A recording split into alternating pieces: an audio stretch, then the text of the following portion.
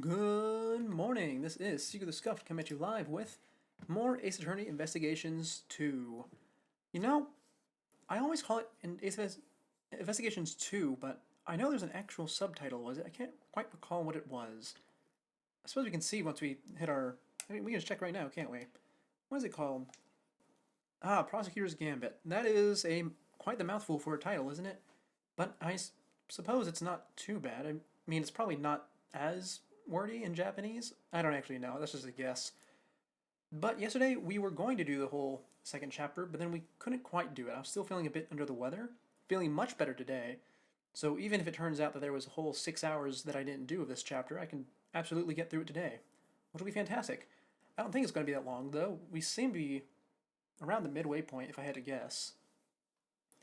But with that being said, I don't actually have all that much to talk about today. I mean, I never really do. But everything I needed to say I said yesterday, and I'm not one for repeating myself. So, let's just hop into it, shall we?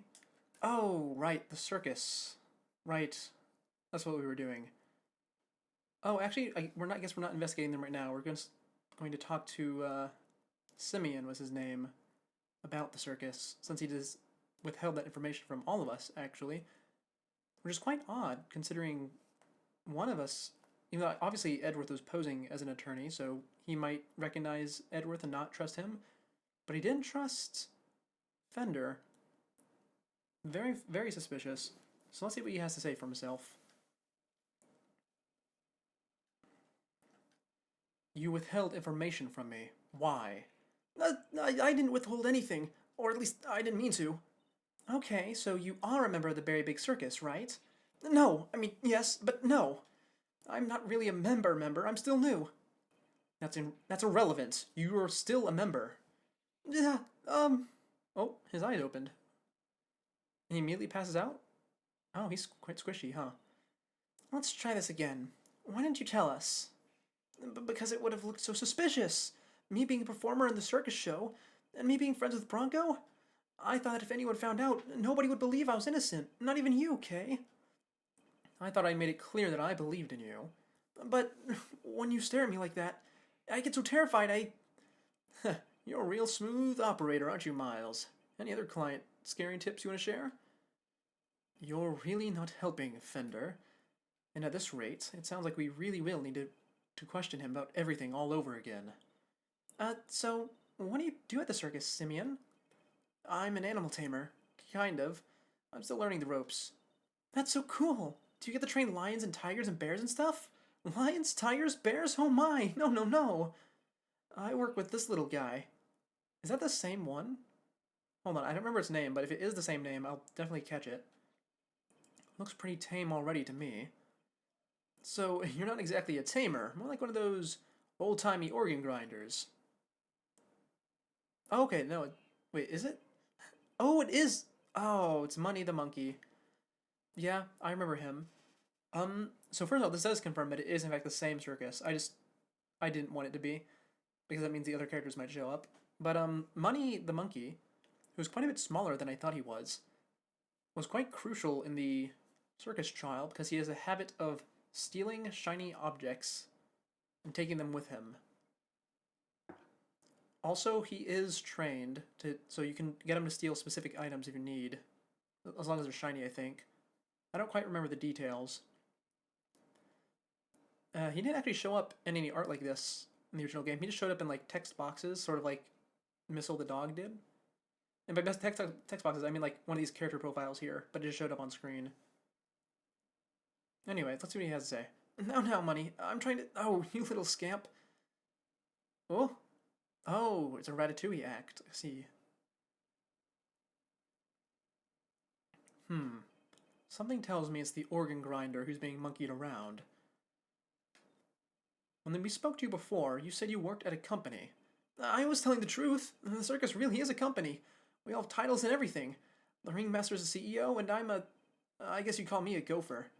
I even have a line manager. She's head of the animal taming department. It's part of the showbiz division. She's such an inspiration. There isn't a creature in the world she couldn't convince to do her bidding. Oh, they brought back the music, and I'm pretty sure they're talking about the daughter of the former ringmaster. I guess she didn't take up the position of leader. Heh, even Miles here?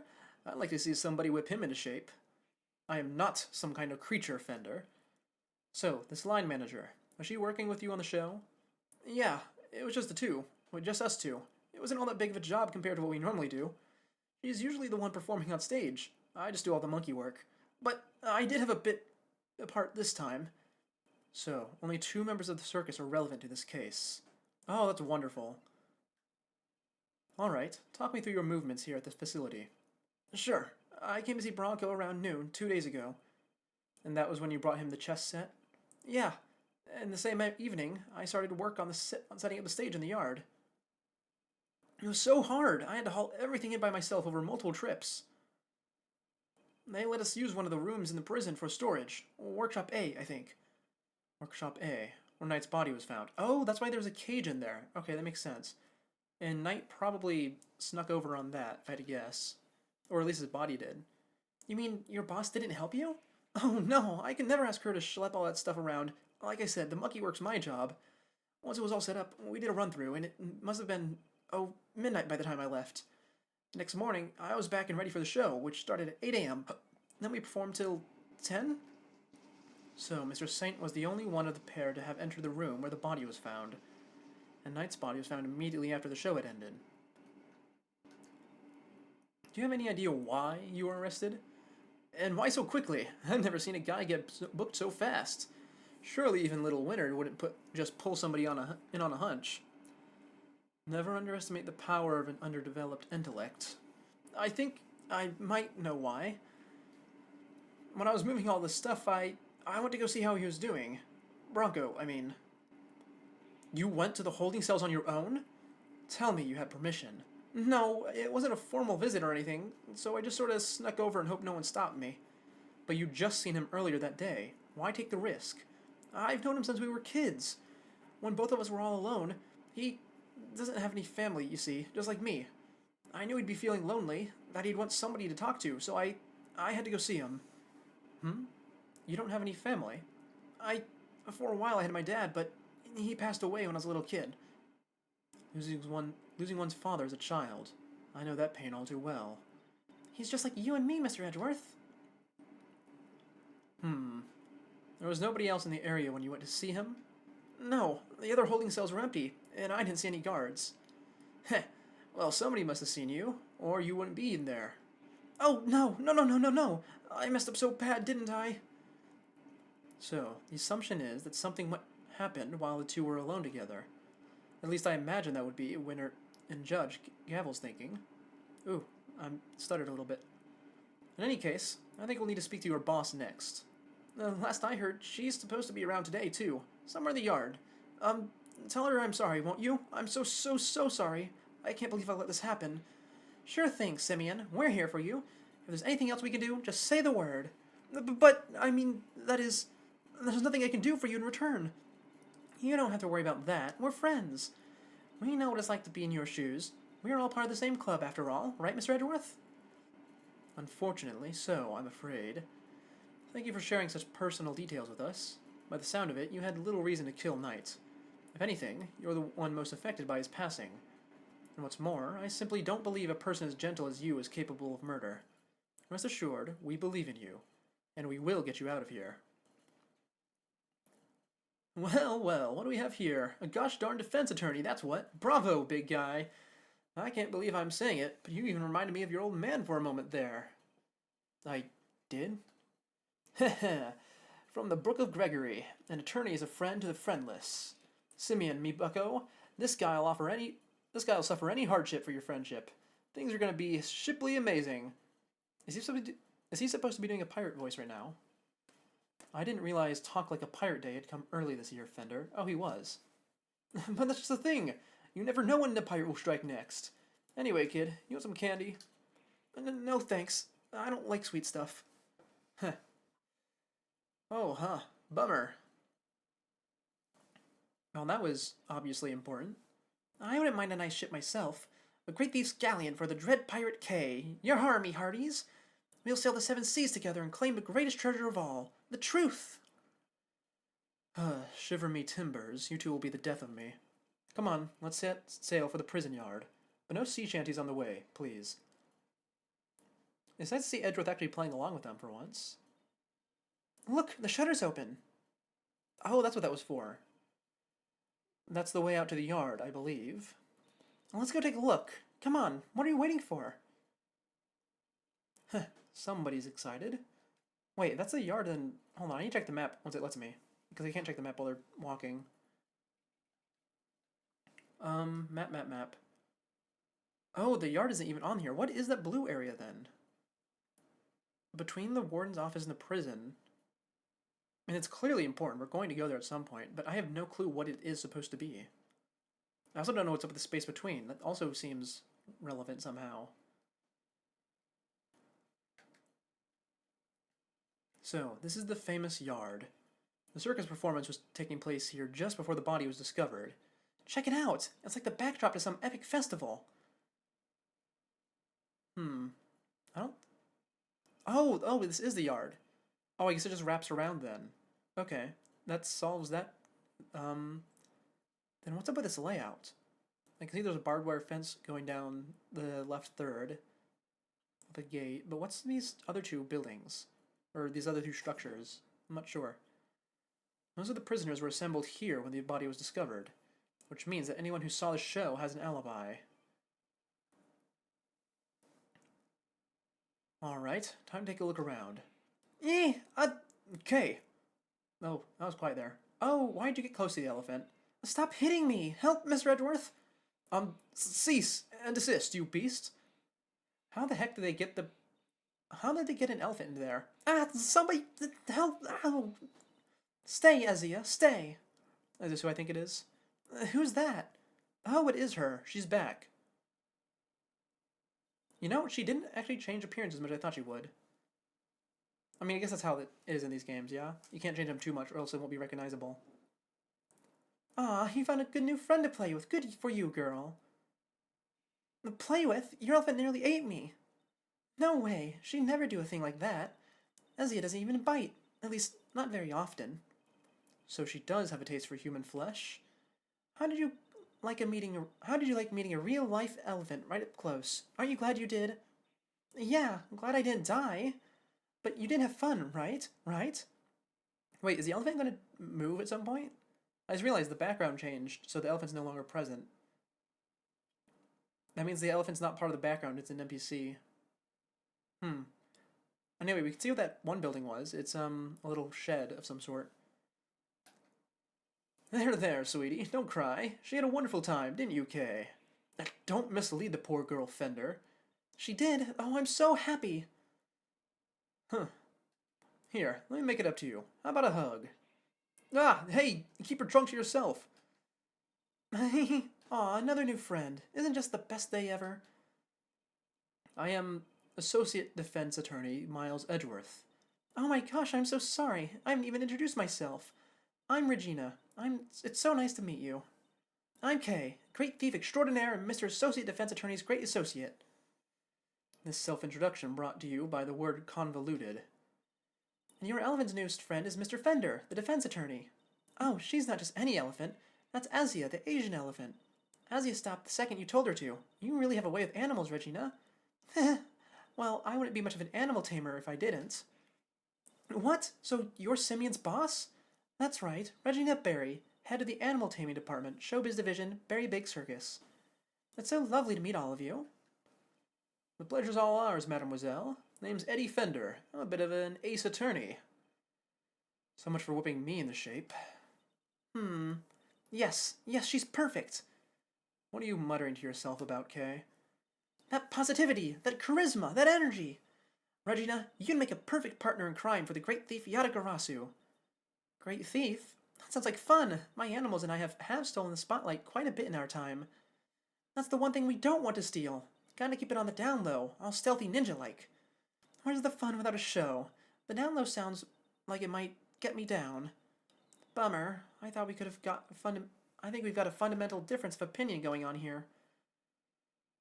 It would indeed appear that negotiations have broken down. Maybe next time, Kay.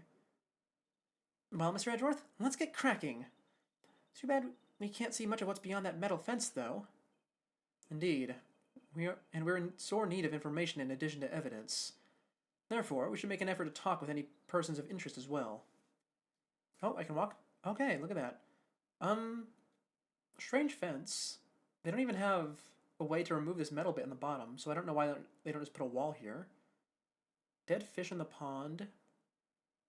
There's a shed over there. Oh, it's a well that they drew on the map. I see. And there's a pulley above it, which is probably the pulley from the storage room. Mr. Saw is here as well. Can I go on stage? No. 30 pound. Okay.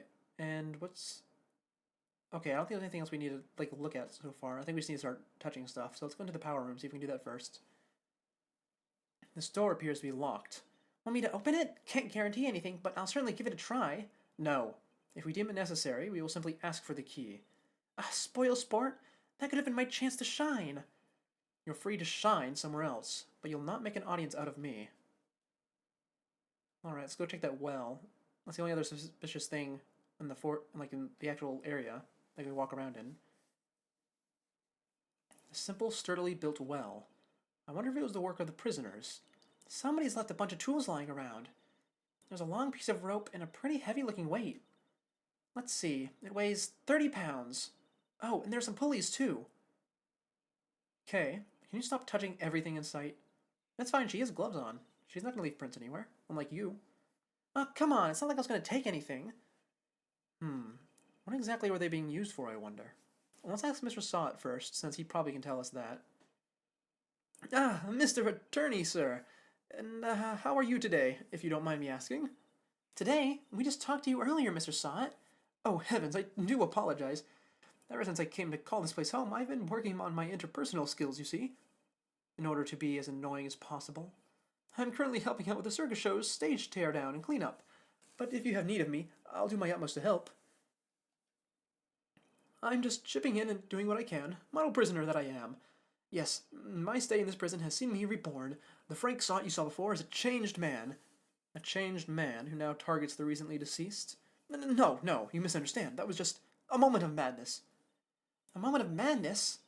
You're a disgrace to all thieves everywhere. You're right, of course. I can't deny it. I still have a long way to go. As a thief. Anyway, as you can see, I have a shiny new bracelet now. So it's the straight and narrow for me. Like I say, I'm a model prisoner. Not that a real model prisoner would need to keep telling me that. I'm doing everything I can to prepare for my eventual return to society.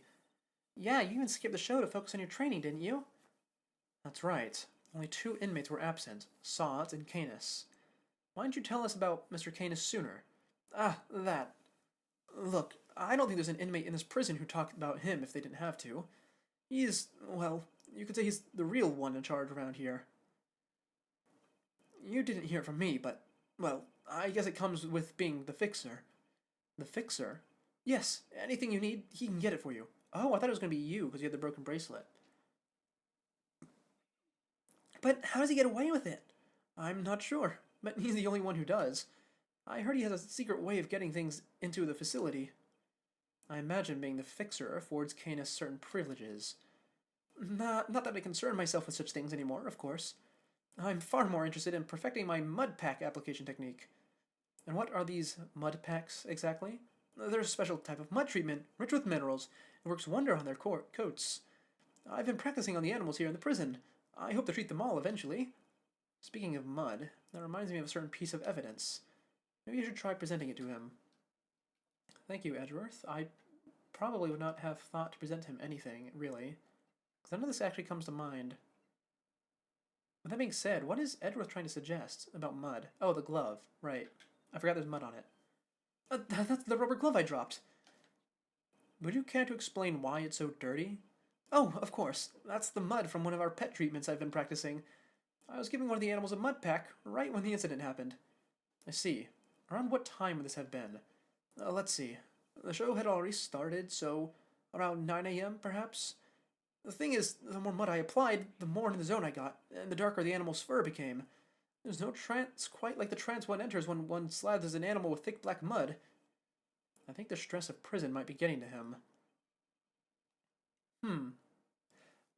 So, is the dog not the one that was biting him? Was it an animal covered in mud?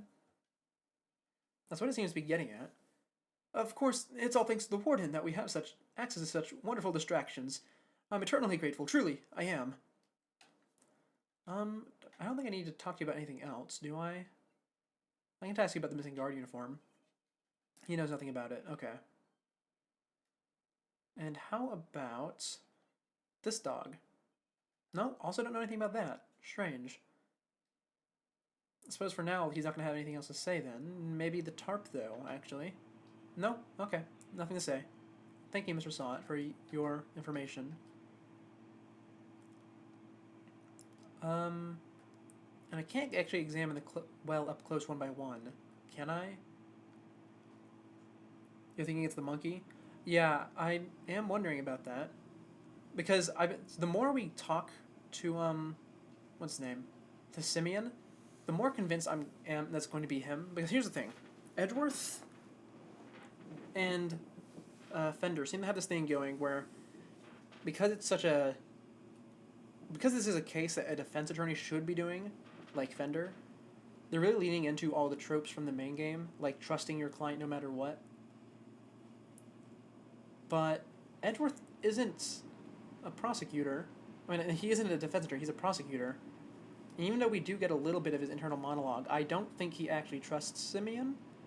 Or if he does actually trust him and that he ends up getting that trust betrayed, that might result in an interesting little narrative for his character. Either way, I'm extraordinarily suspicious of Simeon here.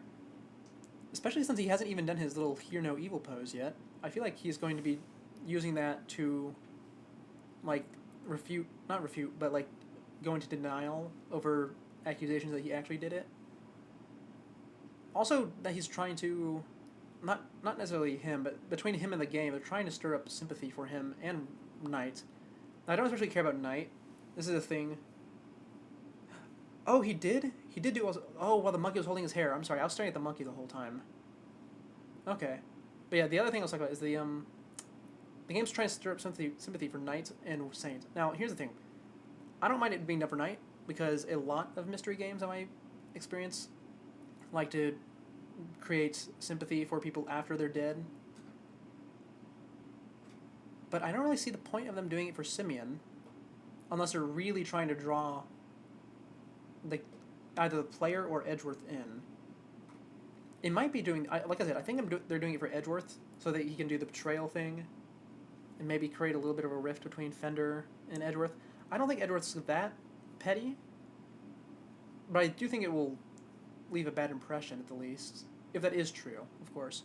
I'm also still suspicious of Fifi because she is wearing that huge coat that could hide wounds from the attack, whether it's from the monkey or the dog.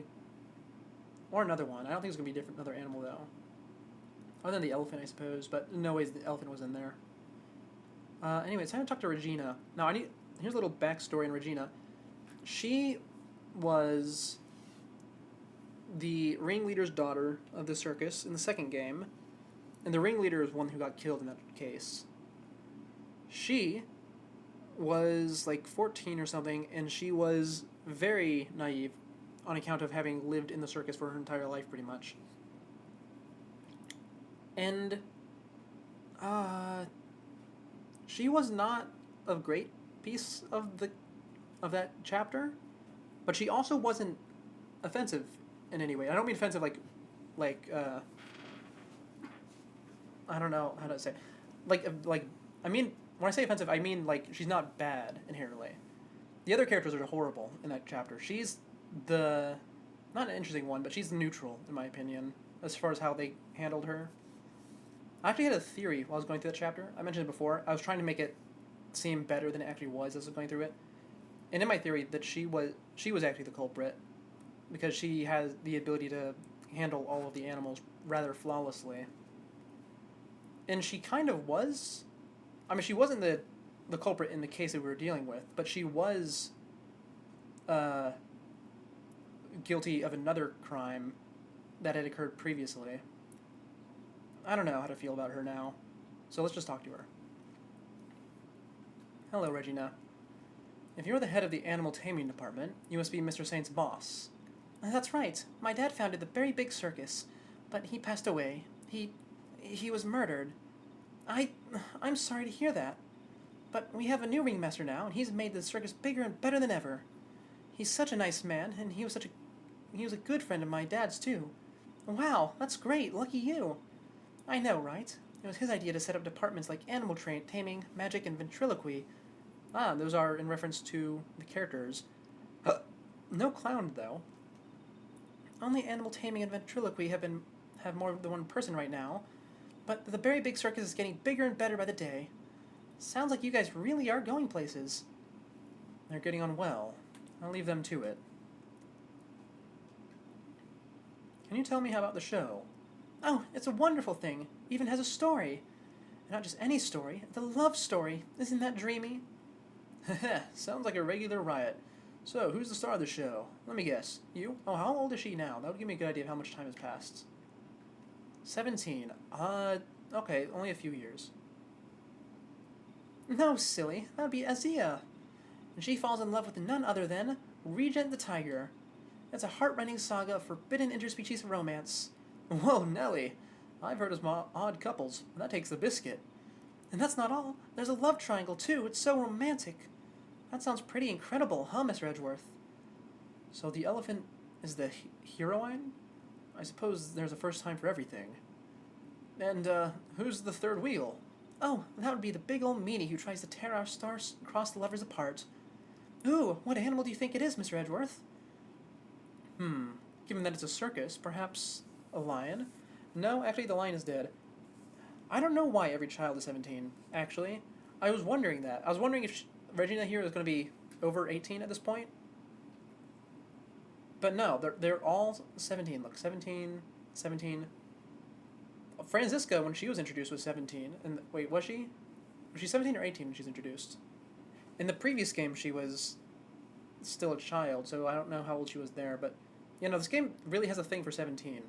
Not just this game, I think the series in general. Because I think Mia is also 17 for a few of the games.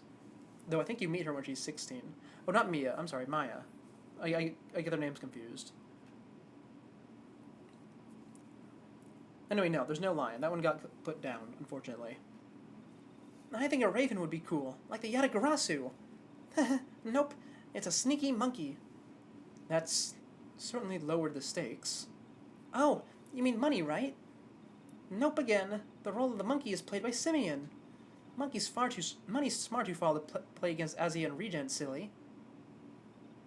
Anyway, the evil villain tries to tear Azia and Regent apart. What will become of the fated twosome? It's so exciting, isn't it? But, wow, it sure is. So, Mr. Saint was more than just the little helper he claims to be. Poor Simeon. It'd be terrible if he couldn't perform with us anymore. Can you tell me about how you set things up for the performance? Oh, that's not really my area. Simeon took care of all of the lifting and carrying. He's such a sweetie. He offered to do everything by telling me to concentrate on the show. I did see him doing something near that well, though. A well. I recall seeing one behind the stage. I should examine it in more detail. You should have seen him moving those huge cages around all by himself. He's a total hero. Yeah. Sounds like something he would do. Weeping all the while. He was going back and forth between the yard and here in some sort of workshop with all the equipment.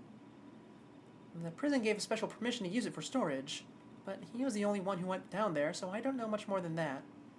The workshop must be the one where Knight's body was found. I guess this confirms that Mr. Saint was the only performer to have gone into Workshop A. Well, this sucks. All we're getting is information that works against us. You have to help Mr. Simeon, Mr. Attorney. We're all counting on you. Let's leave it to us. He may not look like it, but Mr. Edgeworth knows how to get things done. And what exactly is he may not look like it's supposed to mean? Alright. I guess I could investigate this well and up close. Did I just not do it before? No, it's the same as last time. I can't focus in on anything. Okay, strange. Does it want me to present something to Regina then? Or is there something in this area that I would need to look at? The stage, perhaps? This must be the stage for the show. Do you think people would be interested in a great thieving show? I'm sure the police would be very eager to attend. Okay, not that. How about this? Danger! High voltage! I've never seen one of these in real life. Hey, that must be the fabulous garden outside the warden's office over there. Ah, yes. Warden Lagarde mentioned being able to see it from her window in the detention center side. Wish this dumb barbed metal fence wasn't in the way, though. I thought it was all one big yard. Given how protective the warden seemed of her little bit of earth, I imagine it's to keep riffraff like us out. There you are! Who is this? Oh, it's the warden. Okay. Regina, Cupcake. Oh, Warden Lagarde. I've been simply dying to sit you down for a chat, you exquisite little thing. Oh, awkward silence? No, I get to walk around now. Strange. Do you mind if I ask a little bit about the prison? Oh, not at all. This place is my pride and joy, my home.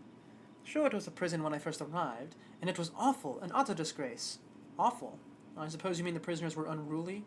I most certainly do not. They're angels, every one of them, and they always have been. No, it was the ambience that was awful. I fretted, I brooded, and then it hit me, the animals. If anyone can brighten up the place, it was them. It is nice having them around. Isn't it just? And now look to my fabulous little family. Why, my darling Frankie is the very picture of rehabilitation. Except when he's rifling through dead men's pockets. Oh, that's what you meant by Frankie. Oh, that's weird. Calling someone I met in a previous game by a nickname that didn't exist. We have so many success stories among the family, but darling Frankie really is a marvel. He's thrown himself into his vocational training and is always first to volunteer for everything. What, and your other model prisoners don't do that? Oh, of course they do, my dear, of course. They're all such triers, such doers. It's just that Frankie, let's just say he knows what's good for him.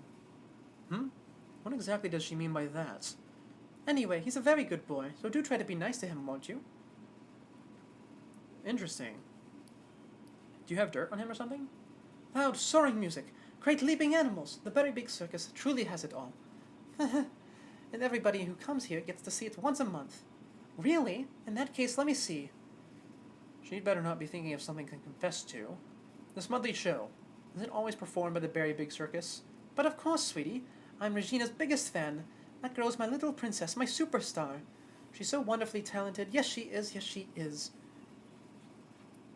And she's so adorable, so sweet. I could just gobble her right up. You're not lying when you say you're her biggest fan, huh? Which is why I'm worried about her. So worried. It's all because of poor Simeon, you see. If he's found guilty, why, darling Regina will be devastated. So you simply must make sure that doesn't happen, Mr. Lawyer. Please, I'm begging you. If there's anything I can do to help you clear up this awful misunderstanding, you let me know. Regina, darling, you put on the most splendid show for us yet again. The stage, the stars, and you in particular, my princess. It was simply divine. That's so nice of you. I hope everyone else who watched it can enjoy it too. About that, dear, I'm afraid I have something awful to confess. There were some absences, you see. She must mean Canis and Sods. We were 3 members short. Unbelievable, I know. How will you ever forgive me? I'm sorry, but you're saying 3 inmates didn't attend the show? That's right, sweetie. I counted the seats myself. 1, 2, 3 no-shows. And I always make sure there are enough seats for everybody. But, Miss Redworth, that's not right, is it? Indeed. As far as we were aware, Mr. Canis and Mr. Sot were the only ones not present. This doesn't add up. Who was the third missing prisoner, and what were they doing? It seems we need to investigate further. Oh, I was enjoying my chat with dear Regina so much, I almost forgot. I must feed the little one. Little one? You mean the fox? Oh, there's a fish? Yikes! Oh, there's an alligator? An alligator! You're looking as adorable as always, Ally, my sweet. Oh, this is Ally, right. I remember she mentioned this character earlier. Ah, she's so pretty. What a cute name. Yes, Ally the alligator. Isn't she a darling? She's my favorite, aren't you? Yes, you are. I'm so jealous. Can I pet her? Of course, princess, of course. Oh. Boy howdy. These two were made for one another. They look like they'll be busy for a while. Maybe we should go back inside the prison and check the cells. Yes, let's. Perhaps we can find a clue here as to who our third missing prisoner might be. Oh man, doing all those voices, like high-pitched voices, was hurting my throat a bit. Uh, Sir, Mr. Edgeworth, sir. Oh, this is Ed. This is Gumshoe. Oh, sir, Mr. Edgeworth, sir. Whew, I finally caught up with you. Welcome back, Gumshoe. It's been a while, actually. Detective, you're not needed elsewhere? No, the judge and the kid aren't here yet. Oh, and I got your message. So, you searched the victim's cell? What did you manage? Did you manage to turn anything up? We struck gold, sir. Well, blood, anyway. It was right there on the floor. Only in tiny specks, though. But at least it's something. Yeah, it proves that the holding cell was the scene of the crime, right? Not quite. It proves a possibility, but it's not conclusive yet. Yeah, I did notice. That's why I sort of trailed a little bit when I was about to call it an alligator. Because, like, oh, they called it ally, so it must be an alligator. And then it came out and it was a crocodile. And then they called it an alligator. That definitely did, throw me off just a little bit. I thought you'd say that, sir, which is why I ordered some follow-up work. I asked forensics to analyze the blood and see if it matches the victims. They're on it as we speak. Nice work, Gummy. You thought of everything. Detective, I must say, I'm impressed. Did you hit your head or something? Jeez, don't look so surprised, sir. I just hope things continue to go in our favor. Well, it's definitely not going to be the victims. It's going to be someone else. Alrighty, so that's the proof that the murder happened in the detention center. And for our next trick, we'll find out how that dog got over there. Don't worry, you can leave that one to me. Until the kid and his chaperone get here, we've got the whole prison to ourselves. Which is why I brought my secret weapons along. Secret weapons? Oh, he brought his dog. Oh, wonderful. I forget, he had two other secret weapons. One of them was a metal detector. I don't remember what the other one was, though. No, that's right. A few tools of the trade that have helped me bust more than a few cases wide open. Behold, the 7 secret weapons of Dick Gumshoe, ace detective extraordinaire. Well, I don't know about you crazy cats, but I'm sold. Miles? Very well, detective. We'll try using your secret weapons. You got it, sir. Let me run you through the list. Also, he's expanded. He used to only have 3. Secret weapon number 1, my trusty old metal detector. If it's made of steel, silver, or scrap, this little guy here will find it. So, it detects metal. Very good, detective. Now, Edgeworth, that was a bit obvious. And secret weapon number 2, missile. Everyone's favorite crime-fighting canine. He can track pretty much any scent you put in front of him, especially food. He sure is a lot cuter than Mr. Canis' dog. And now for secret weapon number 3. Where'd I put it? Aha! Oh, it was a fishing rod. Okay, I thought it was a fishing rod. I just didn't say it because I wasn't sure. Am I one snapper short of school, or is that a fishing rod? Don't tell me we're going fishing for clues. No. I mean, I just happen to have it with me, is all. I see. Well, onwards and upwards, detective. Let's see what else you have. That's all she wrote, sir. Gummy, you're 4 secret weapons short of your so-called 7, and one of them was a fishing rod. Sorry, but that's all for today, okay? I'll, show you the rest next time. What do you think I call them secret? Guy can't just go sharing everything at once. That's crazy. In that case, then I suppose the 3 you've designed to reveal to us will have to do for now. Look, I said deigned, not designed. Anyway, we had to take missile first, of course. By the way, last time he shared these with someone, it was Phoenix Wright, and the correct option was the metal detector. It was actually quite funny the way that played out. So basically, after you use the metal detector to find the evidence you're looking for in the grass or in the water, you don't give it back to him. You just keep it with you. Because it's assumed, like by most players, myself included, that the reason it stays in your inventory is just because that game, the first game, didn't clear out your inventory for any reason whatsoever. But no, it turns out that Phoenix was in fact carrying a metal detector everywhere, as per the very end of the case, whenever you were trying to prove someone guilty, because you've determined that the culprit has a bullet lodged in their arm that they did not get removed yet, and they go, well, how are you going to find someone with a bullet in their arm? It's not like you can, like, pry them open, and then Phoenix pulls the metal detector out from under his desk and uses it. It's quite ridiculous. I love that trial. You got it, sir. Hey, missile! Here, boy. Oh, wrong character. Ah, he really came. Oh, look at that, he's actually here this time. Not a little box. So, what are we tracking? We're trying to find out how Mr. Canis' dog got to the holding cells in the first place. I suspect the same route was used to bring Knight's body back to the prison. So, we give the pooch a sniff of the body, and he'll find the route for us. Oh, wonderful. Is missile actually the correct option? I know, it really is crazy. And the thing is, that's not even like the craziest thing that happens in that trial. That place was, that particular trial was all over the place. It was insane. Does anyone else smell something sweet? All I smell is the odor of blood. It's faint, sir, but it's there. Almost like cake, maybe? Why would the body smell of cake? Okay, Missile, get a nose full. Probably candy, right?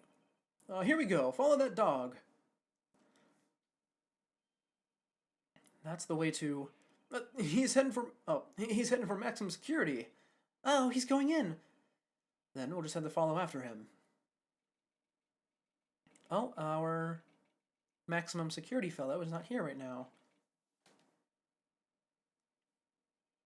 This is Canis' cell, though the man himself is absent, it seems. Is he meeting with someone in the visitor's room? Do you think Missile's onto something? Shh, looks like maybe he is. Oh, he's angry at something. The other dog, perhaps? Is there something here? Let's get snooping, Mr. Edgeworth. Well, immediately there's a few things suspicious here. Obviously, this big chess set that's built like a shogi board. The chisel with a bell tied to it. And probably beneath this bench / bed, whatever it is. So I'll check the board first. Mr. Canis' chess set, complete with his special dog piece. That's not a chess set, that's a whole chess table with legs. Looks like it might be worth something, too. It's not inconceivable. Some of them are. And this is quite a nice one. I never would have pegged Mr. Canis as a chess fan, though. What with the whole Eastern aesthetic he's got going on, I thought maybe he'd be more into Go. Go, huh? Can you play? I can play Go Fish. Not the same thing, Kay. Not even close. Okay, so it is, in fact, supposed to be the chessboard. I mean, I kind of had reasoned that on my own time, considering they drew the whole thing with chess pieces and all that. But it's interesting. And what's up with this? Oh, look, Mr. Edgeworth, that chisel on the floor is a bit smaller than the others. I'm no woodworker, but perhaps it's an all-purpose one that can be used in a pinch, regardless of the job. An all-purpose pocket chisel. Makes sense. Always nice when your tools are useful and easy to carry. Is that your opinion as a thief? Nope. It's my opinion as a great thief. Oh, okay, wait, hold on. Yeah, she tripped me up there. I didn't realize the difference between thief and great thief. I walked right into that one. White. No, right. Can't check this down here. I can take his food if I wanted to. Mr. Canis' chisels. Every one a potential murder weapon. Heh, that reminds me of something. The furrows in your brow. When you frown, it looks like someone's took a chisel to your forehead. I have no idea what you mean. See? They're so deep. Don't tell me you don't see it, Mr. Wood-carving face. Have you quite finished? Okay, it was nothing. Oh, I need to cough. Hold on.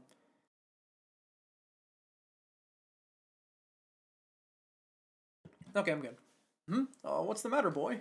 Wait, is that the cake you were after? Oh, there he goes. Whoa. Down, boy, stop that. No, you can't have it. Dogs can't eat chocolate, you know that. If you won't behave, I'll just have to eat it myself. Not bad. That's some real outside the chocolate box thinking there. Not sure everyone agrees, though. Gummy, I wanted some. Daring of you both to assume the food in a prison is safe to eat. Well, daring or dumb. So anyway, it looks like it really was cake Missile was tracking. Talk about a waste of time. I suppose we got our just desserts. But why did that room smell like cake? But this guy is definitely capable, right? Sure he is. This was just a blip. He'll follow the right scent this time, I promise. Seek, boy.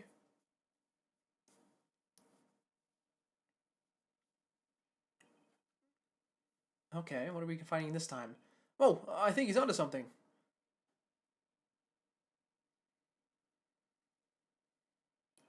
Whatever it is, it's in here. Whose cell was this? There was someone here last time. What was his name?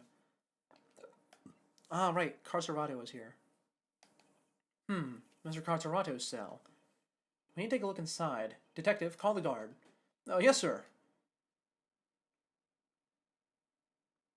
Thank you, officer. A question before we begin. Is the prisoner, Mr. Carcerato, still in solitary? No, sir. He came back a little while ago, and he was here for the noon roll call. Yes, he must be on work duty someplace. I see. Now, if you would be so kind as to open his cell. Yes, sir. Okay, let's see. He is quite intent on losing weight. Does not like the warden. Has a space heater, it looks like. Tire swing for the bear. Not nearly enough food for the bear. I'm not sure what's up with the faucet over there. Maybe it's just broken. He has an hourglass as well. And that poster looks very suspicious to me. Let's check out this hourglass, though. It's red. It stands out. So, how many minutes do you think this timer is for, Mr. Edgeworth? Well, Mr. Carcerato is a boxer, so 3 minutes would be my assumption. Same as the length of a round in boxing. Bzzzt, thanks for playing, but the correct answer is kinda maybe about 2 minutes. Why? Because there's a crack in it, and a bit of the sand spilling out. Ugh, why does it hurt so much when she's right? Oh, that's what that is. Okay. Anyway, what's up with this poster? No way! He has a poster of himself! And right next to it is... looks like he never lost the habit of making weight for a fight. Once a boxer, always a boxer, I suppose. As he also has quite the collection of supplements. Muscle protein, hustle protein, soul-crushing protein. Yeah, that's a lot of protein. Surely nobody trains like this for nothing. This punching bag has certainly seen some use. Oh, this is it? Huh? What breed were you again, Missile? Sure it wasn't a boxer? No way. No way indeed. Quickly, detective, move the sandbag aside. Yes, sir. Is there a hole beneath it? That leads to the well, perhaps? Oh, look at that. A hole. Could this be... Whoa there! Wait, Missile! I'm going in too! Wait, stop! Sir, I'll go get her. Oh, that's tight. I shouldn't have eaten that cake. He's gone. Well, I'm not going in there. Guess I'll just have to wait. Oh, we're getting a phone call. Hello? Kay, are you alright? You're not going to believe this, but we're in the detention center. The detention center? That hole, it's a tunnel that leads right into Mr. Knight's cell. What? Don't go anywhere, I'm on my way. Wait, where would it be in there? Is it like beneath the floorboards? Or in the ceiling, maybe? Kay. Hey there, Mr. Edgeworth. I guess you could say we made a breakthrough. Quite. At least they came out unscathed, I think. Sir, the floorboards on the bed were torn up. And no one checked that? Really? Or is this a recent thing? So, that's how they did it. There's no doubt about it. This must be the route we've been looking for. The corridor connecting the detention center and the prison is locked down by heavy security doors. But with the help of this tunnel, it can be circumvented. It was a sweet scent that started the whole search. Could it be that the scent was in fact coming from Knight's body after all? Incidentally, Knight's body was covered in dirt.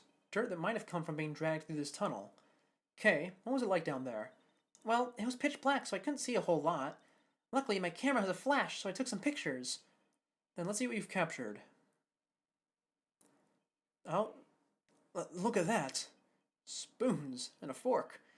Yes, these were for digging the tunnel. That aside, are those footprints? Paw prints, even. From a dog, perhaps?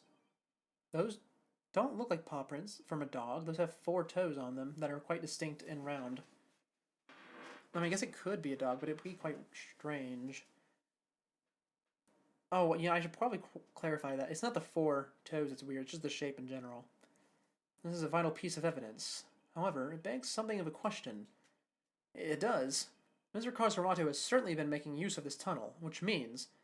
Detective... wrong voice. Detective, We need to find out where Mr. Carcerato is immediately. If my suspicions are correct. Huh? Oh, nuts! Right away, sir. The guards were alerted, and they began searching for Mr. Carcerato right away. But after a thorough investigation of both the prison and the detention center, he was nowhere to be found. Well, have the police been notified? Yes, ma'am. We just finished liaising them with them a moment ago. Man, I'm stuttering. They set up a cordon around the entire facility. Good. The first blemish on a prison's spotless reputation is always the ugliest. It won't happen again, ma'am. Rather different Warden Lagarde to the one we've seen so far. Mr. Edgeworth, was it? I really can't thank you enough for finding that tunnel, darling. Sadly, it may have been too little too late. It seems he might have already left the building. I say that's unlikely, Warden. After all, there's a security gate at the exit to the detention center. You're not suggesting that he simply walked through it. What's to say there was only one tunnel, sweetie, I suppose that's true. Well, whatever the case, this is no time to be standing around chit-chatting. Mr. Edgeworth, would you mind continuing with your investigation? It would be my pleasure. And you three, get back to your posts. Yes, ma'am. Detective, the results of the blood test just came back from the lab. Thanks, pal. Let's see what they had to tell us about the blood found in Knight's cell. What does it say, Mr. Edgeworth? They've identified the blood, and it's Knight's. Oh, okay, that's good to know. I was thinking it might be someone else. But I suppose this just confirms what we already knew. Heh, nice job, everybody. Teamwork makes the dream work, right?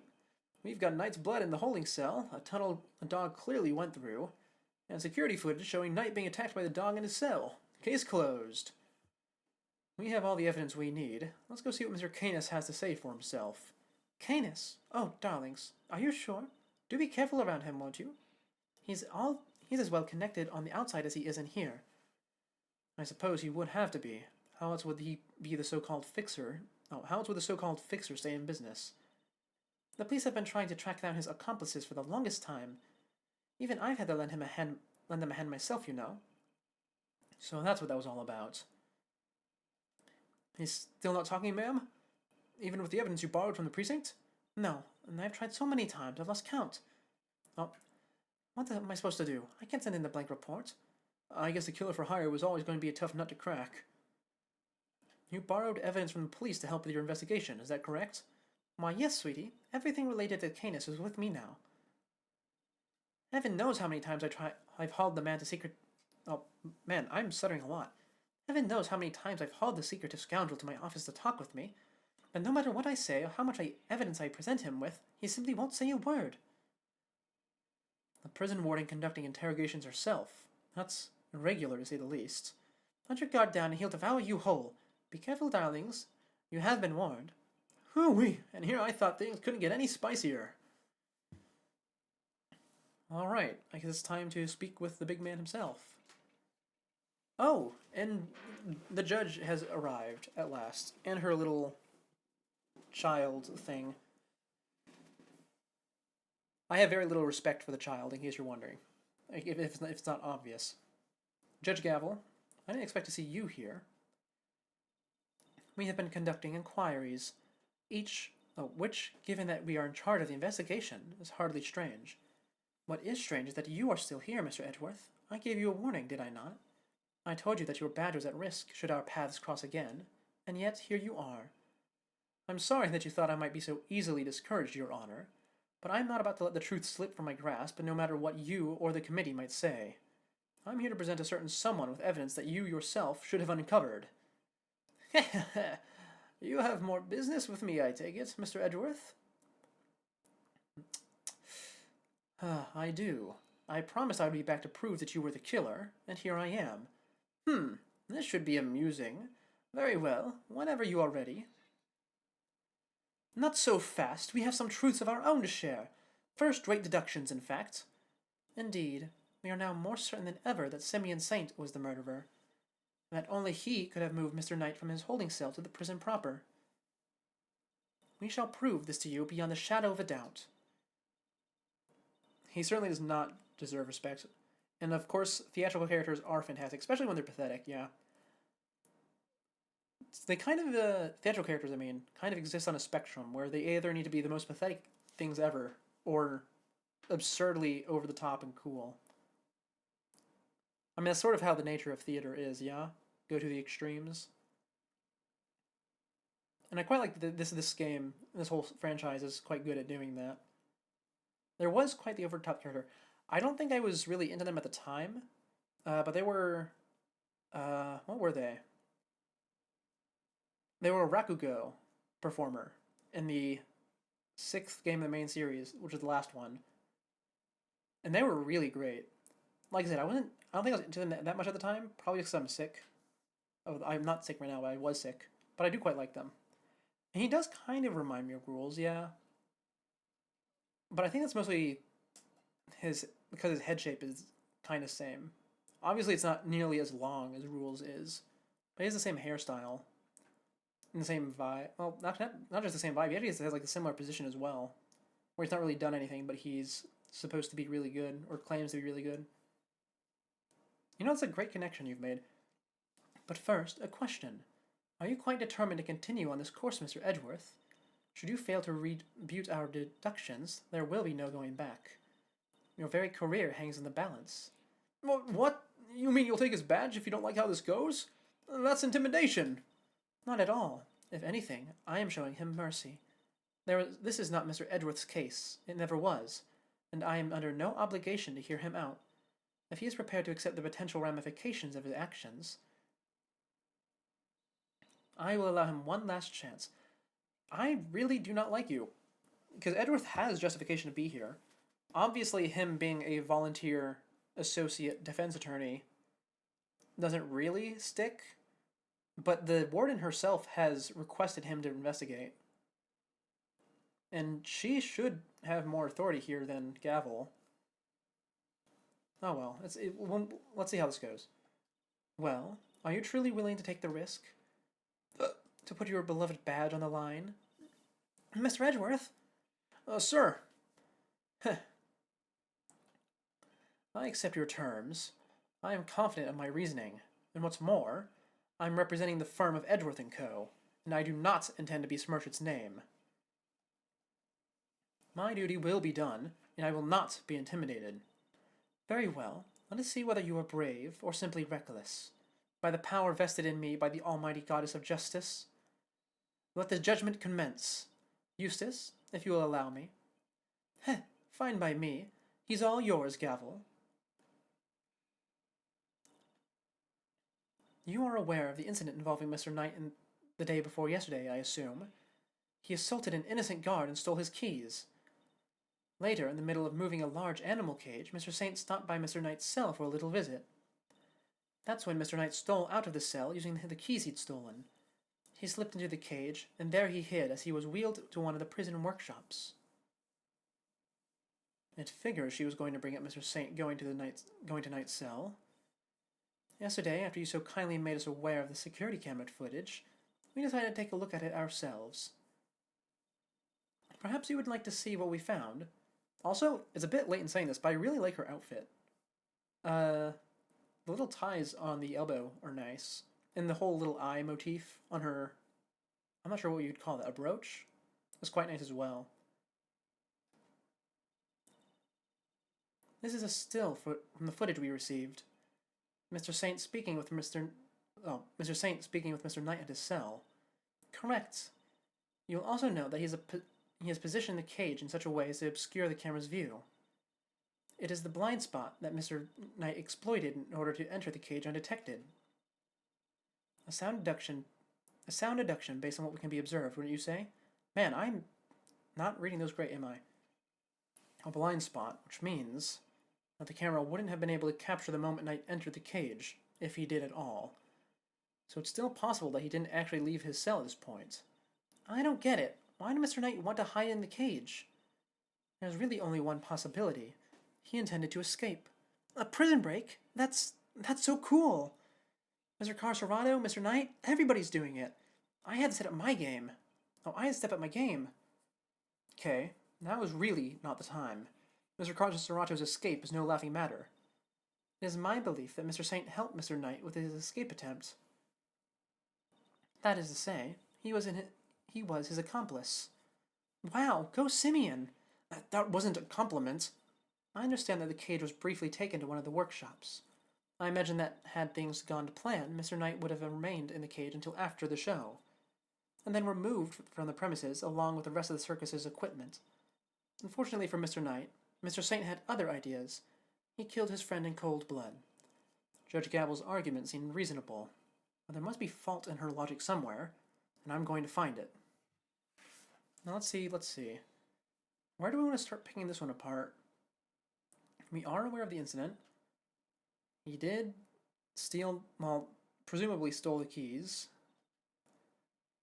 Middle of moving a large animal cage, Mr. Saint stopped by to visit. That's true. And that's why Mr. Knight stole out of his cell using the keys he's stolen. Let me take a look at that picture. Do you have that picture you just showed me? No, I don't. Well, we can't say that for certain because the keys haven't been recovered, right? I'm going to I'm going to press here, and then I'm going to present, just to be certain. Do you have any proof the Knight stole the keys? I can think of no other reason for him to carry out such a brutal attack. Once the guard he assaulted regains consciousness, I am sure he will confirm our suspicions. I wouldn't be so sure. Perhaps I should press her further on her reasoning. Yes, please. Sorry, but I believe there is a flaw in your reasoning. If Knight had the keys, there was nothing to stop him from leaving whenever he wanted. Why wait for Mr. Saints? There was no need, surely. He chose the option that he deemed most likely to succeed. He stole the keys and hid them somewhere, then waited for the opportune moment to present itself. He hid the keys. I'm afraid you might have made an uncharacteristic oversight, Your Honor. Mr. Knight wasn't hiding any keys. That has been proven already. And the proof, is it the keys themselves because they haven't been found? Or is it the metal detector? I'm not sure where they actually want me to come in from here. I assume it's the keys themselves because they haven't been recovered. Yeah, okay, good. Since you know about the incident, I assume you must already know this, but after the assault, the guards searched both Knight and his cell, and no keys were found. And if the whereabouts of the keys cannot be proven, then neither can your theory. I have considered the matter of the missing keys, and I do not think it is such an issue. I still believe he had them. After all, the guards only stated that they were unable to locate them. And this is because they were cleverly hidden inside the pocket chess set. Knight's chess set, the same set with which the murder weapon was also allegedly hidden. Was it? I can't help but wonder about that. What? But you're the one who proposed it. Yeah, exactly. What are you on about? Actually, if you recall, that was Eustace's assertion. So, the two of them aren't of one mind on this, I take it. Allow me to restate the facts. Mr. Knight hid the keys he stole from the guard inside his chess set. When Mr. Saint came to see him, Mr. Knight used the keys to open his cell and climbed inside the cage. He was then moved from his holding cell to that workshop in the prison proper, all with the help of his friend and his accomplice. Had things gone according to plan, he would have been taken out of the facility after the show. But they did not. Instead, his accomplice murdered him while the show was taking place in the yard. That is impossible. That is terrible. Yeah, Edward do this automatically for me. But Mr. Saint was part of that performance. How would he even have time to commit the murder? How indeed. Allow me to explain. As you know, many stage performances follow a set narrative. Yesterday's show is one such example. She's done her homework, I see. The suspect played the role of the antagonist opposite the elephantine heroine of the show.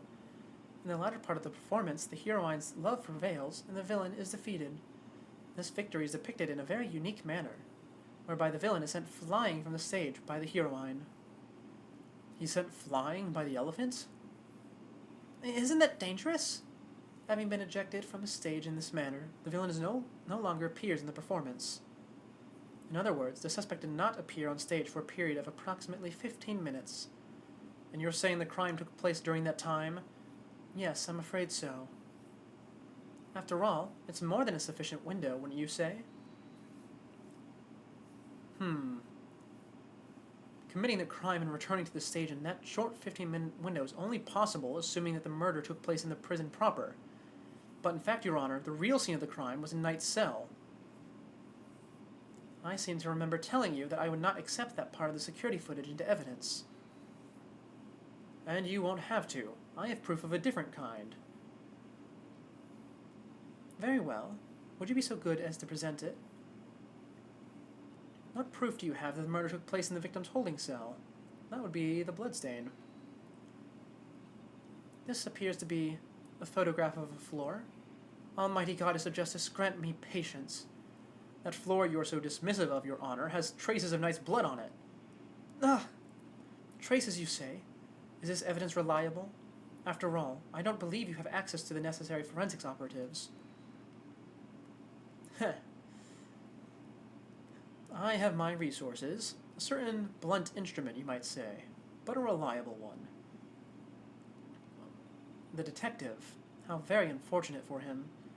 Perhaps before you decided to circumvent the law, you might have considered that the committee's influence extends to the police. Oh no! Cummings' badge is on the line too! Forgive me, Detective. I didn't mean to put you at risk as well. Why is he in trouble? He is officially helping with his investigation on behalf of Eustace, I believe. I will entertain the fact that Mr. Knight's blood was found in the holding cell into evidence. However... Bad luck, idiots! You're really on the edge now, Mr. Worthless. Mr. Winner, I'd forgotten you were there. It was nice while it lasted. I just butted in to tell you that your entire argument is one big inconsistency. You showed us the camera footage of a dog killing Mr. Knight in his cell. Are you saying the mutt also wiped the blood up before it left the scene? Uh-oh. What other tricks can it do, huh? Oh, blood-wiping dog, you're a joke. Huh, you wiped up that blood. You'd have wiped up that blood, wouldn't you, boy? Yes, Helmet, yes you would. What? That was one of the tricks I taught him before our work together was so rudely cut short. He's a very tidy boy, you know. Never misses a drop. It wouldn't do to leave any evidence, after all. Saved by an assassin of all people. Jeez Louise, you could have just taught the little guy to shake hands. Oh, he does that marvelously too. Although the way I taught him to do it is somewhat unorthodox. First, he bites down hard on the victim's hand. Then, la la la la la, I'm not listening. I see. Very well then, Mr. Edgeworth. It seems you may have gathered some evidence worth considering. Your understanding is much appreciated. Wait, I'm not done yet. I just thought of something else. Overruled. Oh boy, somebody has taken no prisoners. Eustace, would you be so kind as to allow me? All yours, Gavel. Well, do you accept the truth now? The crime took place in Knight's holding cell, and the assassin's dog was the killer. My position is the same as it was yesterday. Until you can explain how the dog moved between the prison and the detention center, I cannot accept your theory into evidence. I thought you might say that, which is why I'd like to show you something. This piece of evidence can show how the dog could freely travel between the prison and the detention center. This is... Indeed. It's a secret passageway. It runs beneath the prison. What? A secret passageway? It was dug by one Mr. Rocco Carcerato, escapee. It leads from his prison cell... Oh, I skipped a line. To a certain holding cell in the detention center. Yes, the very one where the victim was being held. Well, this certainly is a surprise. To think that it was beneath our feet this entire time. Mr. Canis, you knew of this tunnel, didn't you?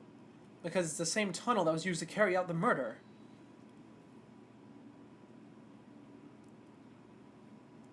In the name of the Goddess of Justice... Overruled! Mr. Edgeworth, you are out of line. How so, Your Honor? Evidence is everything, whether in a court of law or the scene of an investigation. Isn't that your little catchphrase? Well, it just so happens that I have some evidence of my own. Bronco Knight's autopsy report. His autopsy report? When did we get that? How do you not know you had it? The police handed it to me only a short while ago. The findings are still preliminary, but it has something of value to tell us nonetheless. The goddess of justice speaks to us through these pages, Mr. Edgeworth. Cause of death, stab wound to the throat, and the weapon is said to be a sharp blade of some sort.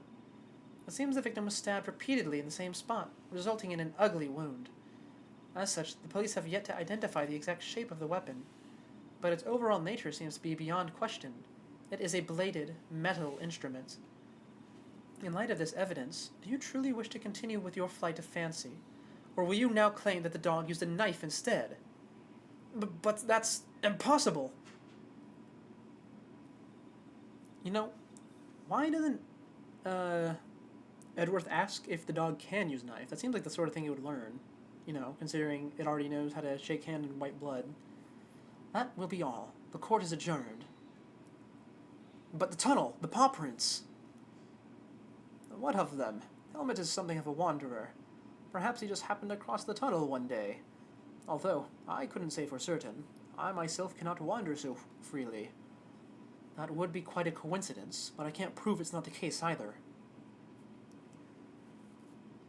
Yeah, I see, that's what I'm saying. I absolutely would teach the dog to stab, or to at least handle a knife, you know, so it can take away from people. She sure knows how to keep a secret, huh? Kinda wish she'd kicked us in the teeth a little earlier with that. She was baiting me, waiting for the perfect moment to crush me with that autopsy report. And I fell for it, hook, line, and sinker. You are lead attorney for the defense, correct, Mr. Fender? This is the interim and autopsy report in question. I do apologize for the delay. Yeah, no sweat. Thanks for hooking us up.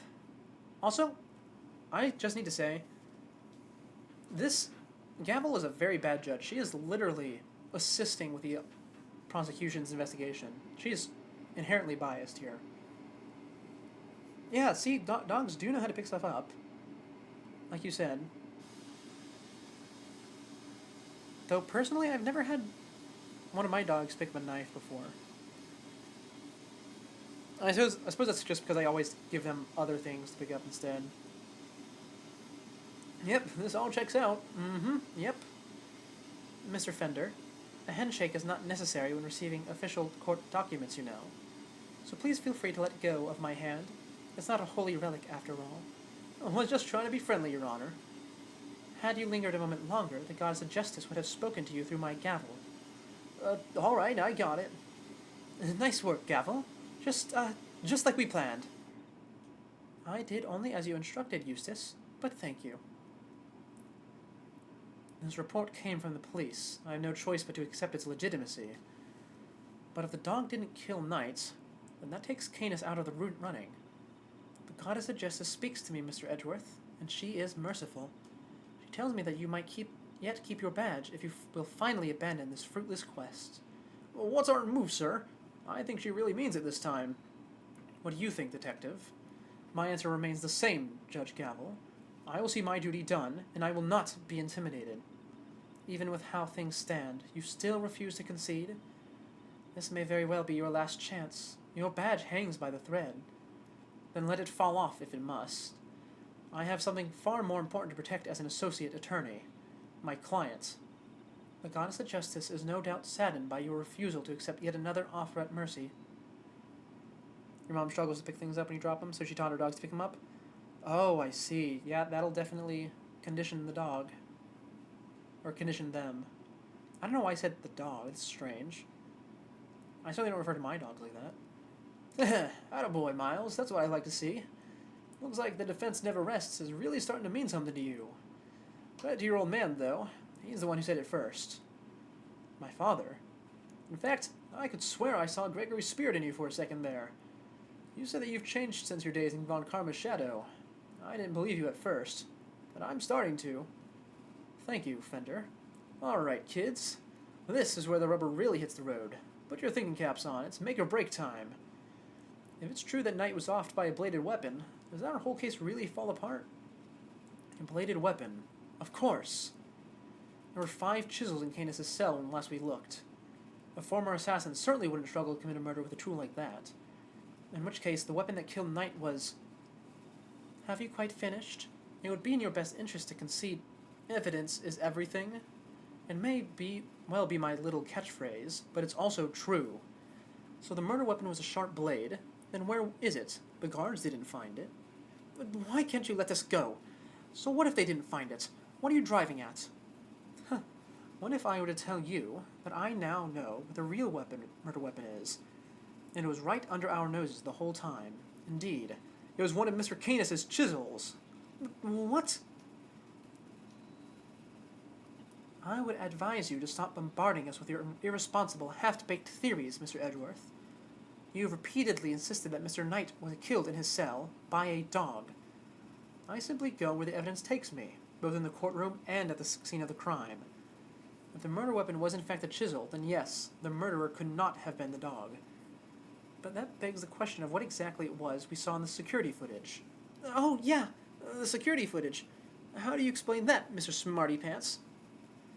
An excellent question. The footage shows the dog jumping on somebody, I guess. Mr. Canis's dog jumping up at Knight. The dog attacked Knight, but he didn't kill the man. He didn't? No, Knight was merely knocked out. The dog didn't drag a corpse through the tunnel. He dragged an alive but conscious Knight. The real killer was the dog's master. Oh, I get it. By bringing Knight here, Mr. Canis could finish the job. And he could definitely use one of the chisels to do it. Correct. You, Body Harma Canis, you're the only one who could have done it. Hey, Mr. Edgeworth, you ever get this on report? You ever get this on your report card? Refuses to listen, must learn to respect others. Are you asking me or confessing to what's on yours? We already searched Mr. Canis' cell from top to bottom, right, Gavel? Yes, we even inspected his chisels, all 4 of them. There's 5. There wasn't a single speck of blood. Why, thank you, Your Honor. You've just confirmed my theory. I have? What exactly do you mean? The last time we were here, there were 5 chisels, not 4. Oh, yeah, I remember counting them. Definitely 5. And the one that's missing is the small one.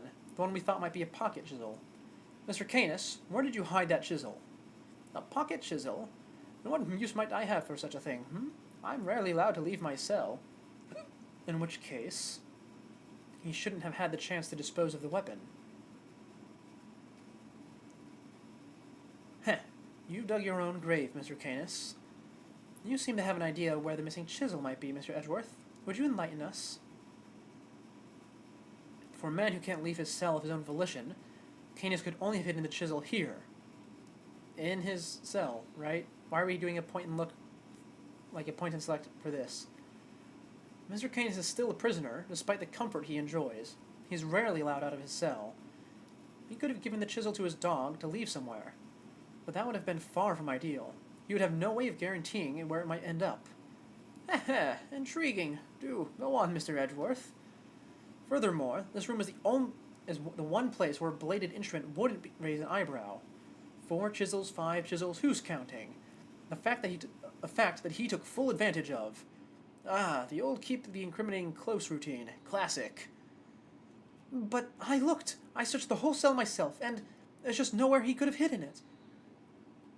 I am certain that the murder weapon is here, and that the reason why no one has found it yet is because it was hidden in such an ingenious manner. Is it in the chess set? Do enlighten us, Mr. Edgeworth. What was my ingenious plan? Think, Miles. There must be a hiding spot he could make use of. Think about when you came here previously. What are you missing?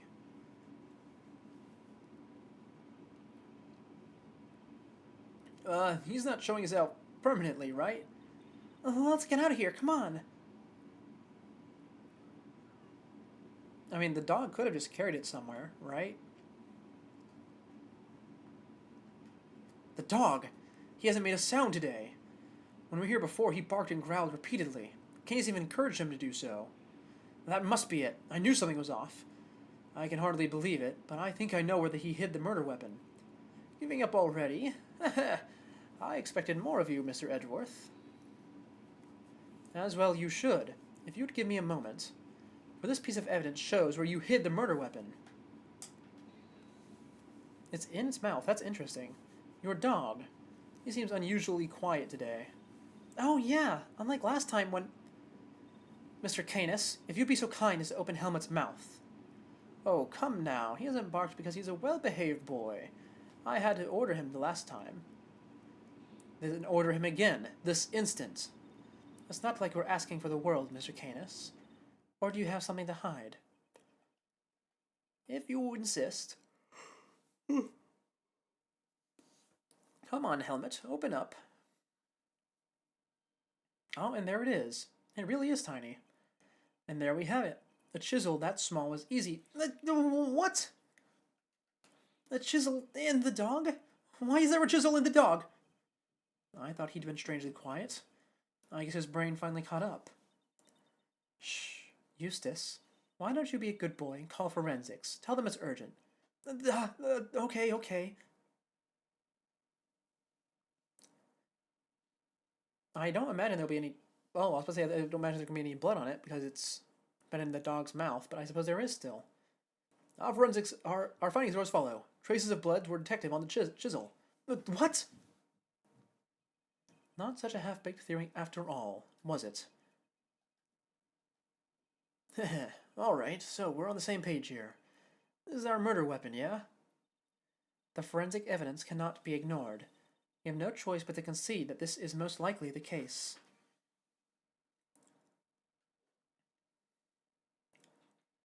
Mr. Canis, in light of the discovery of the murder weapon, the court demands that you explain yourself. We found the route your dog took to the holding cells, and now we have the chisel. How do you propose to talk your way out of this one? You never fail to entertain, Mr. Edgeworth. But why does he always laugh like that, even when it's not funny? Poor Helmet. How could they suspect us? You leave me little choice. I shall simply have to share with you the truth. I did not kill anyone. I have grown tired of killing. Something's not right. Why is he so calm? Very well. The court will hear Mr. Canis' testimony. If you would be so kind. Gladly. Perhaps you might begin by explaining what you believe my motive to have been. I never knew this knight. I had no contact with him, no connection whatsoever. Given that this is the case, why would I possibly wish him dead? Ah, could it be you are suggesting that it was my canine companion who had the motive instead? Helmet only bares his fangs when I tell him to. Okay, this is an interesting one, because I genuinely do not know his motive on account of the fact that only Miles knows him. No one else on my side has any experience with this guy, and he's not shown up in a previous game. So I'm not sure where they want me to go with this.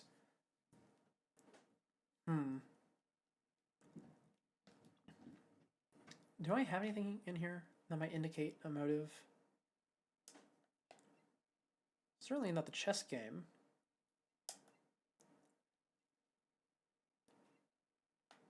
Right? Did he want a guard uniform so we can escape? Because the guy in the video is wearing a guard uniform. Did he want the keys? It's hard to say. I'm not so bloodthirsty that I would kill a man I did not know. I mean, when he puts it that way... An assassin who only kills his acquaintances? Not the soundest business model, I agree. My work required me to deal with strangers, of course. But murder for its own sake, that's not my style. So I need to prove a link between Knight and Canis. I should go over the evidence again and see what I can discover.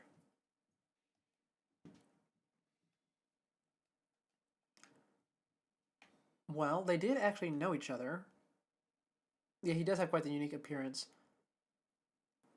But yeah, you did have contact with him, so I suppose we'll have to start there, because that's our only possible avenue. Here we are, the chess diagram.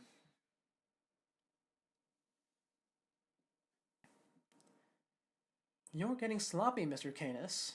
You may have trained your dog to clean up your mess, but some things still require a human touch. We found this in the victim's room. It's the record of a game of correspondence chess. What's more, the game depicted matches the game laid out on your board. What? The number of possible games have been calculated to be 10 to the power of 120, and that's on the low end. Wait, so that's 10 times 10, 120 times over, right? 100, 1000. I give up. I mean, what do you even call a number that big? A vanishingly unlikely coincidence, that's what. Now, tell us why you killed knights. Unless, that is, you would prefer to explain the coincidence. Heh, heh, heh, heh. Well, they do say that truth is stranger than fiction. It is, as you say, a coincidence. But that's totally impossible. We just proved that. A coincidence of a different kind, child. I never imagined my correspondent was the victim, you see. And yet here we are. Helmut is as surprised as I am, aren't you, Helmut? Yes, yes. I suppose there's nothing for it but to finally tell the truth. Boy. The other prisoners had all gone to the yard, you see. There was a show of some sort, I believe. Here I was, minding my own business, when in comes Helmut, dragging a corpse of all things. I had quite the shock, not least because the murder weapon was still in the poor fellow's neck. Of course, I was none too keen on becoming a suspect, so I had Helmut take the body to the workshop. Once there, he removed the murder weapon and brought it back to me, just as I had asked. The dog pulled out the murder weapon in the workshop? Indeed he did. Removing it here would have made an awful mess, after all. You know something? That makes total sense. Remember what Mr. Sawat said, Mr. Edgeworth? That huge black dog. That sunk his terrible teeth into the victim's throat. What? What did you just say? It was hellish. Utterly hellish. That beast. That awful beast. He killed him. I see. So what Mr. Sawat actually saw was Helmut removing the murder weapon, then. Precisely. I can't say I wasn't a little disappointed that he was spotted, of course. Silly boy, it's not like you to slip up like that, is it, now, And there you have it. That is about all there is to tell. I did not kill the man. At most, I am responsible for the removal of the weapon. Now, will that be all? Poor Helmut is growing restless.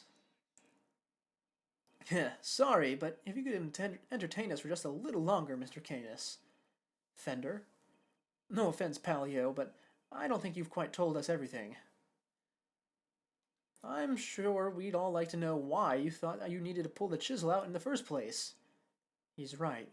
It makes sense that he would move the body to avoid suspicion, but Canis had no reason at all to recover the murder weapon. Despite the dog being the murder's helper, you really do like him? Oh, of course. I mean, that's natural, right? Dogs are, I mean, unless they're, like, actively aggressive towards you, they are typically friend-shaped. I mean, that's the best way I can phrase that. But yeah, he does seem rather docile as long as he doesn't have, like, an order to get you. I mean, I imagine that's kind of the whole point. That's how he got away with it. So, the mute one isn't as dumb as I thought. Please answer the question, Mr. Canis. It was because of the bell. The one attached to the chisel, and the one around Helmut's neck. Have very distinctive designs, if you will. Of course, they were something of a trademark of yours, were they not? I don't get it. How does that even work? Bodhidharma Canis, the blind butcher. His appearance was always announced by the sound of bells. The last sound his victims would ever hear.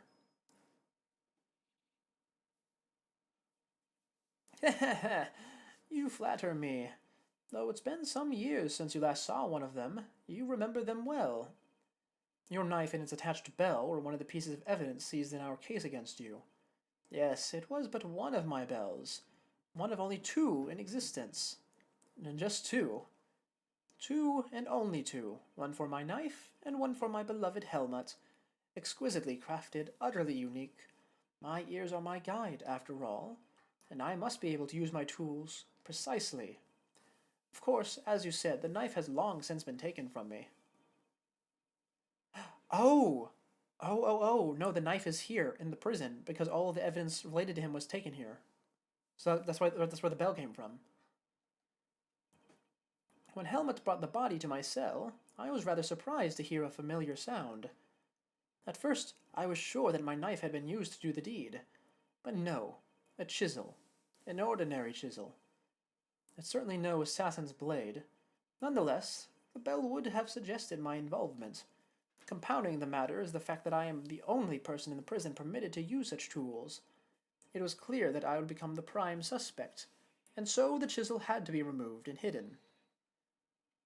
You still claim that all you did was have the dog move the body? That you had nothing to do with the killing? How could I? I told you, the chisel is not mine. You need not take my word, Mr. Edgeworth. Why not have it checked for fingerprints? Eustace? Me? But I don't know how to check for prints. Get forensics. Oh, right, sure thing. Oh, we got 'em. Fingerprints. They're Mr. Knight's. And Mr. Canis's? Nope. Just Mr. Knight's. Oh, and forensics said there's no sign of any prints having been wiped off. Really? After being in the dog's mouth? Really? Huh. Only Knight's fingerprints. This isn't good. Should I get them to check again? Now do you see? I have never so much as touched that chisel. Helmut's carried it in his mouth, that is all. Therefore, any prints must belong to whoever had it last. So, the murder weapon belonged to the victim? Ooh, that's not helpful. As I said, I've not touched the chisel. Therefore, I cannot be the killer. Or do you wish to suggest otherwise? I've got nothing to counter with. But what could this mean? Is he not the killer after all? Is he actually telling the truth? No, he can't be. I'm sure this goes without saying, Mr. Edgeworth. But if you do not find a solution to your current predicament, and quickly, I will have little choice but to relieve you of your badge. Even my patience has a limit, and I will not tolerate you throwing this investigation into chaos. Am I clear? You've done it now, sir. She's serious. I hate to admit it, but the fingerprints turn everything on its head. Without more evidence, I'm back to square one. Wait, something doesn't add up. A few things, actually. Why would Mr. Knight have needed a chisel for? You can do a lot with a chisel, child. Break out of prison, for one. All right, then how did he get in here? There's no way the guards would have let him bring his super sharp tool in with him, right, Mr. Edgeworth? Hey, Mr. Edgeworth. You can't stand there hemming and hawing just because of a little setback. The important thing is finding the truth, you know? It doesn't really matter how we get there. As long as we save Simeon in the end. We can't give up now, or ever. Yeah, what she said. I'll second that. You wouldn't me around with that, Kay. I'm half tempted to offer you a job for real. It's like I said, the defense never rests. Or rather, like your pop said. What do you think lies at the heart of those words, Miles? Any guesses? The heart of those words. It's like this. As defense attorneys, our client's fate rests on our shoulders. We're the only ones they can turn to. Simeon's our client, and we're the only ones who can save him. So we can't rest, not while he's counting on us. I'm not about to turn my back on your old man's legacy. Are you? I'm an associate with the defense now. No, I'm an associate with my father's firm. That's the role I have chosen, and that means that if I fail to save my client, I have failed in my duties.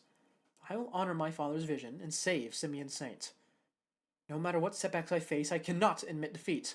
If one path is blocked, I must simply find another. There we go. That's the Miles Edgeworth I know.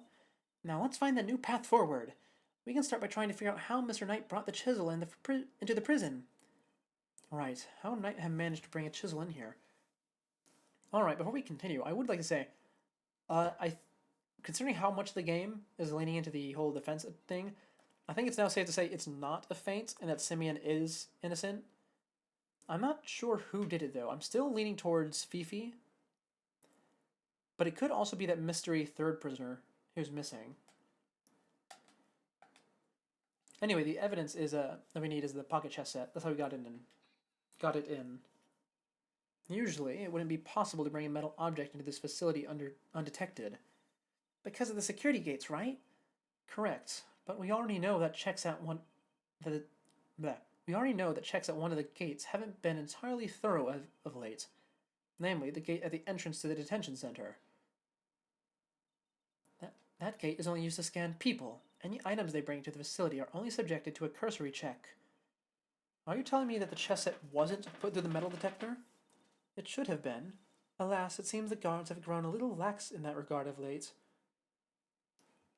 Knight took advantage of this little oversight and had Mr. Saint bring him the chisel, hidden inside his pocket chess set. That does answer one of our questions, and it suggests that the chisel was indeed Mr. Knight's and not Mr. Canis's. However, we still have one rather pressing problem to address. That of the security footage in which Knight is attacked by a dog. How does one explain it if Mr. Canis was not the culprit? But then, how do you explain his prints not being on the murder weapon? That one's a real three-piper. The court, too, finds itself wanting for a satisfactory explanation. Oh, wait, sir. I think it might be time to show you another one of my secret weapons. Introducing secret weapon number 4, Lil V. Oh, he got a new one. He actually has more than 3. What sort of name is that, detective? I came up with it myself, sir. Anyway, you can use it to analyze the video footage. An excellent idea. Perhaps then you might finally see that I am telling you the truth. Who knows if there's anything else to be found, but it has to be worth a try. All right, when you talk, how do you use it, sir? Seeing as how I'm not exactly familiar with video analysis techniques, perhaps I should hear him out. No. Do not. See, I don't trust this entirely yet. You see, in the first game, in the bonus case that was added in the DS port, that's when they have their first video section. And it's quite insufferable.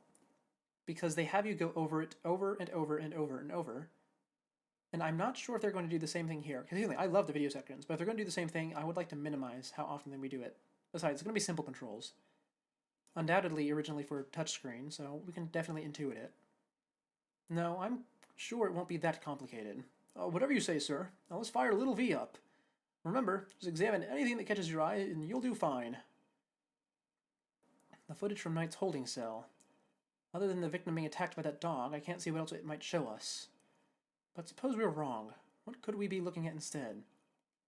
Yeah, we're probably looking for that, I'm gonna skip these.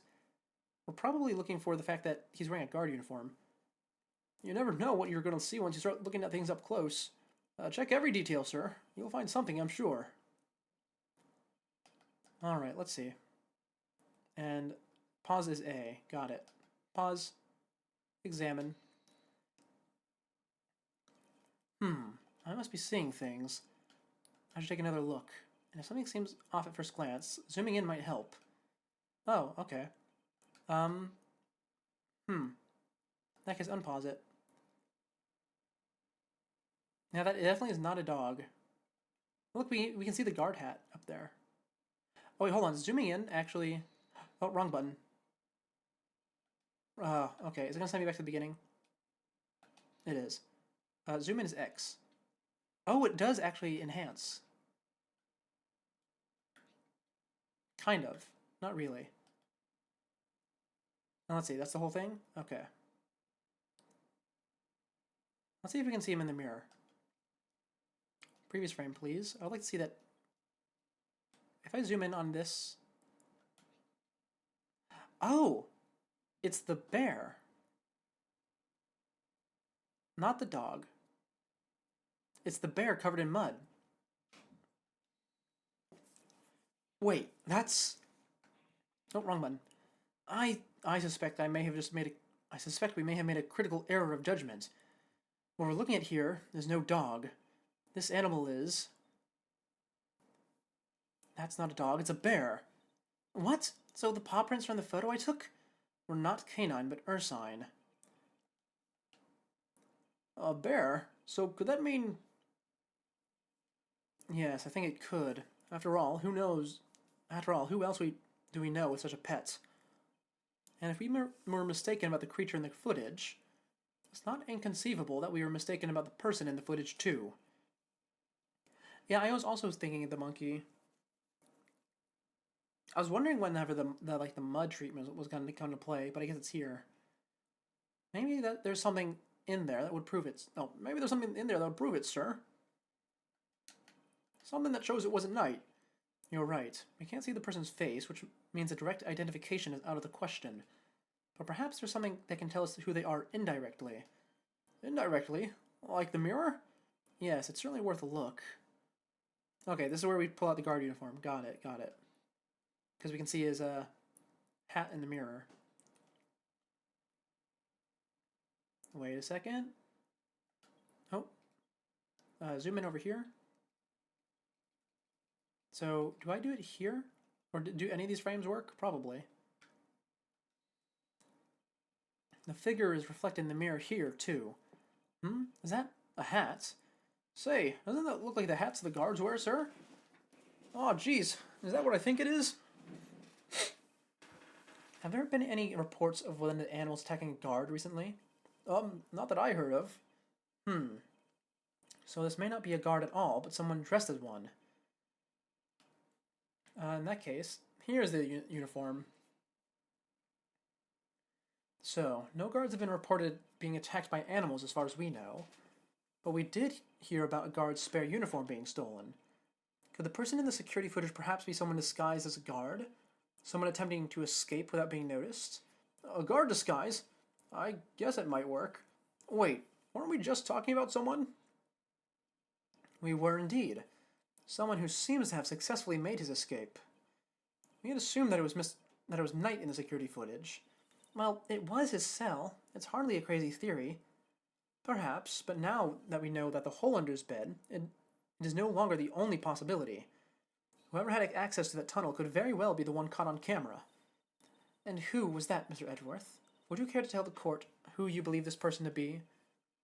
The person in security footage is Rocco Carcerato.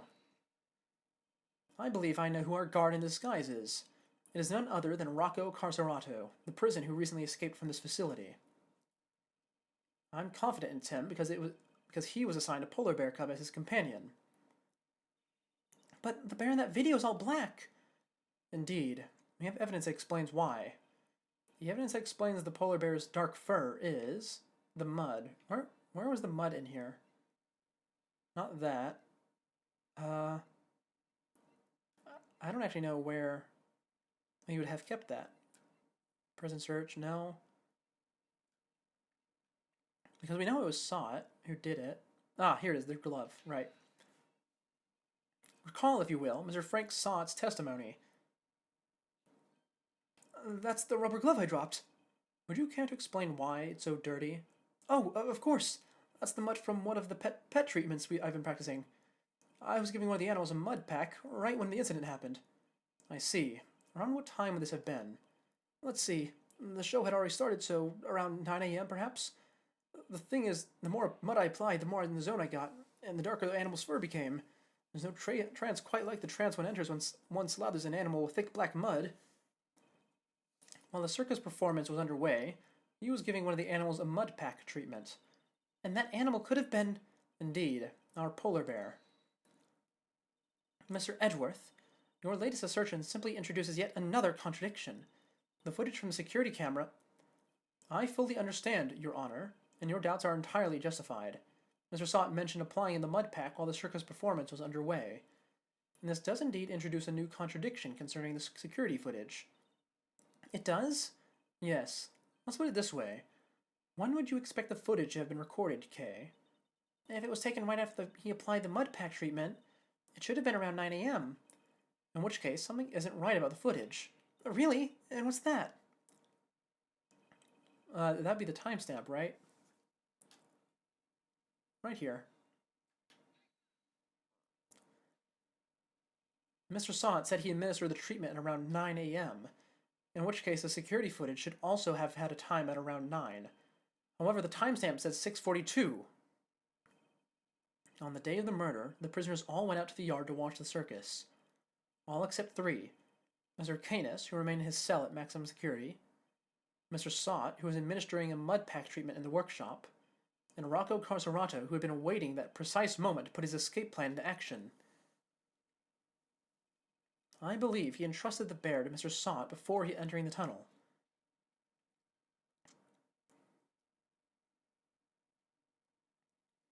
And the bear then slipped out of Mr. Sot's grasp to run after its human.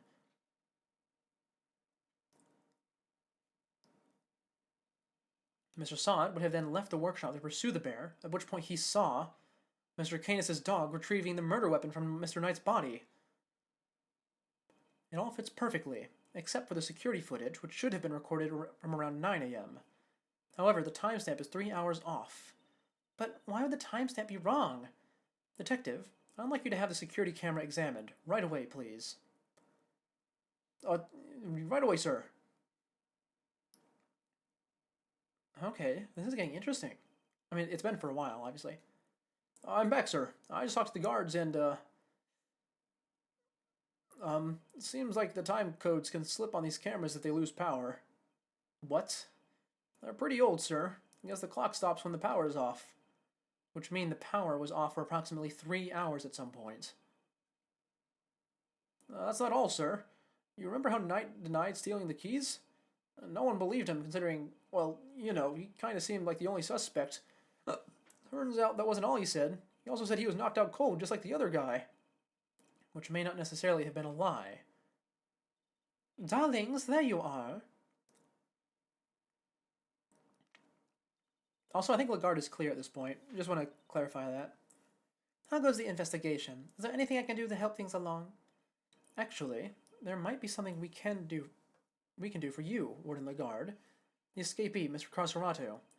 I believe he may still be on the premises. He's disguised as a guard. Here's the proof, should you need it. We're reasonably certain that the person captured on this tape is our man.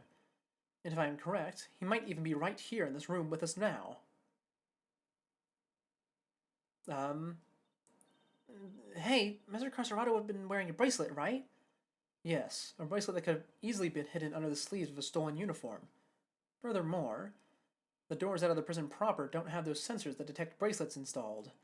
So if he avoided doors with sensors, he could simply wait for an opportunity to make his escape. Well, yes, I suppose he could. He'd just have to avoid the workshops and the cells and...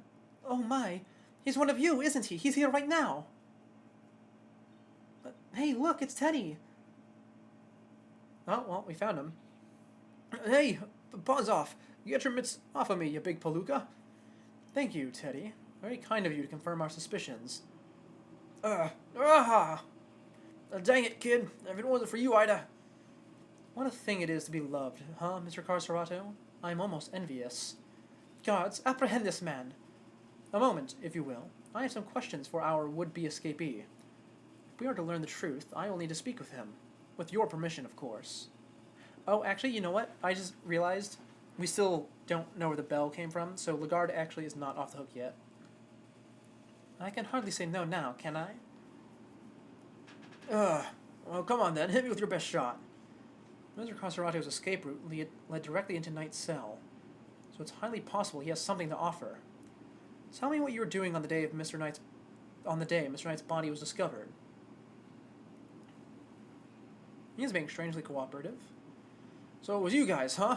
You're the one who found my secret getaway tunnel. You know how long it took me to dig that friggin' thing? I had me a guard's uniform, a hole dug, and a plan in place, so I went for it on the day you found the guy. And then this little guy just had to come in right after me. That sack of fur was covered in mud, too. I had to go back to our cell. I would have gotten away with it if somebody hadn't off Knight and brought U-bombs down here. You claim to have dug that tunnel just now. How exactly did you do it? How? Used everything I could get my hands on, see? Hammers, spoons, you name it. Spent every dime I had on this cockamamie fixer. And what do I have to show for it now, huh? Do not be disheartened, friend. Tomorrow is another day. There's an outside chance Mr. Carcerato and Knight met face to face, just before Mr. Knight's death. I should see what other details I can extract from him.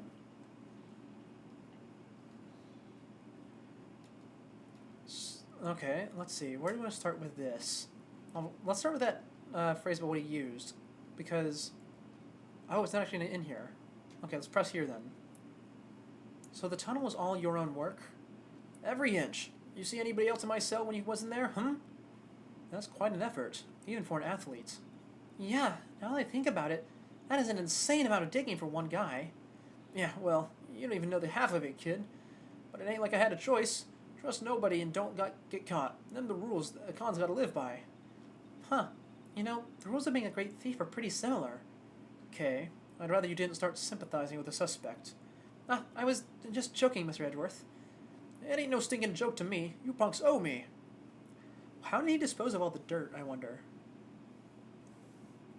I don't know, maybe the well, I guess?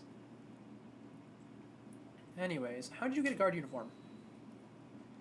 The uniform. Was that from the Fixer too? Uh-huh, sure was. Heard he had something on one of the guards.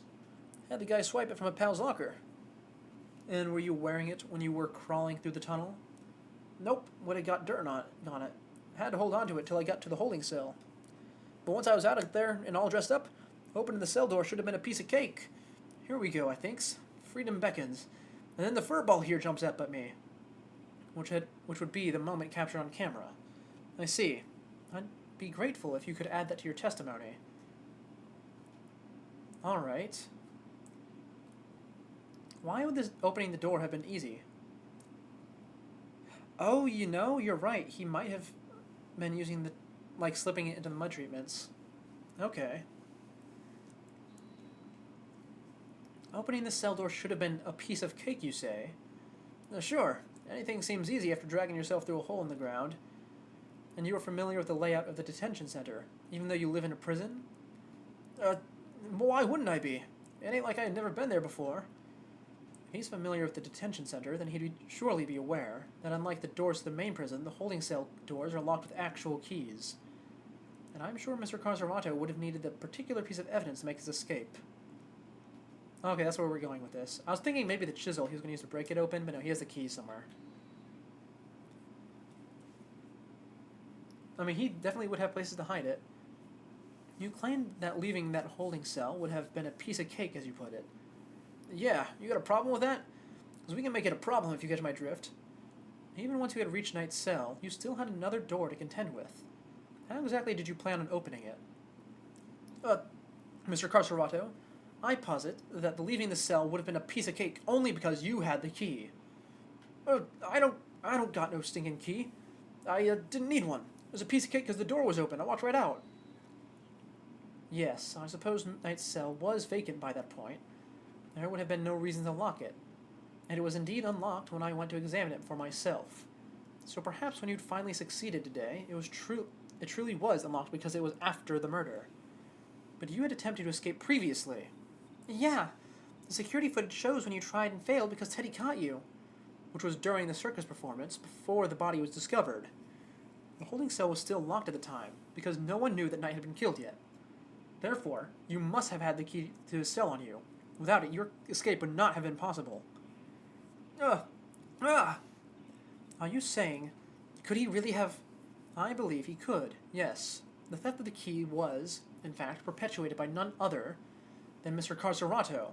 He is the one who attacked the guard. But not just the guard, Knight too, all to gain possession of the guard's keys. It wasn't me, you lousy bum. I didn't even know this Knight guy. After you stole the keys, you went back to your cell to avoid suspicion, and then you waited for the perfect moment to escape, a moment when the prison would be almost deserted. That's right, the moment of the show, just before the discovery of the body. Unluckily for you, that particular attempt was thwarted by your furry friend. Says who, huh? You got proof, genius? This ain't your win, huh? Yet, nuh-uh. Knight knocked the guard out for the count, and everybody knows it. Don't play games with me. Knight was as much a victim as the guard was in this case. As a matter of fact, I have proof that Knight has been attacked in his cell. Wait, that's not it? It says it has a small cut on his scalp. Do I need to use the autopsy report? Okay, hold on. Autopsy. What does it say? Full report, please. That's not helpful.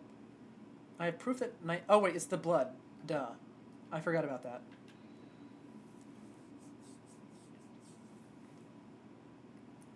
We found traces of Knight's blood on the cleanly wiped floor of his cell. What could possibly explain such a thing other than having been attacked? And it was you who attacked him. You ambushed both of them and stole the keys. Why, Ayada? What's up with you, huh? That newspaper wiped that blood up good. Ain't no way you should have found it. Okay, but why did you think you had to wipe it up anyway? If they'd checked Knight in the guard's hands, they would have seen that those two never came to blows. But that blood would give up the whole game. Ain't no way they don't figure out there's a third man in the ring. Plus, once they started sniffing around on the floor, they'd have found the tunnel in a heartbeat. So, you wiped out the blood to buy yourself a little more time, so you could wait for a better opportunity. Sadly, the opportunity you sought wasn't good enough to get you to clear the prison, it seems. Now, hand over the keys. Right in the kisser. His mouth guard. And the teddy. Well, is he gonna have a new appearance now? Okay, no, he put it back in. KO'd by a lousy, stinking bum. Fine, you want the keys? Here. I hope you choke on him. Wait a moment. If Mr. Cosrado here had the keys... Indeed, Your Honor. Your theory relies on Knight having used the keys he allegedly stole to escape his cell.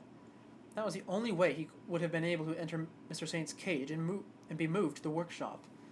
Unfortunately for you, we now know that theory cannot possibly be true. No! Guess this changes things up a bit, yeah? Now the only person who could have moved Knight's body is the one person who knew about that tunnel. No, you gotta be freaking...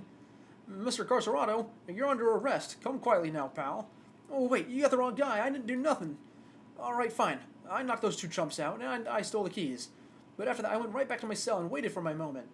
The next time I went to Knight's cell, there was nobody around. I mean, nobody. Plus, his body was found in the workshop. You think I just magicked my way in there or something? I couldn't have even gotten out of my cell. Indeed, you only had the key to Knight's cell. You couldn't have left your own cell back in the prison. But Mr. Canis' dog could. What? It was not you, but Helmut who moved the body from your cell to the workshop. I get it now. You're saying he wasn't the only con in this conspiracy. Indeed. One can easily imagine that Mr. Carcerato and Mr. Canis might have worked together. Mr. Carcerato could have killed Knight and dragged him back to his cell. And then, Mr. Canis' dog took him from there to the workshop. There are no restrictions on the animal's movements within the prison. Movement between the detention center and the prison proper, however, is tightly controlled. There was only one possible route, and only you could have taken advantage of it, Mr. Carcerato. How can you be so sure, huh? Maybe there's more of them, and you just don't know. Something tells me that digging even a single tunnel was arduous enough. You got that right. You try scraping more than one hole in the dirt with a spoon. Lucky for me, I didn't have to dig the whole way. Somebody already did a whole bunch of work for me. What? You didn't dig the entire tunnel by yourself? Nope. Found it when they put me in that cell. Ran it all the way from there to the well in the yard already. Even looked down the well to check from there. It was the same tunnel, all right. I just made good on what somebody else already started. Then what was the original tunnel for? Who knows? You're the one with all the answers, pal. Maybe someone else tried to break out. Oh, or maybe the animals dug it. Like, to get water from the well or something. I've heard of more plausible scenarios than that in B-grade movies, Kay. Well, well's dry, kid. Ain't no water to be had down there. Though, come to think of it, the smell.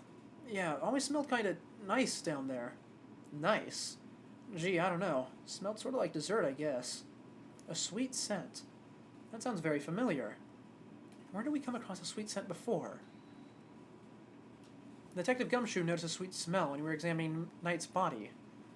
With the help of a police dog, we followed the scent of the body and traced its route back through the prison. And that Mr. Carcerato was how we found your tunnel. What? Can that same sweet scent be what you noticed coming from the well? Very clever, Mr. Edgeworth.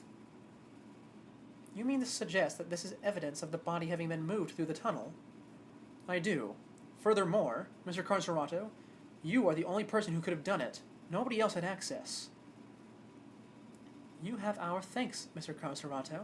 Truly. Finally, the truth comes into view. Now, unburden yourself. It is time. Confess your role in this tragic incident. What? You ain't pinning this on me. I'm glad to see that we are finally in agreement, Your Honor. Oh, I skipped one. Oh, if only we were, Mr. Edgeworth. Mr. Carcerato may have been an accomplice, but not of Mr. Canis. No, he was working with Mr. Knight. What do you mean? I do not believe that he moved Mr. Knight's body. Instead, I believe that he lent Mr. Knight the use of the keys he stole. You gotta be kidding me! Granted, it seems likely that he attacked Mr. Knight, but that doesn't necessarily mean that Mr. Knight was knocked unconscious as a result. And what if he wasn't? What if he and Mr. Carcerato had reached a certain agreement? What kind of agreement, exactly? Mr. Knight was plotting an escape for which he required a means of leaving his cell. And here was the precise means in the form of the keys Mr. Carcerato had just stolen from the guard. Mr. Carcerato himself would need to pass through Mr. Knight's cell in order to effect his own escape. Mr. Knight need only to shout and alert the guards, and Mr. Carcerato's plans would be ruined. And so, the two struck a deal. Lady, the only striking I do is with my fists. My, still you deny it. So, we're agreeing that we still disagree. Mr. Knight had Mr. Carcerato unlock his cell that when Mr. Saint arrived, he could escape into the cage. Mr. Saint was then able to move him into a prison proper, just as planned. Man, your plan is getting, your theory is getting more and more convoluted. Aha! And then he took Mr. Knight into the workshop and did the dirty deed. Were neither of you listening? The scent on Mr. Knight's body proves that he was taken through the tunnel. It was moved from his cell to the... Perhaps if you would let me finish, Mr. Edgeworth? I am not denying that Mr. Knight's body was moved through the tunnel. Then what are you driving at? Is this a trick question? As you say, Mr. Edgeworth, the sweet scent shows the route the body took. However, it did not enter the tunnel from Mr. Knight's cell. Huh? Then how did it get down there? There is another possibility, one you seem to have overlooked. The well in the yard. Could a body not have entered the tunnel from there? The well in the yard? Oh yeah, that thing! Mr. Saint did not take the cage to the workshop, he took it outside. There, he killed Mr. Knight and threw his body down the well. The well is locked. I mean, I guess they probably had it open because of the pulley system. But really, this is what we're going with? Mr. Canis' dog then dragged Mr. Knight's body here to his owner's cell from the bottom of the well.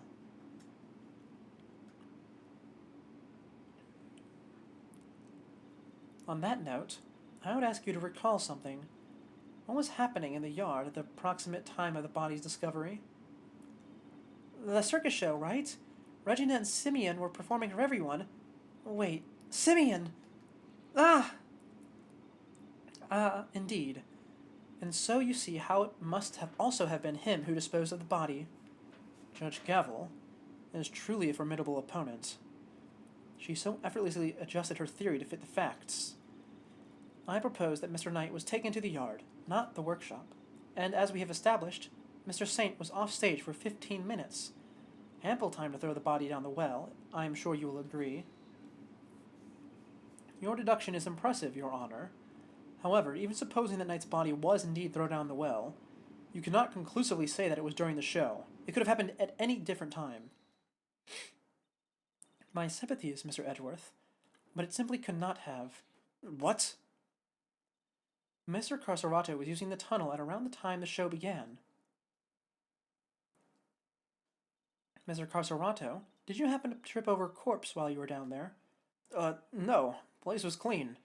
If the body had been at the bottom of the well before the show began, Mr. Carcerato would have seen it. However, he saw no such thing. I see. I guess that does make sense. Which makes it somewhat difficult to support your theory. Furthermore, Mr. Knight's body was discovered in the workshop after the show. In summary, the body must have been thrown down the well and moved to the workshop at some point during the show. Tell me, who else could have done it but Mr. Saint? What do we do, Mr. Edgeworth? If the body did indeed enter the tunnel from the well, things don't look good for Mr. Saint.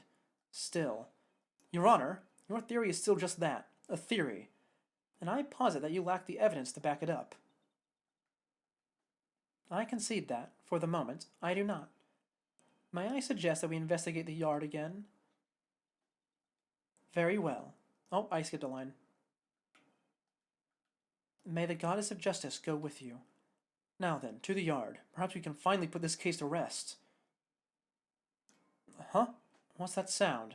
Yikes, is there a fire? Did somebody else escape? Should we maybe skip town too? Hold it. Oh, hold it. Darlings, please, there's nothing to be alarmed about. By which I mean, that's not an alarm, it's the dinner bell. Although I suppose it is rather alarming if you aren't used to it. It certainly scared the heck out of me. I'm so sorry, Sweet Pea. I hope you can forgive us. All right, you two, back to your posts. Right now. And as for you, Rocco Carcerato, it's time you went back to your room. Yeah, fine, I get the picture. Come on, Teddy, we're out of here. Are you really going to put it back in the room with a hole in the floor? Warden Lagarde, we'd like to take one more look around the yard now. Oh, darlings, don't you have homes of your own to go to? Visiting hours are over, I'm afraid. Tomorrow, No, it's imperative that we investigate it right away. I think we've had quite enough excitement for one day, don't you? Murderers, escapees, so eventful.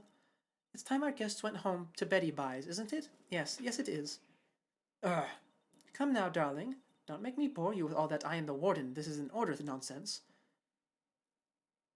Okay, I think it is, in fact, Lagarde. I was already pretty heavily leaning towards that, but that's really suspicious behavior. Warden Lagarde is right. Her word is law here, and we must respect her wishes. Mr. Edgeworth, your investigation of the yard will have to wait until tomorrow. You may keep your badge for now. The matter of your standing can wait.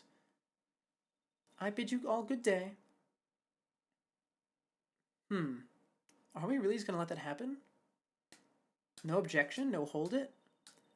What are you waiting for, Kittykins? Off you go. Fine. At least there is a tomorrow for me. Judge Gavel believes that Knight's body was dropped down the well and then taken through Mr. Carcerato's cell to the workshop. Is that truly the case? Do the facts really support her theory? She also seems to believe Mr. Saint had to be the one to move the body. But was he really the only one with the opportunity to do so? Come on, Mr. Edgeworth. Tomorrow is another day. We'll figure out a way to save Simeon. I know we will. Yes, we will. I will prove that Mr. Saint is innocent beyond a shadow of a doubt. Really? We're just letting that happen? Okay. That's weird.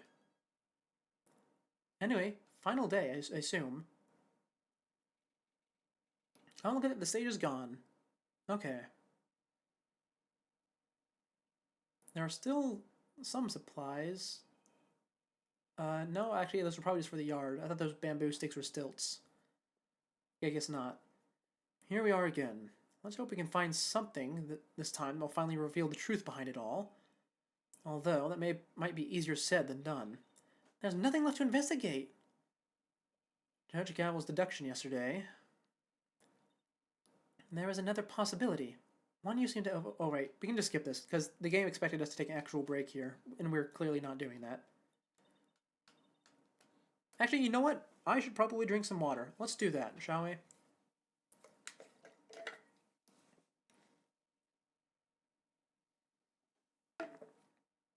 I've really been forgetting to do that during the streams. I imagine it would help quite a lot with, the staying awake part. A knight's body really been thrown down the well? The answer to that question will surely show us the way forward. But before we begin, I should tidy up my organizer a little. Okay, there we go. Wonderful, wonderful. Remove some stuff. Hey, let's see here. Huh, there's a cover on it. A dried up well slap bang in the middle of a prison. Figures it'd be locked. Well, luckily, I'm a master lockpicker. Want me to do my stuff? I think not. We'll do the investigation by the book. Come on, don't be such a stick in the mud. Whoa! What is it, Kay? The lock's broken, and from the looks of it, it's been broken for a long time. If that's the case, then anyone could have thrown Knight's body down the well.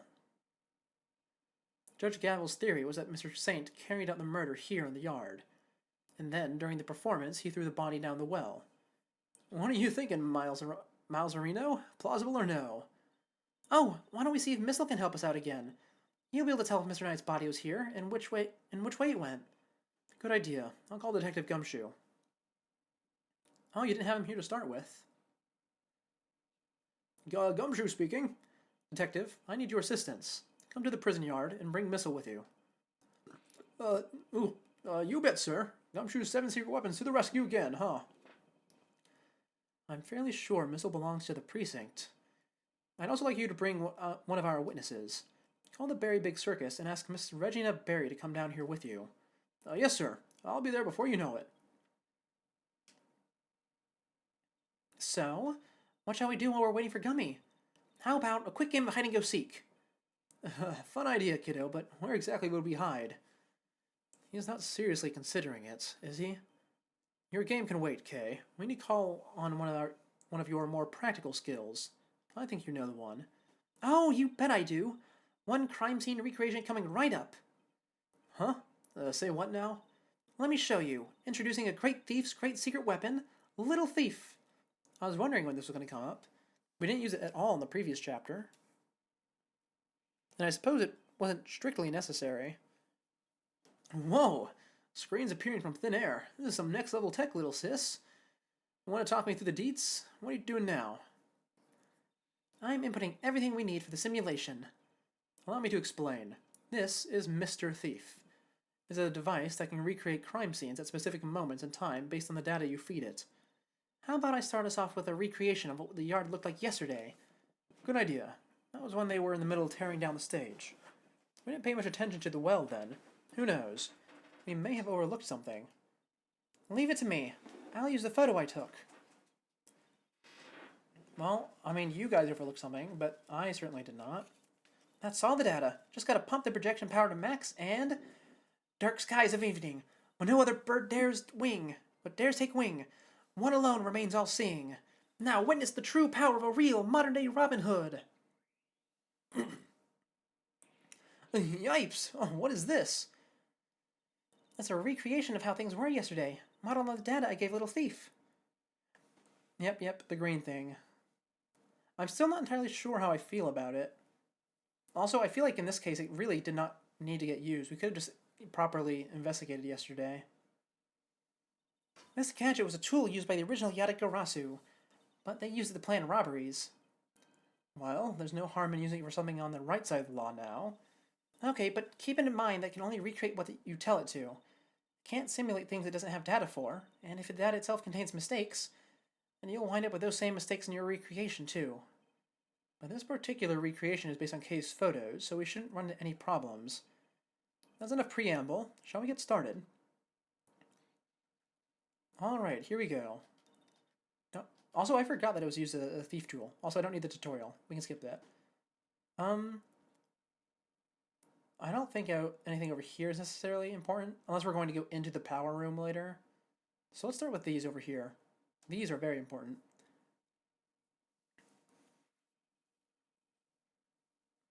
Let's start with oh, I can't actually examine the tarp, it turned blue. The pulleys, then. What are a bunch of pulleys doing here? They don't seem to be well pulleys for lifting buckets. There's a sturdy-looking hemp rope lying on the ground. Kinda reminds me of the ropes we used for playing tug-of-war in school. The answer is no, Kay. What? I didn't even say anything! I see it also has a metal stake attached to one end. Oh yeah, it looks like something you'd use to put up a tent.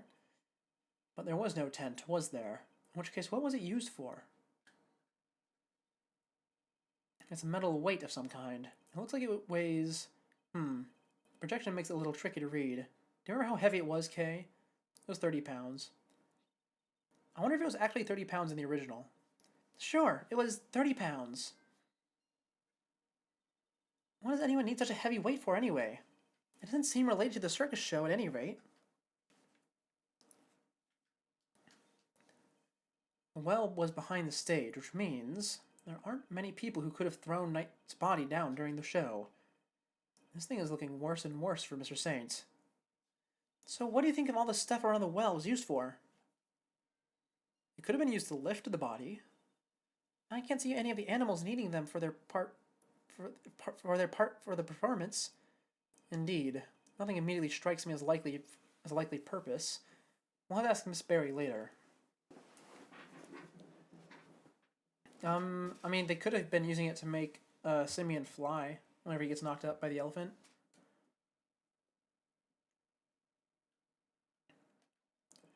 A wicker basket, or rather a cart given the wheels. Hey, wouldn't it be fun to hop in and race down that hill? Oh, you know what else would be fun? Racing down a hill in office chairs. Where did any of that come from? What was the name of our trunk-happy friend again? Azia the Asian Elephant. Oh, of course. How could I forget? Not exactly inspired, though, is it?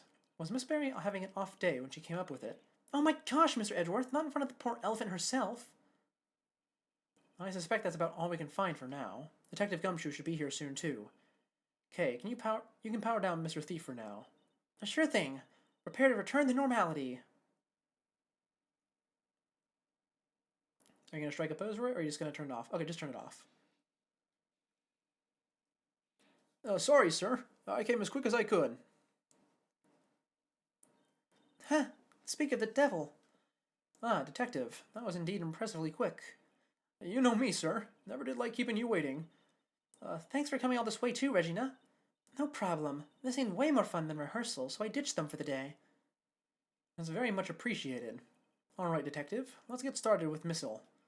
Yes, sir. Hey, Missile, over here, boy. Oh, he's very upset about something.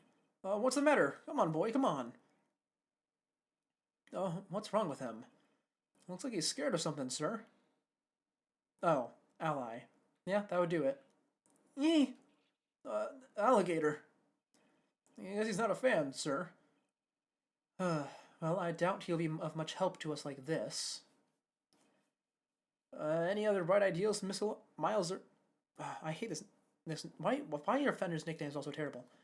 Any other bright ideas, Miles or Reno? Yes, actually. Miss Berry, would you mind lending us a hand? Oh, I'd love to. Just tell me what you need. You may teach Ally some tricks? I don't doubt she could do it, but nothing quite like that. I'd simply like an account of what the yard looked like during the show. I'd like where this is going. You're thinking of using Little Thief again, am I right? If you'd be so kind. Oh. Yeah, no, I did notice that too. It certainly is a crocodile. I don't think they drew it wrong, though. I think they just translated it weird. Like, the people who translated it didn't know the difference, so they just made it crocodile. Oh, I hit the wrong button. Alright, firing up a simulation. Here you go. This is what the yard was like during the show. The time at which the body was purported to have been thrown down the well. Oh, wow, this is so amazing. It looks like magic. No magic here, just sweet, sweet data. Which is why... Ahem.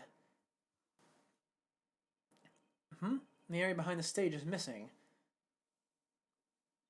Yeah, Regina said she wasn't involved in getting the stage set up. So we don't have any data on what it was like back there. No data, no simulation, huh? Brutal. I am so sorry, you guys. It's all because I let Simeon do everything by himself. Oh, no. It's all my Philly associate's fault. Objection, Fender. Anyway, we got a fresh simulation now, but we still have the other data too. I can switch back whenever you want a recreation of them taking down the stage. Ooh, stuttering. So we can examine the scene both during and after the show, and switch between the two at will. All right, just use Y after when you're talking with K. Got it.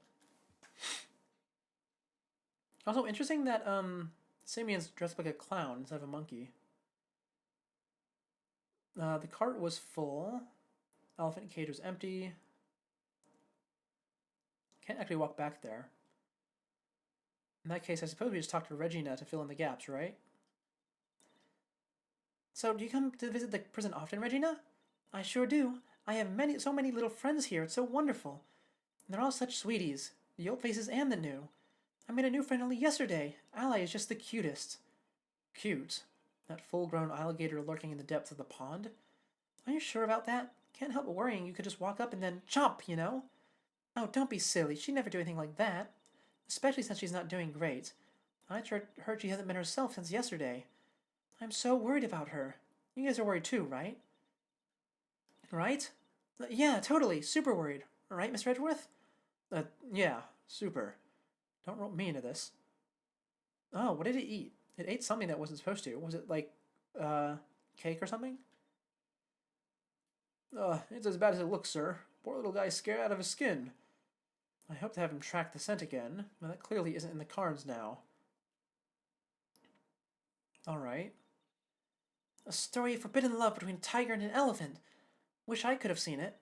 Wish I could have seen Simeon up there on that stage too. Oh, he was wonderful. The way he flew off that stage. Ah, yes, that scene. This victory is depicted in a very unique manner, whereby the villain is sent flying from the stage. Having been ejected from the stage in this manner, the villain no longer appears in the performance. And you were saying the crime took place during that time? Roughly how long would you say Mr. Saint was off stage, Miss Barry? Let's see. I guess it was around 15 minutes. Just as Judge Gavel said. Isn't that a pretty hairy health for... Isn't it pretty hairy health and safety-wise for having an elephant fling a guy off the stage? Not at all, as he is very gentle. I'm not sure it changes much if she flings him gently or roughly. Too gentle, in fact. When we first rehearsed it, she barely nudged him. But by the end, he was flying off that stage. Not because of Azia, though. Simeon had figured out some kind of trick, apparently. Isn't that amazing? A trick? Do you have any idea what that kind of trick? Who, me? Oh no, it was Simeon's big thing. I wouldn't know where to start. Oh, well, there's our missing piece. Let's do some, puzzles, shall we? He was using the ropes. Okay, do we put the ropes, not the rope, the items with the pound? Not the pound, the weight? Or with his big moment first? Probably the big moment, right? There we go. The trick Mr. Saint performed for his big scene couldn't have something to do with all the items we found by the well. Okay, I'd like to have another look at the equipment around the well from yesterday. Can you have Mr. Thief bring the recreation from when we were tearing down the stage? You got it. And transform! Taking another look at these items, could they not have been used for this trick of Mr. Saint's? Sounds plausible enough. Hey, maybe I could add to the simulation. Good idea. Please go and ask Mr. Saint for the details. Roger that. I'll be right back. Oh, fade to black? Immediately? Okay, good. I'm back, and he told me exactly how he did it. Excellent. Well, how does it work? He said he used a pulley at the top of the well to suspend a heavy weight from a rope, and lowered that down in the well. The other end of the rope went to 2 more pulleys, and was tied around his body. I see. So he used the downward pull of the weight to help him launch himself into the air. But how do you make sure the weight only dropped when he wanted it to? He used the stake to stop it, that's how. Miss Barry didn't seem to know anything about the trick or the contraption he built for it. In which case, I suppose it must have been Mr. Saint himself who pulled out the stake. That's right, and to do that... Oh, wait, I read all of that as K. You know, it's fine, it's fine.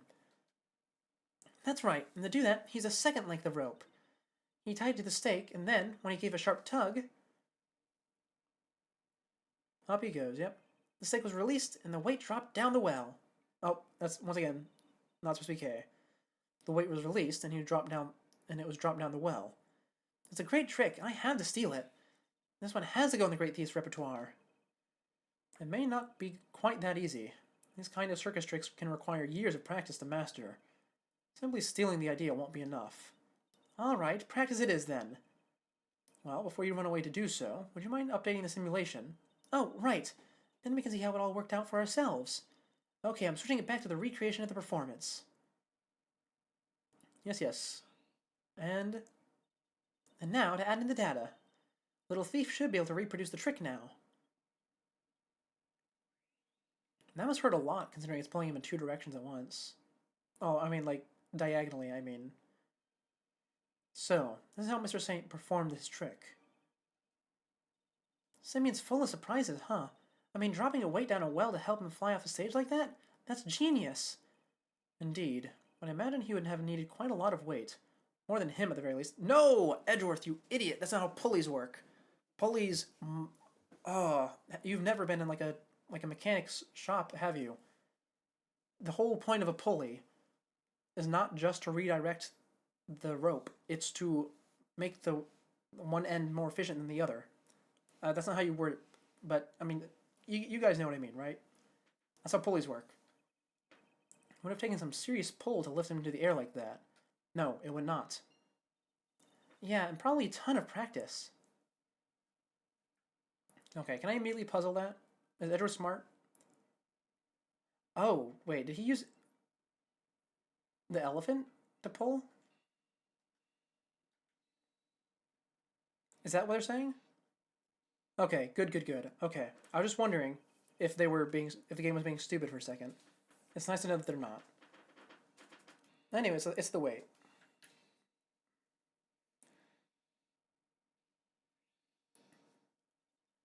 Wait, doesn't this seem odd to you? No. You haven't noticed, Detective. There's something strange about the weight we found. No. No. Oh, Edgeworth. Please. Physics. This one weight on its own wouldn't be heavy enough. It could be. I mean, I'm not gonna lie, I don't remember the exact math for how you calculate, uh, like, pulley systems like this. Because it's been a long time since I've actually had to calculate anything like that. But I mean, he's a scrawny guy. 30 pounds might be enough, especially if he jumps, to give himself some momentum. A single 30-pound weight couldn't have lifted Mr. Saint off the ground. Oh, yeah. In which case, could there perchance be some weights missing? Sounds like a job for my 7 secret weapons, sir. Sure they need to use them arrive. I suppose I should speak with him then. Oh, okay, that's where they're going with this then. There's a weight down the well. Got it. Don't say a word, sir. I know just what you're looking for. It's written all over your face. Is it? The missile may be temporarily out of action, but my fishing rod is good to go whenever you need it. Oh, and if you want to give the metal detector shot, I have that too. Hold on, I need to cough. I have never seen him so excited. I'll be sure to let you know if I need either of them, Detective. Okay. So I was thinking just a second ago that maybe we need to use the metal detector on the well, like the bottom of the well, but it's probably the fishing rod if I had to guess. Also, what puzzle pieces do I have at this point? Okay, it's okay. We don't need to use any of those right now. Can I have the fishing rod?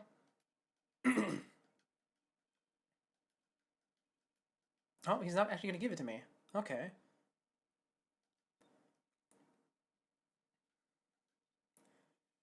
Mr. Saint used the well to construct the contraption that would send him flying from the stage. He made clever use of 2 ropes. This tarp. It's just like the one we saw in the workshop. This tarp. It's just like the one we saw in the workshop. Yes, but why is it here? But why is it here? Are you okay, Mr. Edgeworth? You've gone kind of blank. Okay, I need to get some water, because this cough's not going away.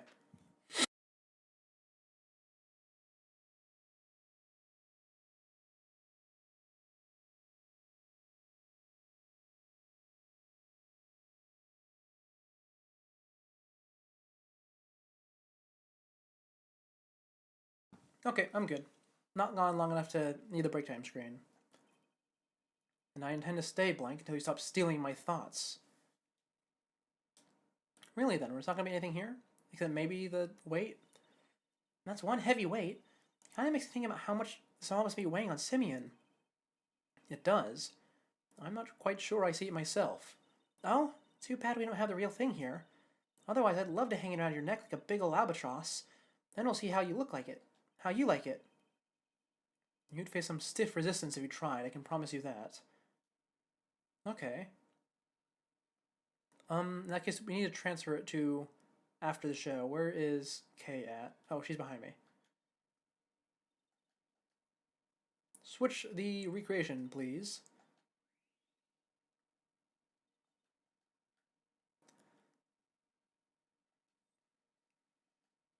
Oh, okay. Well, apparently there's nothing more to be found here. Is there really a puzzle thing that I'm missing? Metal detector?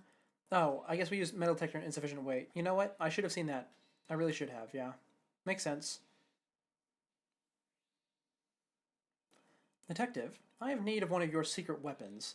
Roger that. The metal detector, if you would be so kind.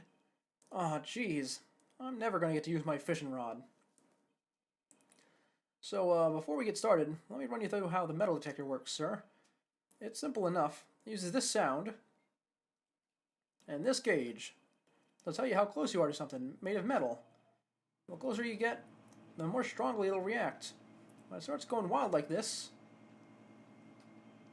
just give me the order to examine the spot where I'm standing. Say, what do we got here? Oh, the fence. Anyway, that's how it works. You tell me where you want to look, sir, and I'll get right on it. Oh, I get the control gumshoe. Anyway, did Ally eat a piece of metal? Well, we're close, sir. There's something metallic nearby. Oh. I have to find the exact spot? There we go. Sir, I'm picking up something over here. Let's take a little look-see. Huh? I found these little guys in the grass. They're the same as the weight found by the well. They must be from Mr. Saint's trick. Does someone hide these here on purpose? I count 4 altogether, sir. They'll be more than heavy enough to send him flying. So, somebody hid several of the same weights as the one by the well. But why? And why over here? Yes, nice work, me. Oh, hello, Ally. Ah! An alligator! That thing nearly gave me a heart attack. Huh? What's the matter, detective? It's the metal detector, sir. It's, reacting to the alligator. What? How? You're sure it's not responding to the weights we just found? No, sir. I'm sure this is something different. And I'm sure it's coming from the alligator. Oh. And she's gone. Ha ha ha. We scared that big snapper good. I don't think that's it, Kay. Huh? Then what is it? Ally hasn't been herself lately. And that's the name. Ally, the warden's favorite pet. She wouldn't even look at the She wouldn't even look at the food Warden Lagarde brought her yesterday. She was acting as if, I don't know, as if maybe she'd eaten something she didn't agree with. Maybe the metal detector was responding to whatever she ate, sir. Oh no, what if she ate one of the weights? I highly doubt that even an alligator could swallow a 30-pound lump of iron. So what did the metal detector actually pick up? And why would someone hide those weights? Perhaps I missed something when I looked at the equipment by the well. Okay, could you recreate the scene again? Coming right up.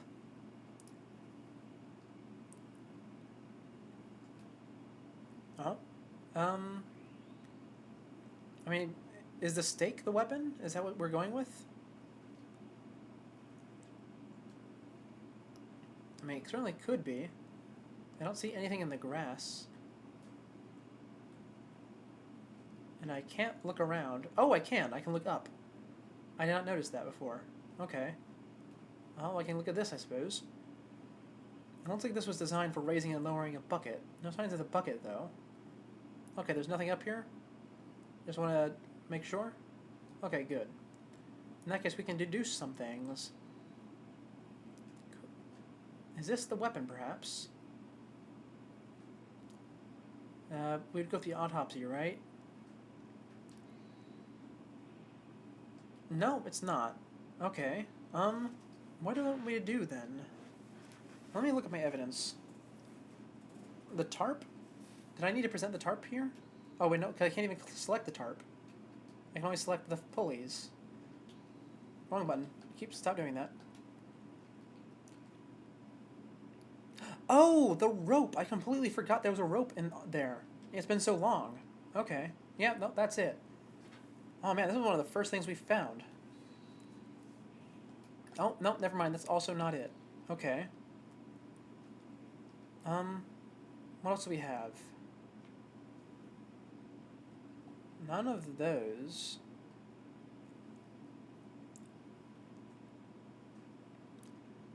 Three pulleys. 2 lengths of rope. Oh, we're missing a rope. That's what it is, right? There's only 1 length of rope here.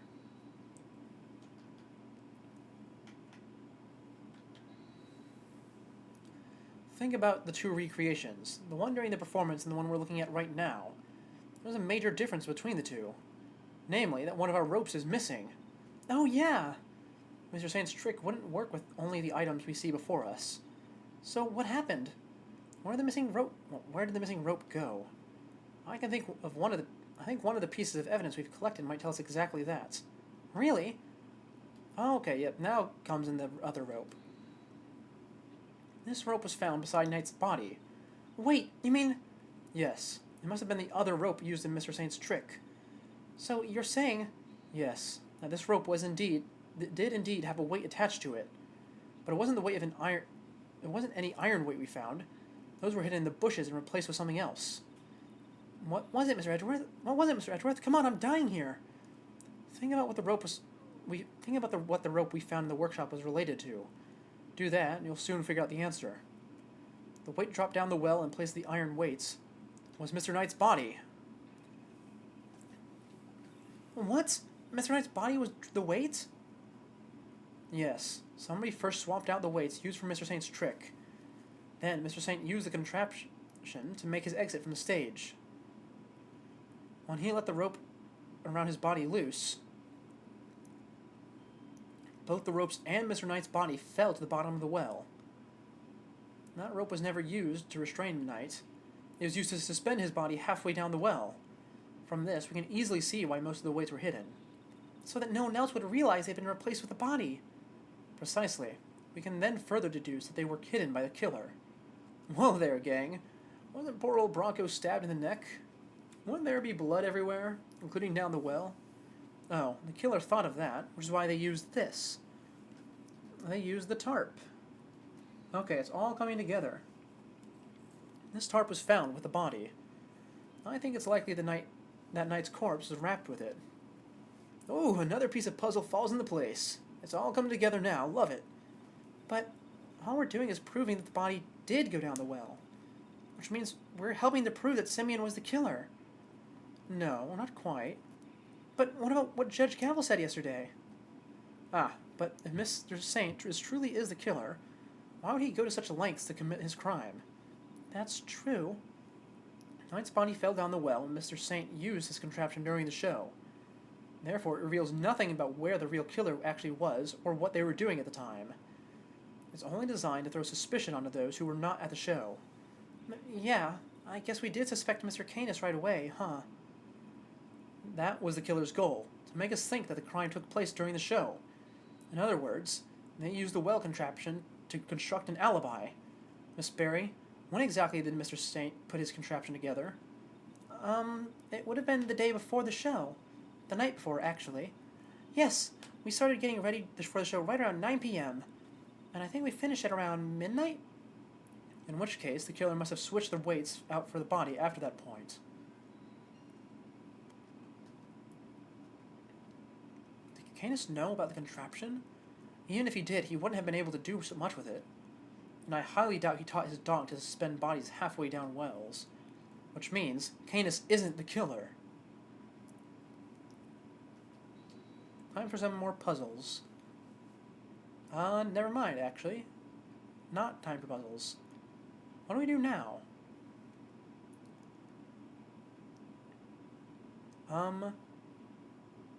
Do we need to talk to people, perhaps? A great thief's secret weapon. Color me intrigued, Miles Sereno. Not exactly by-the-book stuff, though, yeah? Using great thief doodads in an official investigation. Whoa, enough with the death stares, Chief. I'm cool, okay? I can keep a secret. Anything for the truth, am I right? It's possible that vital evidence has already been destroyed. Without Kay's reproduction of the scene, we have no hope of finding it. Hey, relax, like I said. I'll just zip it and nod politely when you cats do your thing. Thank you. That would be very helpful.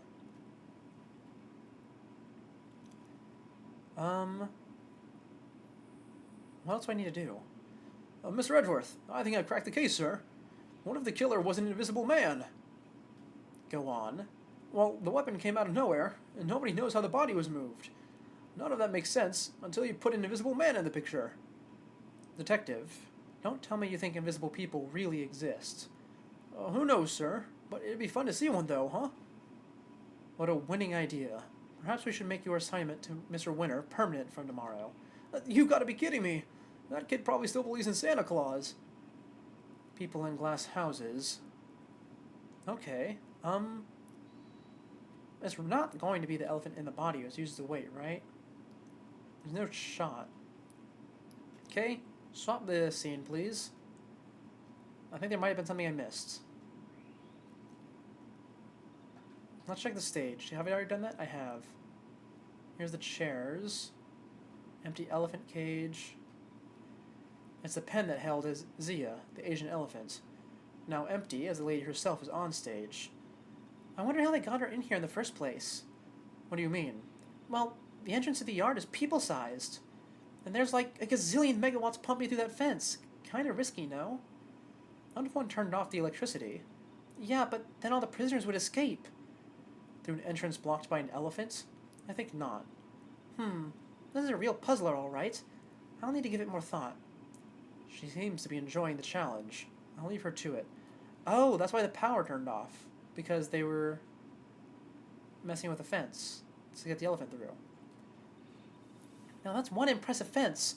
I'm sure I could climb it if I... Please don't. It's electrified. I wonder what's on the other side.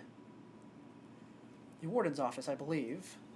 I guess she likes to keep a close eye on her pets. This facility would probably function better as a zoo than a prison. There's the elephants for the apple. No, I mean the apples for the elephant. Wrong way. Around. Regina, you don't have anything else to say. What about the chairs? The chairs are lined up neatly for the show. Though we know there were a few empty seats during the performance. Huh. Summing up the space, the way the chairs are arranged. Reminds me of a karaoke contest I entered as a kid. You entered a karaoke contest? I'm sure I did, and I came in second. Even in the depths of night, when no other bird dares take flight, when alone soars to shine the light of righteousness on the world's blight. Tell me you didn't actually sing that. I sure did. She did well to take second place, or perhaps stole is more apt. Or is it more that she failed to steal first place? I'm overthinking this. This basket was empty in the other recreation. Oh yeah, but it was definitely empty in the photo I took too. Oops, sorry. I made a mistake when I was filling you in earlier. Oh? That basket's for holding Asia's food, but on the morning of the show, all the apples that were in it had vanished. Poof. I totally forgot to mention it. Sorry. Disappearing apples. I should make a note of this. Okay, that's interesting. I assume the elephant ate them all, right?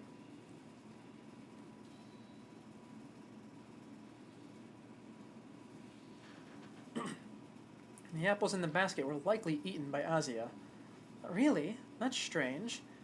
I made sure to put the cart where her trunk couldn't reach them. Are you sure about that? Oh yes, it was still full of apples the night before the show. Then we must consider the possibility that the cart was moved to somewhere within Asia's reach. A large basket full of apples couldn't have been moved by the wind, which likely means somebody moved it for a reason. And probably in order to move the body, yeah? So, before the show had even started, the cart had been moved and its apples eaten. Yes, that seems to be the most probable timeline. Let's update the recreation, Kay. Will do. I'll add that into the simulation of the performance then. You got it. Hold on. Just gotta do this really quickly. Okay, I'm good. Updating based on what Regina told us now.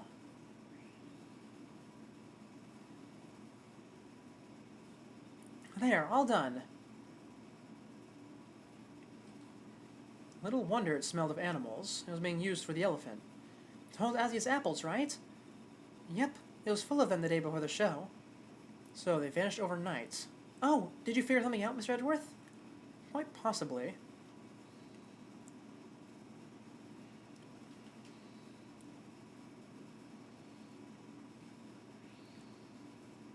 The basket was moved the night before the circus performance, and we've deduced that the weights were switched out for the body at around the same time.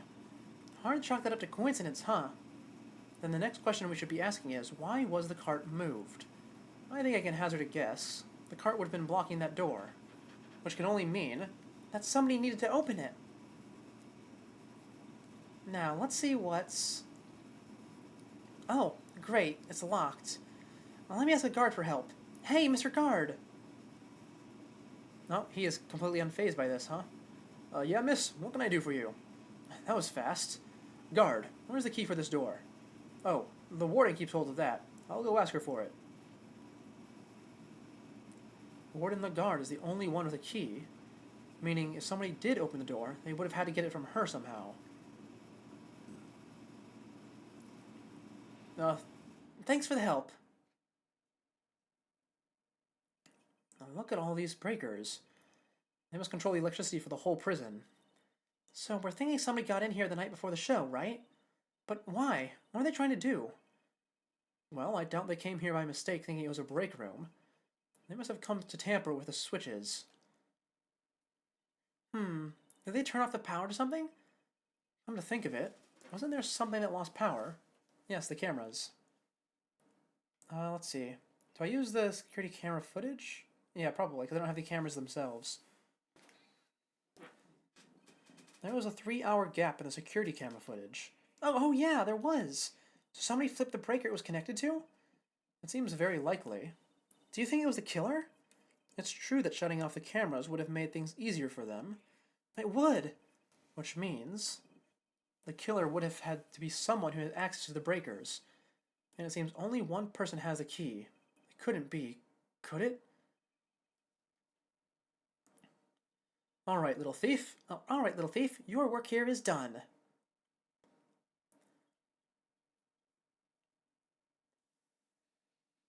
Oh, look at that. Investigation complete. And that's probably the last one, unless we're going to be investigating the office. Ah, and here they are. The Terrible Two. First on the scene, the early bird wins the worm. Good morning, Mr. Winner. What? You? How'd you get here before me? Good morning, Mr. Edgeworth. I see you've made an early start. And I see you've made a late one, Judge Gavel. This is not my only case. I am a very busy woman. Not all of us enjoy the freedom of a prosecutor relieved of his only current responsibility.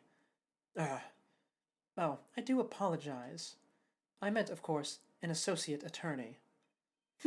Associate? More like asinine. We'll see about that. Eustace, let us begin the investigation of the yard. Okay, I'll go get some officers to help. That won't be necessary. Why not? We've already finished investigating the yard and won quite the prize in the process. Won? But I'm supposed to be the winner. Your Honor. Oh, that was a bit of a weird pause. I'd like to revisit your theory from yesterday, in order to thoroughly disprove it. I would caution you to choose your words carefully, Mr. Edgeworth. As I am sure you remember, your badge is in my hands. Huh. How could I forget? You've told me several dozen times already. I was going to comment on that. Her threat is getting a little bit old at this point. Perhaps you'd care to try a different threat. You have been warned repeatedly, yes, and each time my words seem to have fallen on deaf ears. Allow me to make this crystal clear. The committee cannot and will not tolerate insubordination. The fate of my badge and the whims of the committee are of no concern to me now. The only thing that concerns me is proving Simeon Saint's innocence. Interesting, and spoken like a true defense attorney. In that case, I shall be equally uncompromising. In the name of the goddess of justice, I will strike down your case without mercy. And when I am done, your career as a prosecutor will be over as well. I hope you do not come to regret this. My theory remains the same as when I related it to you yesterday. Mr. Carcerato did not see Mr. Knight's body when he passed through the tunnel. As such, the body could only have been dropped down the well during the show. We both know the only one who could have dropped the body down there during the show is Mr. Saint. That's still your assertion, and you can prove it, of course? Of course she can! Who do you think you're up against? What Eustace means to say is we received the final autopsy report just ahead of our arrival. She really is a very busy woman, busy looking after baby Winner. The victim appears to have died the night before the body was discovered. In other words, the night before the show. The cause of death is as stated. It seems the wound is 4 inches deep. 4 inches. Hold on, let me... Okay, I have a good frame of reference. Simeon Saint was off stage for a period of 15 minutes. That was plenty of time for him to throw the victim's body down the well. Judge Gavel hasn't investigated the yard yet, which means... I fear there may be something of a flaw with your theory, Your Honor. You seem very confident of that. But do you have any evidence to prove it? Yes, I think I just might.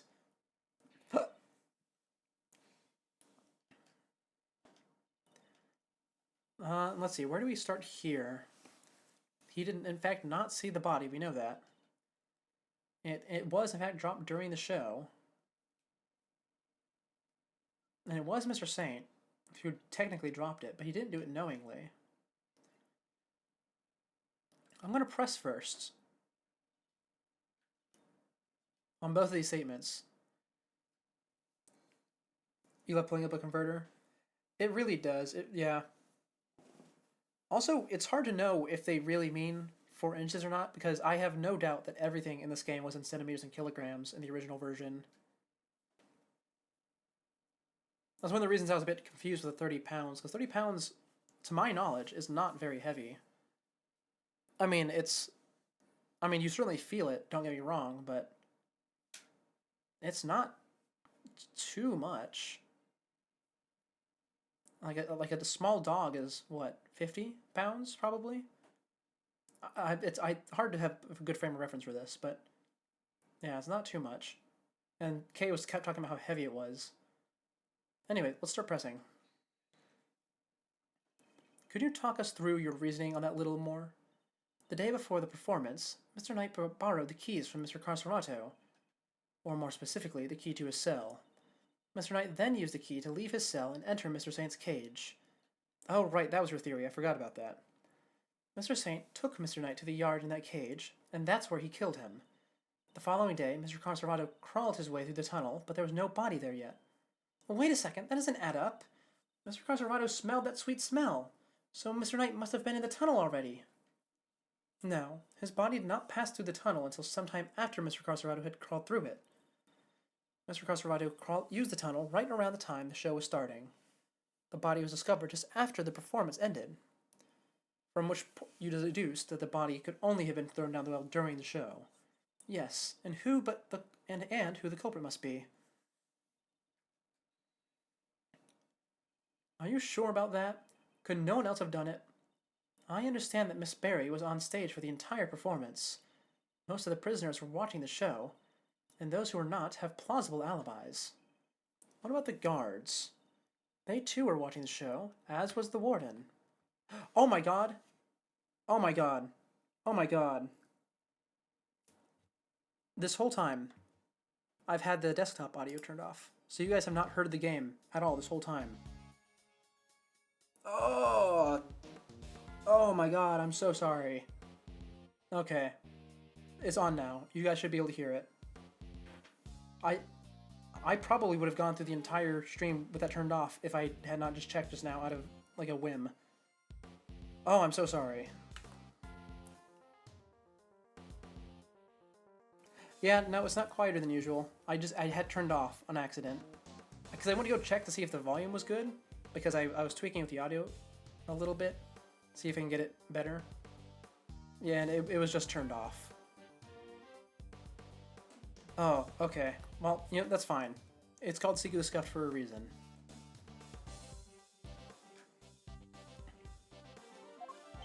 How can you be so sure? As a guard, the guard could have easily approached the well unnoticed. None of the guards left their posts during the show. I have checked this for myself, you know. I took statements from each and every one of them. She's thorough. Yeah, the scuff is... Well, I don't want to say it's the best part, but it certainly is a part of every stream. Are you finally ready to accept the truth? That the killer could only have been Simeon Saint? Judge Gavel hasn't carried out full investigation of the yard yet, which means we've got the advantage for a change. I should review the evidence we gathered during our investigation of the yard. Okay, that's our looping dialogue. Let's go ahead and present the trick.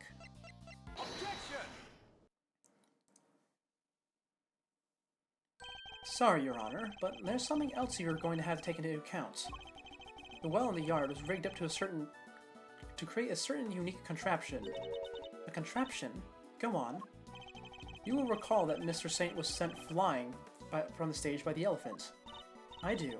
Just before he was to be absent for some time. He was only able to fly through the air thanks to a weighted rope he had tied around himself. Dropping the weighted end down the well allowed him to complete the trick. Wait, wouldn't that send him flying as soon as he set his foot on the stage? It's simple, really. He kept the weight from falling by using a stake to keep the rope in place. With a second rope, he was able to pull the stake free, thereby controlling when the weight was dropped. We have found evidence to suggest that the original weight was replaced with Knight's bodies. This was done by the real killer, in order to create an alibi. The estimated time of death tells us that the murder took place early in the morning. The killer could have tampered with the contraption in the time between the murder and the show. Objection! You're saying Mr. Saint himself sent the contraption up, right? Well then, who do you think is the number one, most likely person to have used it to dispose of a body then, Even you must see how this looks. If Mr. Saint was the killer, he could have simply done as Judge Gavel theorized, without these extra steps. Miss Berry? Yes? Does anyone else know how Mr. Saint's trick works? Well, let's see. We had to get the prisoner's approval on what we were going to perform. Well, not the prisoners, the prisons.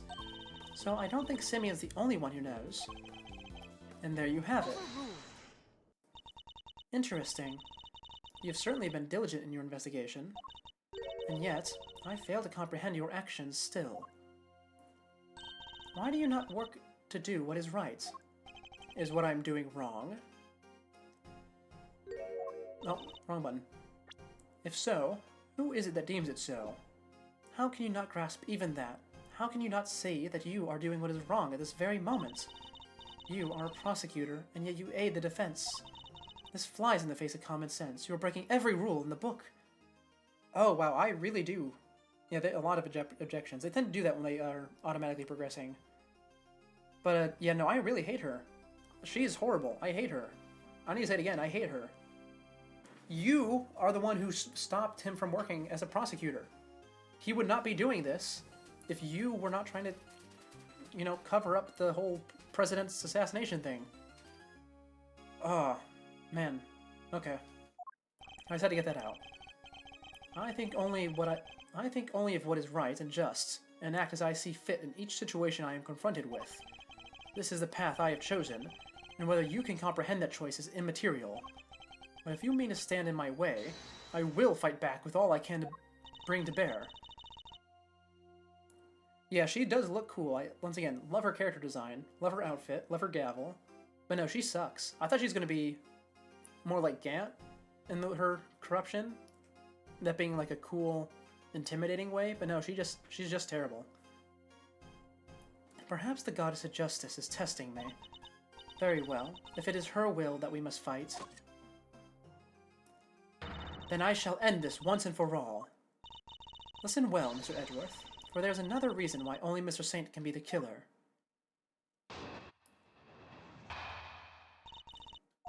If the body was moved from the yard to the workshop, then Mr. Knight must have first been brought here to the yard from his cell. The only person who had the opportunity to do that is Simeon Saint, and thus he remains the only plausible suspect. Mr. Saint took a cage with him to Mr. Knight's cell. But why would he do that? Why take such an unwieldy object all the way to the holding cells? Yeah, it is pretty sus. But we've all met Mr. Saint. That's exactly the kind of thing he would do. It's entirely plausible that he took the cage with him out of an absent-mindedness and nothing else. It may be plausible, but it is no more or less plausible than him having helped Mr. Knight to escape. Ugh, I need some real solid evidence if I'm going to get her to budge.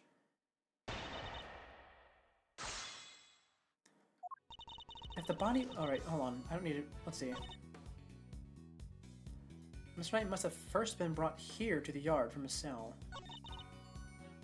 Simeon Saint was not the only person with the opportunity to do so. Do I have the cart in my inventory? No, I don't.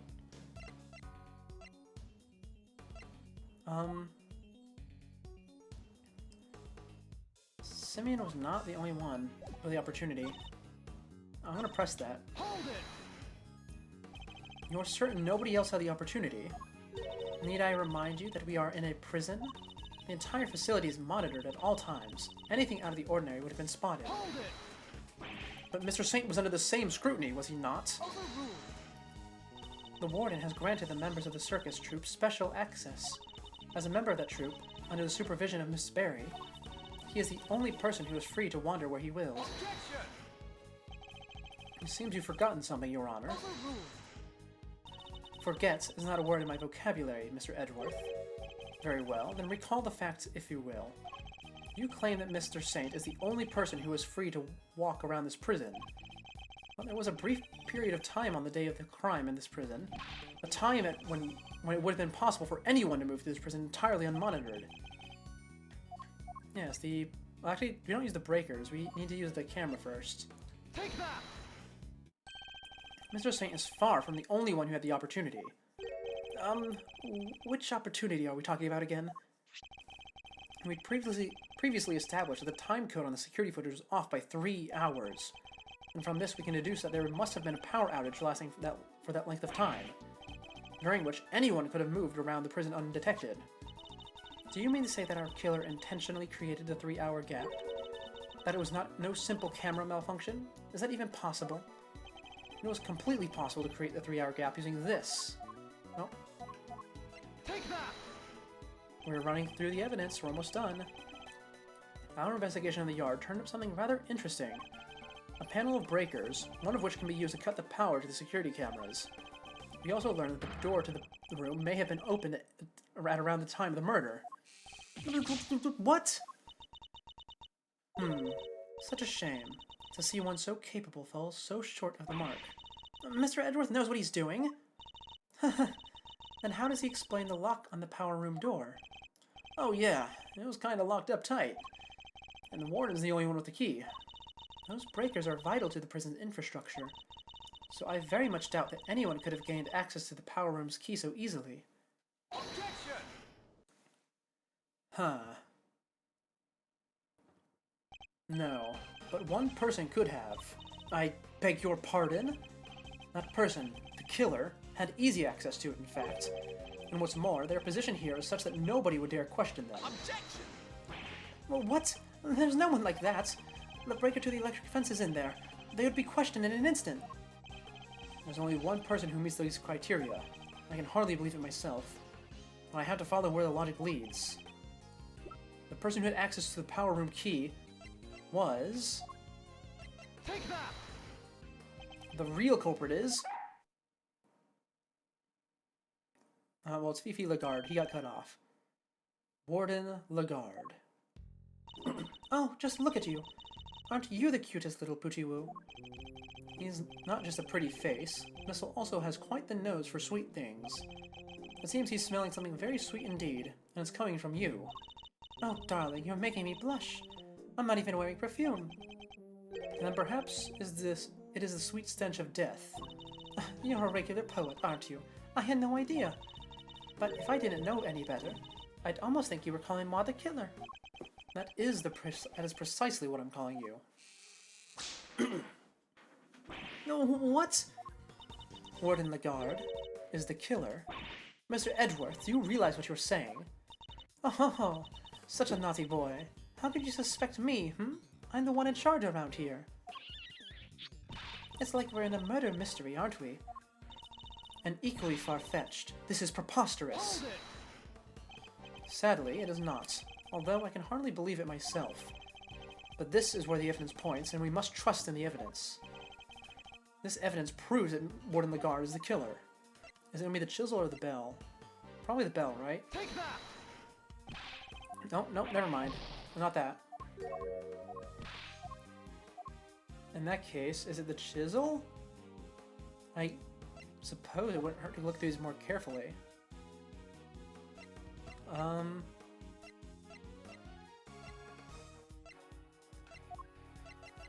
That seems to be the chisel then, right? Or it's either the chisel or it's the breakers, one of the two. We'll use the breakers first. I know, he really does seem like he's gonna... he should have a mark there at this point. Take Like a that! permanent one.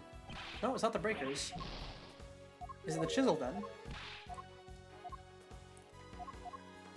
I'm not really sure which angle they want me to take here. Take that! It's not the chisel either. Okay. Wow. They're really... What angle did they want me to take here? Can't be the rope. Can't be the body. Unless it's the sweet scent, but I think Edgeworth was just being metaphorical there. Not the tarp. Not the door sensors. Not the glove. Not the prison search. Not the chess piece. Not the bracelet. Not the roll call. Not the diagram. Not the footage. Not the security gates. Not the tunnel. I mean, I already know it's not the breakers, the chisel, or the bell. We tried all of those. And it can't be the autopsy report. What's in here? Yeah, no, it can't be that. Oh! This was supposed to be like a big moment that you're supposed to already know, but I'm not actually sure what it is. The piece of evidence that proves Warden Lagarde is the killer.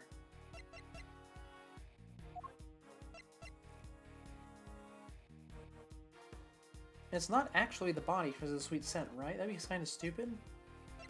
It seemed like a metaphorical thing he was talking about. I'll try it. I mean, I have more than enough HP. Oh, it is! Also, I hit the wrong button.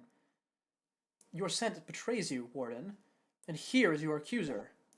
The police dog? We had him track a sweet scent that was lingering around Knight's body back when it was first found. He now appears to be smelling the same scent, and it's coming from you. Oh ho ho, darling, you're priceless. Really you are. Your evidence is a whiff of suspicion? Verity, dear, do put him in his place. Verity? Is that Gavel's name? Oh, it is. I never realized her name was Verity Gavel. It seems Judge Gavel may have reached a similar conclusion to myself. You believe this to be no mere coincidence, Mr. Edgeworth? I do. After all, she had the key, and the scent found lingering on the body is hers as well. Or just one thing or the other, we might be able to brush it off as a coincidence. However... Indeed. Then it seems a conclusion approaches. Perhaps we should hear what the Warden has to say for herself. We should, and when we have, this case will finally be at the end. You're all being simply awful. Stop looking at me like that. Me, the killer? How could I possibly do such a thing?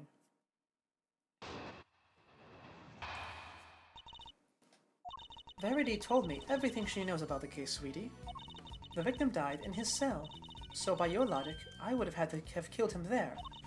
But how am I supposed to have moved the body, especially as I never went to the prison? I was too busy with work, you see. I was cooped up in my office until right before the show began. Check if you like, you won't find any record of me having entered or left the prison proper.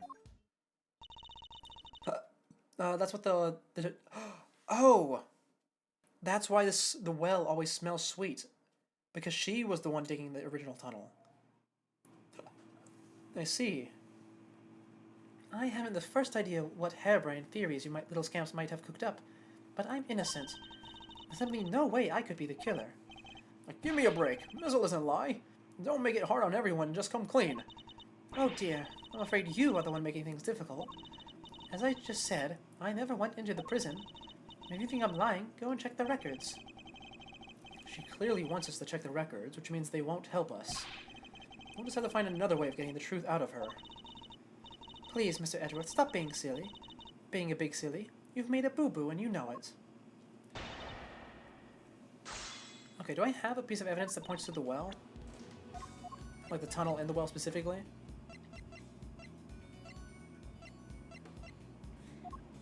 I do. Well, no, that's the tunnel prints. Do I just have to intuit that this also talks about the well? Maybe. We'll see.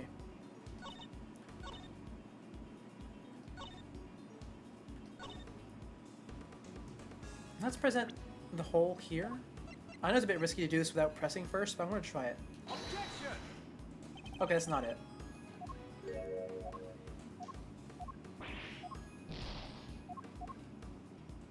In that case, we'll press it then. Hold it! Sure, maybe you didn't go through the main entrance to the prison. But what if you took another route? Oh, come now, sweetie. Surely you don't mean that awful, filthy tunnel they discovered. Why, until yesterday, I had no idea it even existed.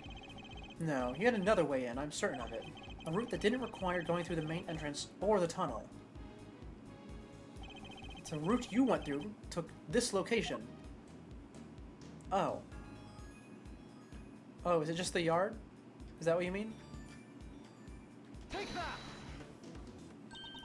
Through the fence? Warden, you took Knight from his cell and brought him to your office, which just happens to be connected to the yard.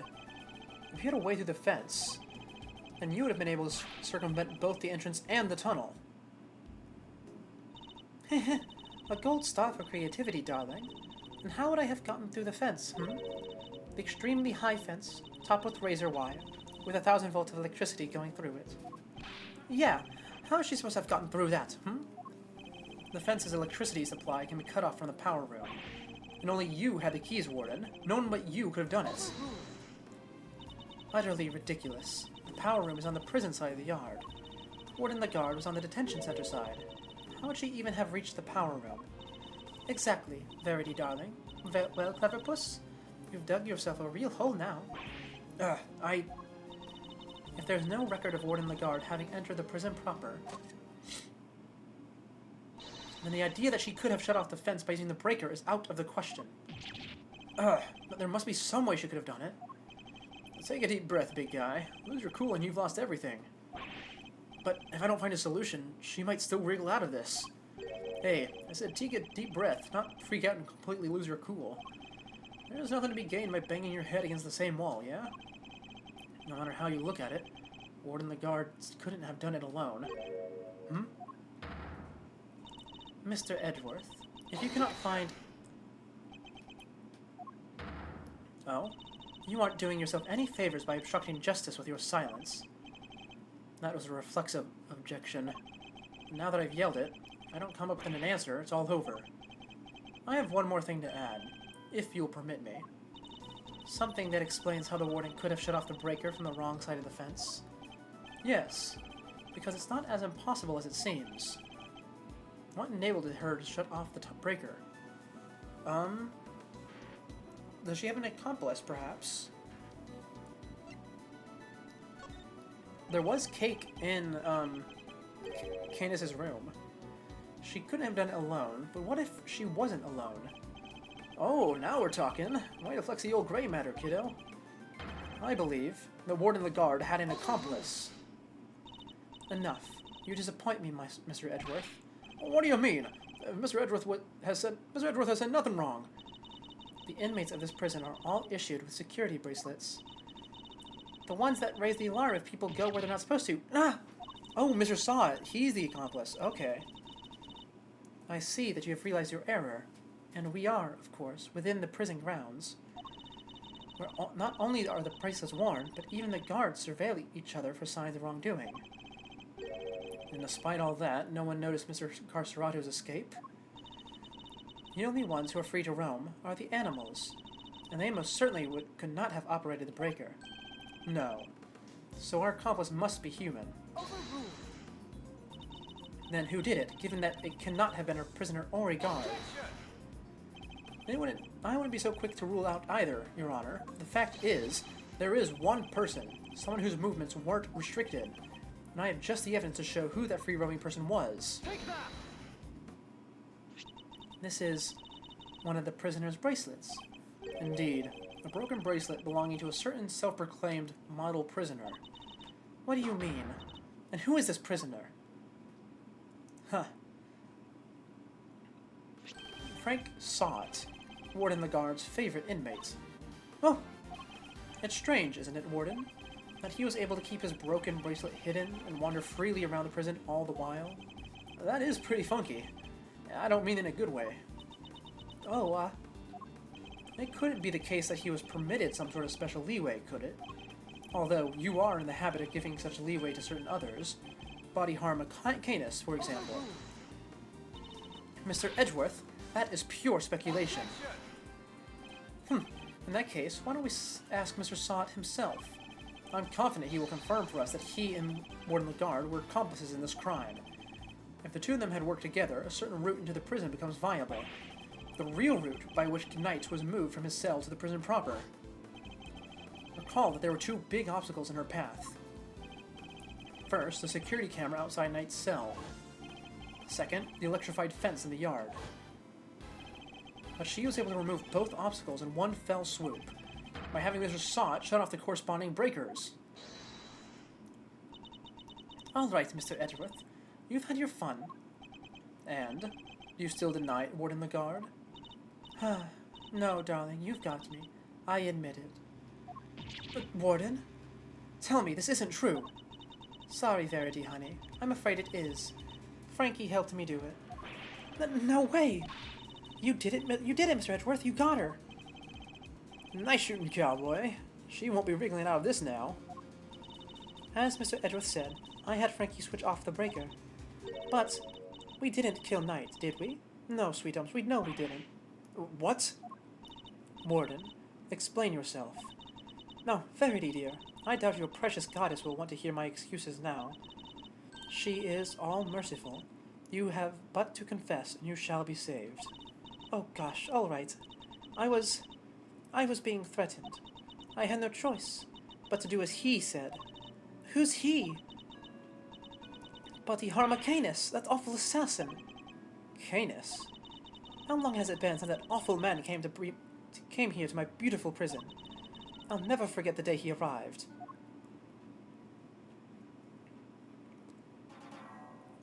The moment that we were alone, he said this to me.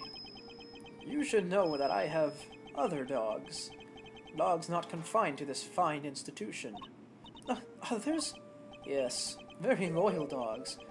Dogs who will do anything I ask of them. Of course, he wasn't talking about real dogs. He was talking about his very human cronies. And then, he said one last thing. I would recommend that you take care in how you treat me during my stay here.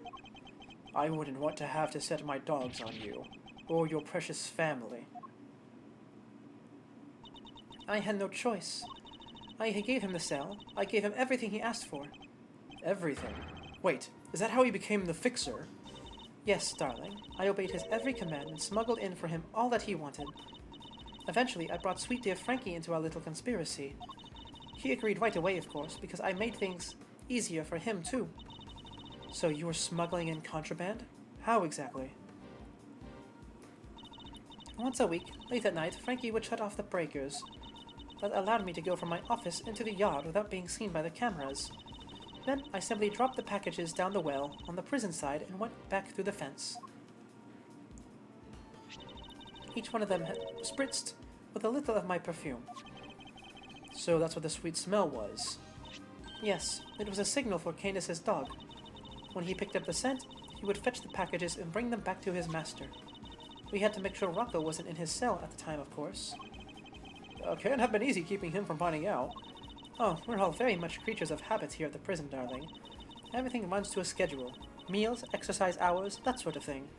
We knew when he wasn't there. And that adorable little bear of his freezes with fright at the sight of Canis's dog, poor thing. So there was no risk of him raising the alarm either. She has oversight over everything here at the prison, which made her the perfect mule. With her on his side, Canis couldn't fail. Frankie would sneak out again early in the morning to switch the breakers back on, and our work was done. Apart from fixing the time codes on the cameras, which I would do later, when I got the chance. You have shared a great deal, Warden. The Goddess of Justice will surely take your honesty into account. I've been most dreadful fool, I know, I have. I'm supposed to be the one in charge. The day of Knight's murder was also one of our delivery days, and so Frankie, bless his heart, did his usual work with the breakers. But there was no package for me to deliver that day, so I didn't go out into the yard. So, that's the secret behind the Fixer's system, and why she was... The police have been trying to track down his accomplices for the longest time. Even I had to lend them a hand myself, you know. Heaven knows how many times I have held the secretive scoundrel to my office to talk to him. But no matter what I say, or how much evidence I present to him with him, he simply won't say a word. That's why you were interrogating Mr. Canis over and over. Exactly. I was trying to track down those horrible henchpeople of his. I borrowed everything the police had on that rotten scoundrel. I watched his every move, intercepted every letter he wrote. His letters. And I suppose she must have known about his correspondence chess games, too. But no matter what I did, I couldn't turn up any clues as to who his underlings were. Living in fear like this, it's... Oh, you can't comprehend it. As you have just heard for yourself, Mr. Edgeworth, the words of Warden Lagarde's confession have cleansed her of all suspicion. Surely there is no need to hound her any longer. Has she really been clear of all suspicion, though? Or is there more to uncover? There most certainly is. I'm sorry, Your Honor, but this conversation isn't over yet, and I think the Goddess of Justice would agree. So you mean to make her suffer more than she already has? Unfortunately, her suffering under Mr. Canis does nothing to prove her innocent in Knight's murder. She admitted to herself that she knew of and even facilitated the so-called Fixer's delivery route. I believe she used the same route to move Knight's body. And where is her evidence, Mr. Edgeworth? It's in the fact that the sweet smell in Knight's body is in the exact same smell Warden Lagarde uses to signal a delivery. What do you make of that? Well, that's because we've done it so many times by now that the whole well probably smells of it. Some of it must have just rubbed off on his body. That does match the statement that Mr. Carcervato provided. The smell. Yeah, I always kind of smelled nice down there. Nice. Gee, I don't know. Smelled sort of like dessert, I guess. His words seemed to suggest the smell had permeated the well. You've been rendered speechless, I see. Then I hereby move to adjourn this session of the court. No! What do we do, Mr. Edgeworth? What can I do? Is this as far as we go? Finally! So we're actually done? Yes, Eustace. It seems we are. By the power vested in me, this court is adjourned. No, we still have the bell. Oh, is this, our friend? The attorney? Who is that? Hey. Come on, Judge G. Things were just getting good. But Fender, are you objecting to my adjourning of the session? No. Would have shouted objection if I wanted to do that. You do you, G. Adjourn, don't adjourn, whatever floats your boat. What are you doing, Mr. Fender? Don't worry about what I'm doing. Let's just take a chill pill, shall we? By which I mean a square of chocolatey goodness. Anyone? Are you trying to get yourself charged with contempt of court? No, my bad. I just had a quick request to make is all. A Simeon Saint's lawyer, that is. Ah, yes. I'd forgotten that you were his real attorney, Mr. Fender. How could you? You're killing me here. Can you blame us? You've been making Mr. Edgeworth do everything this whole time. Right you are. Which is why I figured it's time to put in some work. Work, you say? Somehow, I don't believe you've worked a day in your life. Then let's say this is me doing some prep work for the upcoming trial. Mind if I question the witness now? Amusing, but what is there left to ask? I've got a feeling in my funny bone that Fiefs here has something more to tell us about the killer. Do I? Yes, indeed. See, as a major player on Team Simeon, I can spot a sympathizer when I see one. And you don't think he did it, do you? So tell us, who did? Come on, spill the beans. We're all ears. Mr. Edgeworth, what's he doing? He's trying to coax Warden Lagarde into giving something away. Ask yourself, why would she go to all the trouble of sending Knight's body on such an odd journey? It's because she wanted to frame Mr. Canis. She did? No way! If she was convicted of committing murder here, that could have been grounds for a transfer to another prison. Or if he was. Most likely, a more secure facility. And where he'd be out of her hair forever, huh? Precisely. She saw her opportunity and seized it. No. Saint can't not be the killer. That's not fair. I was all ready to prosecute him. I know, right? But maybe we should find out what she thinks first. Don't want to get the wrong guy, yeah? Heh, nice! Now Mr. Winter has to go along with it too. Well, Warden, are you happy to testify further? Of course, how could I refuse this silver-tongued devil? Eddykins, you have such a way with words. Just doing my job, thief. Besides, one can't tell the truth without telling the whole truth, can one? I'm simply dying to tell all. Verity, darling. Do as it say you let me. As you wish. Court is unadjourned. I can't believe you pulled that off, Mr. Fender. Whew, me neither. Or me either. Thank you for the timely intervention. Hey, it's the least I could do. Kay's not wrong. I've been leaning on you hard. And besides, the defense never rests, am I right? Simeon's depending on us. Sadly, I think I just about exhausted my reserves of cool lawyer chat here, and we can't foul this up now, which means you're up to bat, Miles, McSmiles. Show him that never rest spirit. I shall. Fabulous. Then let's get started.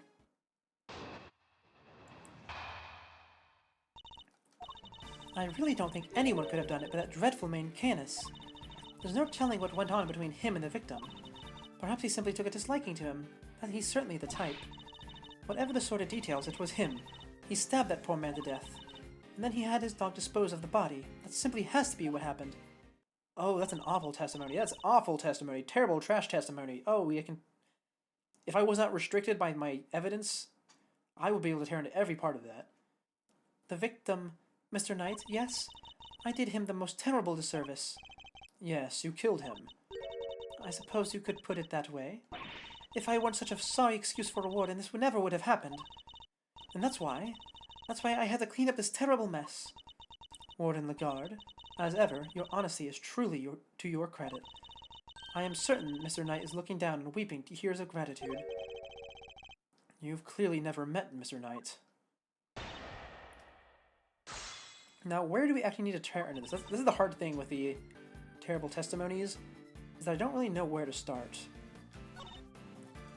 Let's start by pressing this, see if she can tell us more about the murder weapon. Hold it! You seem very confident in your assertion. Why is that? Because all the other children in my little home are absolute sweethearts. They have faith in themselves and in one another. They have faith in the guards and me, and they work hard every day to better themselves. None of them would dare commit murder. That's a very touching reason indeed, and I don't believe a word of it. But Canis! Oh, he's rotten to the core! He's the only one who would do something like that. Well, he definitely didn't take a disliking to him. What did he stab him with? What more can you tell us about those sordid details? Well, we all know what Canis once did for a living. I doubt that killing part gave him much trouble. Especially as the victim was already injured. His neck, I think? Couldn't turn his head to the right, poor dear. That's what they told me when they brought him in, anyway. They must make some sort of report for the warden when new prisoners are admitted. You seem keen for us to think you didn't know much about knights. That's because I didn't, sweetie. And the victim was simply a fun target to that monster, nothing more. I expect Canis used the chisel that was hidden in that chess set, don't you? Awfully grisly business. Just imagine. The men probably didn't even have time to cry out. I see. Thank you for your thoughts. They were very helpful. Actually, I'd like to hear about them in a little more detail if you don't mind. Oh, Mr. Edgeworth, you're making me blush.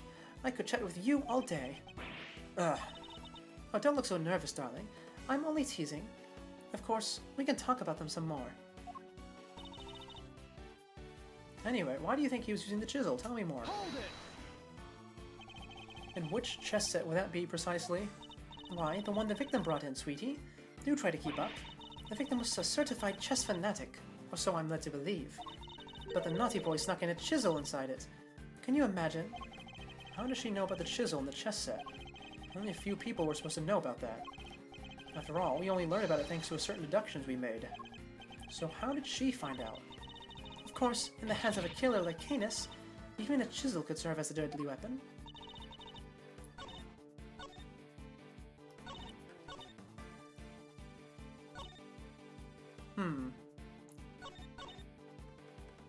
Let's see. How did we find out about how do we counter here? Contains traces of blood hidden by Canis inside his dog's mouth with a small bell attached to it. I don't present the chisel right now, do I? It doesn't seem correct.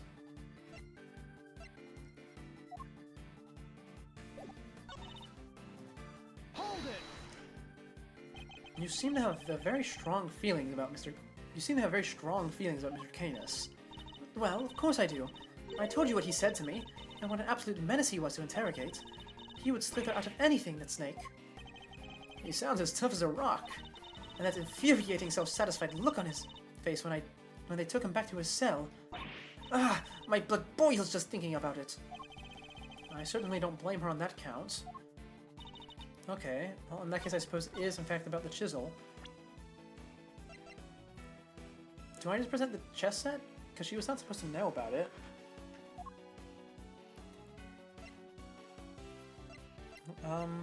Maybe.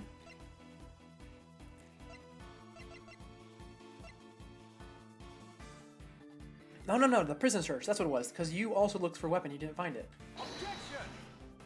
No, that's not it. Okay, how strange. Huh. And it's not that. Do I just present the chisel itself? I mean, we only found it because it was inside the dog's mouth. Objection! No, that's not it either.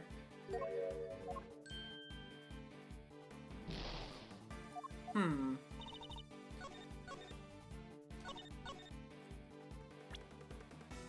You expect Canis to use the chisel that was in this chess set, don't you?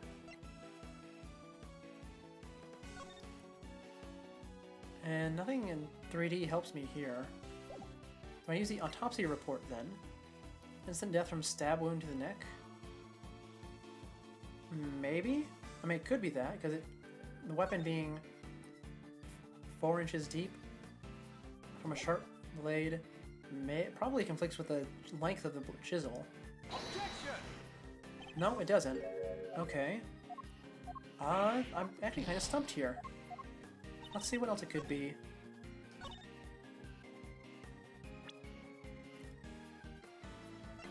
I don't think I presented the chess set yet.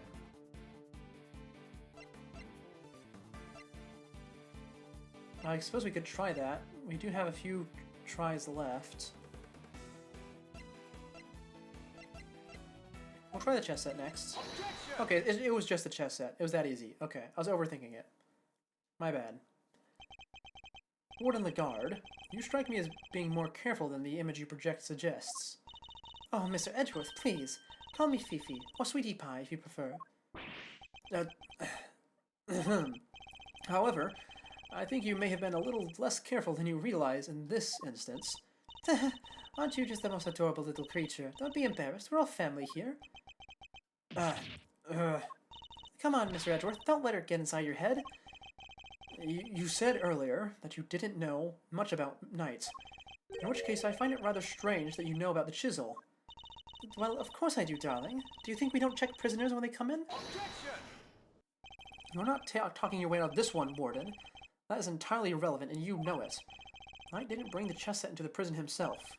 It was brought by Mr. Saint when he came to visit. Knight wouldn't have had it with him when he arrived. But what? I mean, of course that's... When Mr. Saint came in, Objection! You checked him? I find that hard to believe, because if you did, that makes your story all the stranger. If you found the chisel, why did you not confiscate it there and then? But yeah, Judge Gavel, did you tell anyone about the hidden compartment in the chess set? I did not. If no one leaked our findings, then how exactly did you learn about the chisel, Warden Legarde? Because it certainly couldn't have been when you checked Knight or Mr. Saint on their arrival.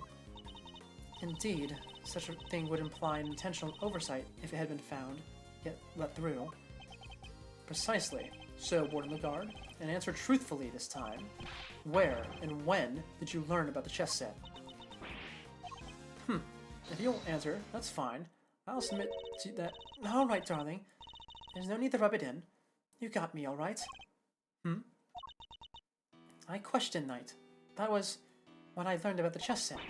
But please, you have to believe me, I did not kill him! One moment, Warden. This is a significant development. The court requests that you make a detailed statement on the record. Any objections, Mr. Edgeworth? None, Your Honor. Thank you. Thank you, darlings. I'll clear up this awful misunderstanding, I promise. Very well. Go ahead, Warden Legarde. And please, tell the truth this time. Her lies are starting to wear thin. This is my chance to expose her. I said I questioned Knight, but it wasn't anything serious, you understand. I make a point of talking to every newcomer to our little home. Knight was no different. We just had a little chat, you might call it. And after we talked, I had him taken back to his cell straight away. The more she lies, the more thoroughly she seals her fate. So, it was simply a conversation with a new detainee? That seems entirely above the board. Exactly, Verity, darling. I knew you would understand. Objection! Well, I don't. What proof do you have to back up your statement? I suppose we shall see, won't we? Mr. Edgeworth, you may begin your cross-examination.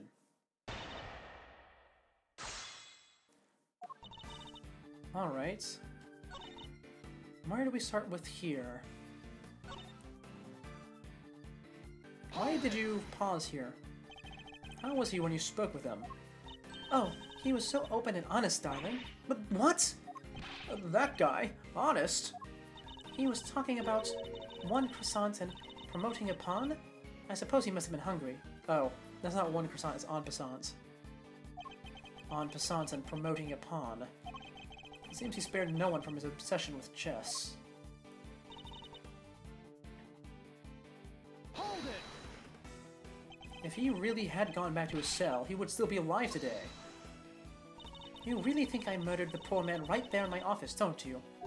But what would my motive been, darling? I told you, I barely knew him. I'm no angel. I have my grudges against Canis. But Knight had nothing to do with that animal. She really does hate Canis. Warden the guard, I must insist that you append that statement to your testimony. Knight did, in fact, have something to do with him. They were doing correspondence chess. Objection! Huh. Judge Gavel, I'd like you to take a look at this. Notes about a game of chess. What is the significance of this, Mr. Edgeworth? It was found in Knight's cell, which is exactly where you said you saw it too, Warden Lagarde. But you didn't just see this game in Knight's cell, did you? You've seen it in Mr. Canis' cell too. What do you mean? Objection! Oh, come now. Don't tell me you haven't taken a look at the chessboard in maximum security. I imagine you watch his every move like a hawk. Or rather, I imagine you feel that doing so is your only option. And she wants to find out who his cronies are, right? Personally interrogating your own prisoners is highly irregular, to say the least. But as you said, Mr. Canis had threatened you. He put your precious home at risk. That's why you took it upon yourself to question him. You wanted to find out who his dogs were. And so what if I did? You also told us you read his letters, which means you must have known about the one key fact. You knew he was playing correspondence chess. Ah! And then, who should appear but Knight, carrying with him a diagram of a very particular game. We ourselves used that diagram to infer a connection between the two men. And it seems you came to the same conclusion, but in your fear you took your reasoning one step further. You surmised that Knight was Mr. Canis' henchman set to kill you, which is the real reason she had the chat with the Bronxter. If his boss wouldn't crack, maybe he would. And when you questioned Knight, you made another discovery. For there inside his chess set, you found a hidden chisel. The murder weapon itself. As far as you were concerned, that chisel meant one thing. Canis. Thus you convinced yourself that Knight was working for Canis, and this is why you killed him. I see you have no more excuses. Judge Gavel, your verdict, please. Much as it grieves me, there would appear to be little room for doubt. Oh, we're about to get a hold it, aren't we? I hereby give my verdict. Bronco Knight was murdered by... Hold it! In the name of the goddess of justice, who is it this time? Warden? It's a joke. It's all a big stupid joke. You people just don't get it, do you? I think we've proven that it's you who didn't understand things correctly. Me? Please, darling. I understand all perfectly well, thank you very much. And I understand that it's a glaring contradiction in your theory, Mr. Edgeworth. Heh. You're just grasping at straws now. I have no time for this. Your Honor, the verdict. Overruled. I am curious to hear what the warden has to say. What? You're a doll, Verity. I have just one last thing to say. Then Mr. Edgeworth can declare himself the winner. You rang? Does anybody remember a certain autopsy report? Of course. We received the finalized version only this morning. Oh no, the hiccups. That's right. And I was listening to what you told us about it, Verity, even if nobody else was. You said the wound was 4 inches deep. 4 inches? Wait. Riddle me this, Mr. Edgeworth. How does a tiny chisel make a 4-inch wound? Forgive me, O goddess. I came perilously close to making a terrible mistake. Looks like your theory is the one that doesn't hold water, Mr. Edgeworth. What now, What do we do? It'll be fine. Mr. Edgeworth always comes through. All right, sir? Looks to me like the another nickname. Miles Citron's out of commission. You're an attorney too, aren't you? Why don't you do something? Turn things around, turn things on their head with a desperate bluff. Blur out the first mind-blowing thing that comes to you. Look, detective, I'm as much of a man of action as the next guy, but without evidence, we're up a creek without a paddle here. This might be the end of the road. We can't give up now. We have to do something. I'm certain that Warden Legard is the killer. It's the only explanation that fits the facts of the case. But if the chisel wasn't the murder weapon, what the other bladed weapon is there here in the facility? The knife that the alligator swallowed. It seems we still do not have all the answers, nor the evidence to provide those answers. Oh my god, are we going to do it again? Are we going to pull up the metal detector as our final piece of proof again? Oh, that'll be so funny. Especially since Edgeworth will actually be on the side of the metal detector this time. Well, I mean, I guess he was in a neutral position before, actually. Or maybe he was on the side of it. Well, the point is he wasn't really involved with it. Alas, we must wait until the trial to see this matter resolved, I'm afraid. Objection! Oh, come on, G. You're just giving the killer a chance to destroy the evidence. Are you calling the judicial processes into question, Mr. Fender? No, not me, nuh-uh. I tried, Miles. Any bright ideas? What is the real murder weapon, since it's clearly not the chisel? Confound it! This question throws everything we deduce out the window. Nothing to add, Mr. Edgeworth? Allow me to remind you that claims not supported by sufficient evidence are subject to the harshest penalties. Also, Regina's here right now. She could definitely get it out of the stomach. It's hopeless. I can't think of anything. I need more time. Loath as I am to admit it, Oh, who is it this time? Hold it! You can't give up now. Remember what Mr. Fender said. Simeon's counting on us. Without us, he's...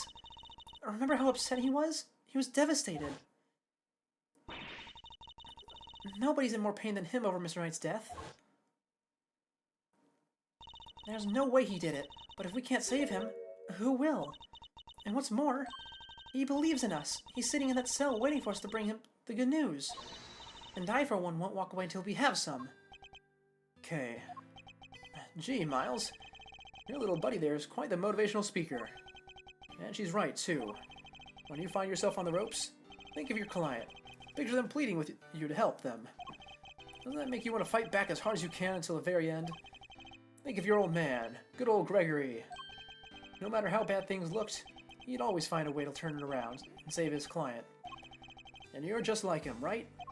If there's any way to force a turnabout here, you're the one who'll find it. Simeon's counting on you. Judge Gavel, you seem to have recovered your composure, Mr. Edgeworth.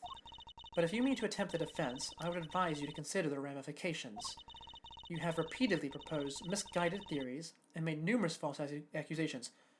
No. You yourself oh my god, I hate her. You have already admitted yourself that we're going to have to wait until trial to determine whether or not Legard is guilty. These are not misguided theories or false accusations. They all have substance to them. Oh, I hate you.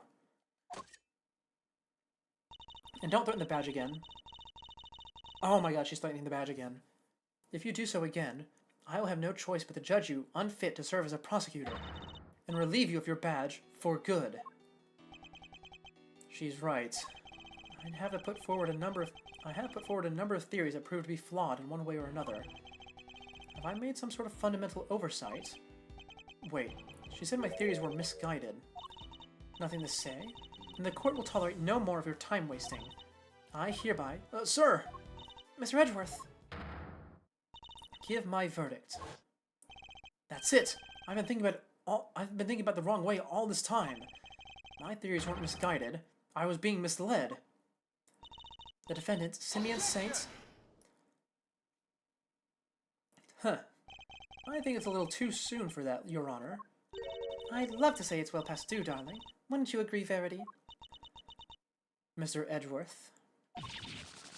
You may proceed. What? I'd like to remind you of a few things. The sighting of his dog, Helmut, the fact that he wasn't at the show, these and other factors made Mr. Canis the obvious suspect at first. This again, Mr. Edgeworth? You seem almost proud of your blunder. But what if the real killer wanted us to suspect Mr. Canis? What if it was all carefully arranged? I mean, that's pretty obvious at this point. I thought it was already established among us. And what if the same was true of the chisel, our purported murder weapon?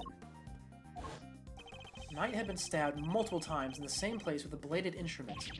What if he was stabbed with a chisel after the real weapon had already been removed? Just to leave traces on blood on it for us to find.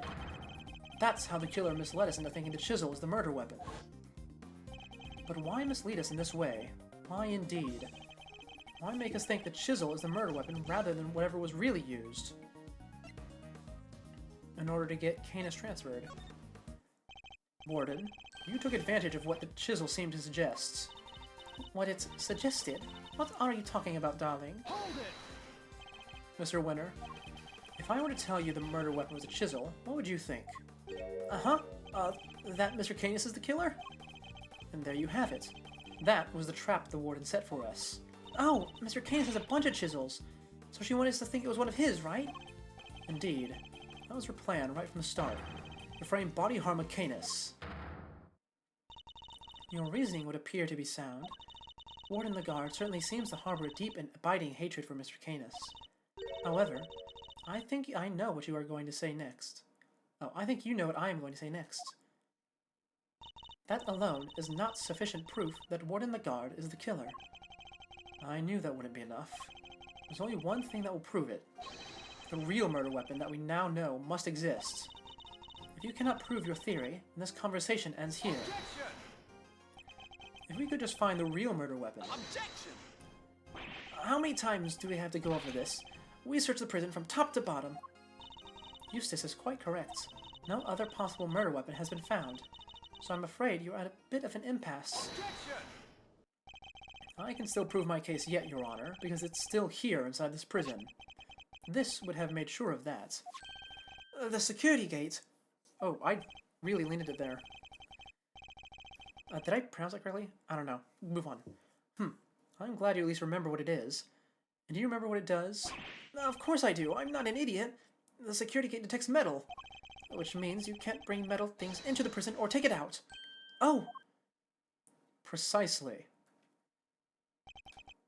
If there is another murder weapon, it cannot have been taken off the premises.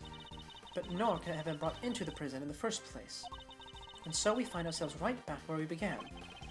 Judge Gavel, what am I trying to tell you, Mr. Edgeworth, is that if you wish me to believe there is another murder weapon here in the prison, you will also have to explain to me how it got here. Alright. We know that the chisel was smuggled into the prison inside a pocket chess set, but our contention is that the chisel is not the real murder weapon. So if the weapon came from outside the facility, then there must have been a way to bring it in. Yes, that is the question of the hour. Oh, wait, man, I'm really doing this. You like that Edgeworth is giving Eustace a bit of time to think? He does need it. Also, Eustace is actually being really useful here, as someone who can answer questions that are clearly being led to a specific answer. Yes, the question of the hour is this. Can you show me this alternate route? How did the weapon Warden Legarde use to get into the prison? It's the knife from the evidence that was brought to her. You borrowed evidence from the police to help with the investigation, is that correct? Why, yes, sweetie. Everything related to Canis is with me now. Heaven knows how many times I've hauled the secretive scoundrel to my office to talk with me. Of course, that's how. The fact that this is here with us now shows us how a bladed object could have been brought into the facility as well. Take that! Allow me to remind you of our conversation with Mr. Canis yesterday. Yes, it was but one of my bells. One of only two in existence. Just two. Two and only two. One for my knife, and one for my beloved helmet. Exquisitely crafted, utterly unique. My ears are my guide, after all, and I must be able to use my tools precisely. Of course, as you said, the knife has long since been taken from me. So you see, there's a way for objects to be brought into the prison unscrutinized. That's part of the evidence Warden the guard borrowed from the police. What? Mr. Canis' knife was part of the evidence in the case against him, and that evidence was here in the prison. Not only that, but the knife had a certain bell attached to it. The bell was attached to the chisel. Correct. The killer took the bell from the knife and attached it to the chisel. But that can't be right. The chisel only had Mr. Knight's fingerprints on it. Easy enough to explain if the killer wore gloves. She made it look as if the chisel was the murder weapon, and then attached the bell to it. In doing so, she made sure that all the evidence pointed to Mr. Canis.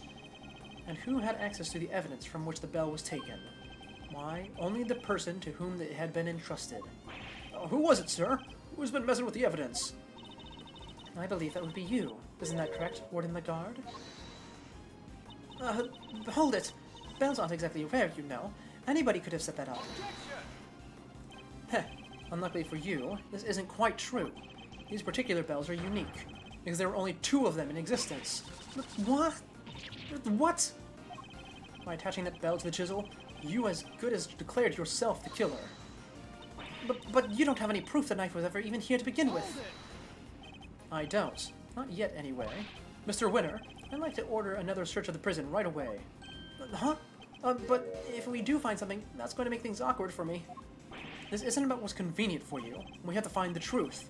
You're a prosecutor, aren't you? Well, yeah, but, you know, this worthless excuse for a prosecutor. If I had investigative authority, I wouldn't be sitting on it. Anyhow, it's not my decision to make. The warden would have to authorize it.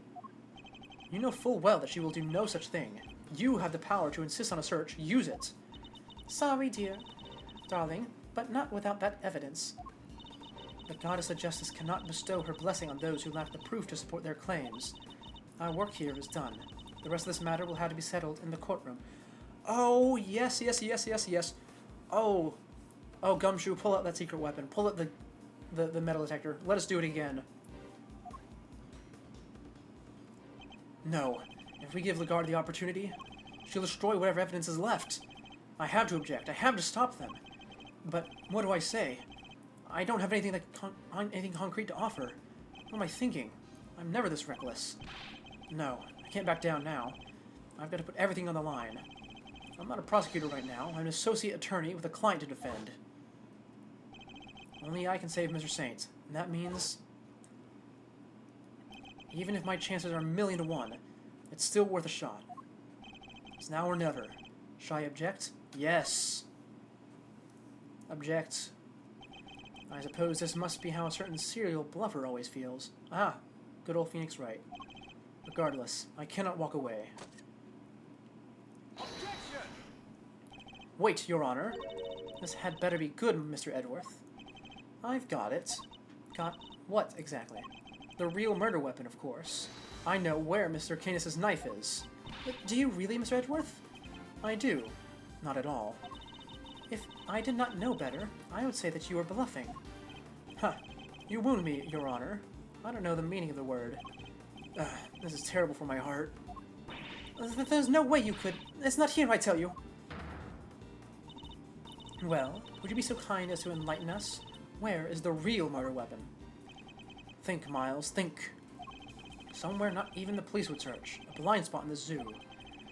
A hiding place that the warden could absolutely be sure of. A hiding place? No. If you insist, come on, Helmets, open up. Oh, look at that, they're leading you right to it. Did she use the same trick? No, that's ridiculous. Isn't it? But the more I think about it, how many foolproof ways to evade detection could there be? Mr. Edgeworth, how long do you intend to keep us waiting? There's the faintest possibility I'm right. But if I'm wrong, we stand to lose everything. Your Honor, this is where the real murder weapon is hidden. Take that! Here? In the yard? Indeed. I don't believe I understand. Would you care to explain a little more? Where exactly is the real murder weapon hidden? In here. Of course. That's what it must have been. Huh? What's the matter, detective? It's the metal detector, sir. It's, reacting to the alligator. What? How? The metal detector was reacting to something inside her after all. Your Honor, I'd like to remind you of this piece of evidence. The chisel? Didn't we just figure out that this isn't the murder weapon? You might recall that Mr. Canis hid this chisel in his dog's mouth. Would you believe that the real murder weapon was hidden in much the same way? That's right. The real murder weapon is hidden inside the alligator in that pond over there. What? No way! We detected the presence of a metallic object during our investigation earlier. Judge Gavel, we need to know what's inside that alligator. Understood. Then, we will need to summon a veterinarian. I'm sure I could get that little sweetie open up for us. I'd be happy to give it a try. Please, by all means.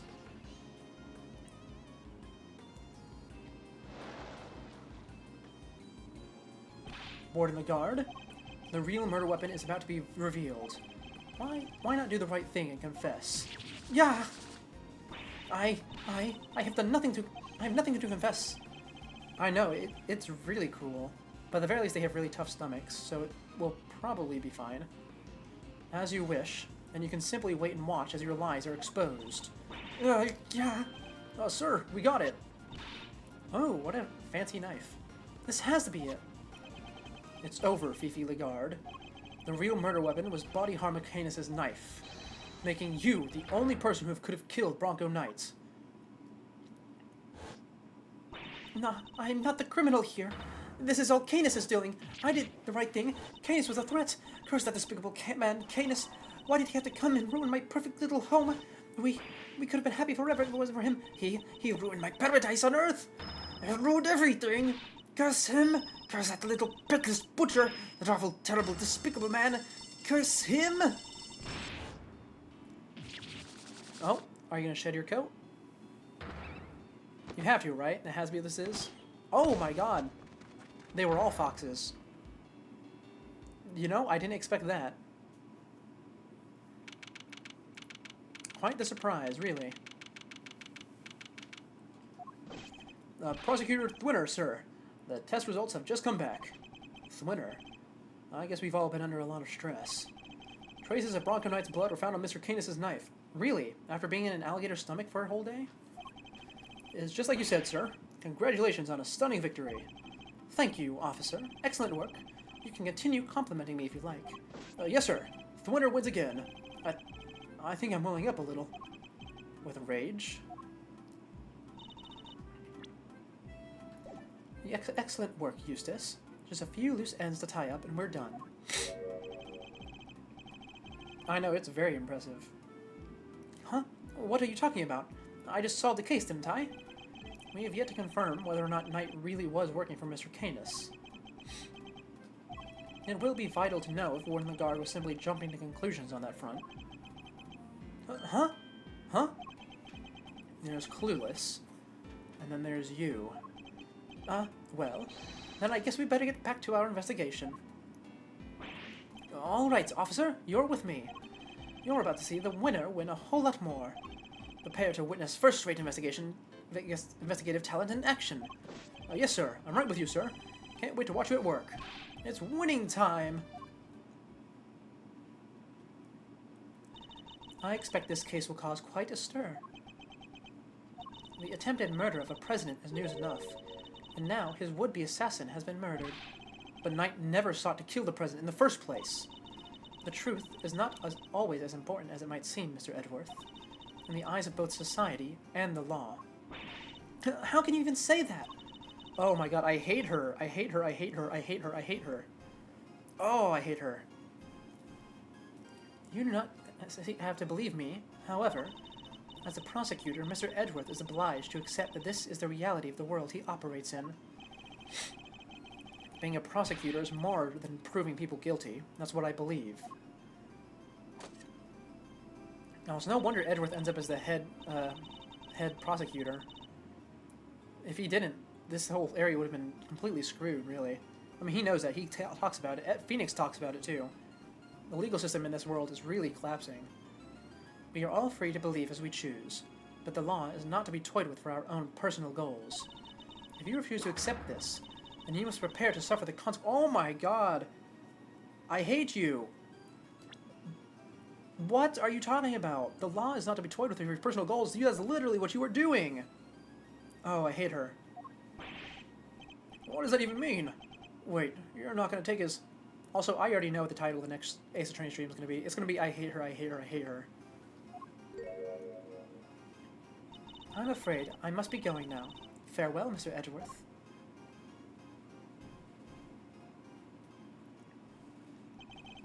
Judge Gavel is right. There must be only one set of laws for everyone. But if following the law means sacrificing the truth, can I really do that in good conscience? Simeon, you're out! Hi, Regina. Is everything alright? They did let you out, right? Yeah? But, oh yeah, there is the Hear No Evil. Okay, I didn't notice that earlier. Yeah, but I'm so confused about what's going on. Some guy just came and said I was free to go, and that I have Mr. Edgeworth to thank?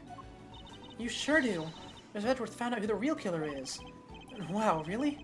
You did that for me, Mr. Edgeworth? Oh, no. Stop staring at me like that. I'm innocent, I swear.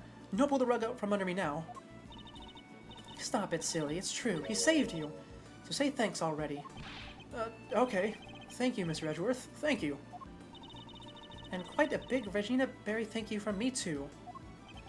I said that wrong. And, Mr. Saint talking directly to me. Small victories, I suppose. Can I just ask one question, Mr. Attorney? Sure. I'm not actually an attorney, though. I thought Bronco was my friend. No, my best friend. I trusted him, but now... Oh, well, it's just... I never knew. I never would have believed that he could hate someone enough to want to kill them. If he kept something like that from me, then he never really trusted me, did he? Yeah, that's true, Simeon. Of course he trusted you.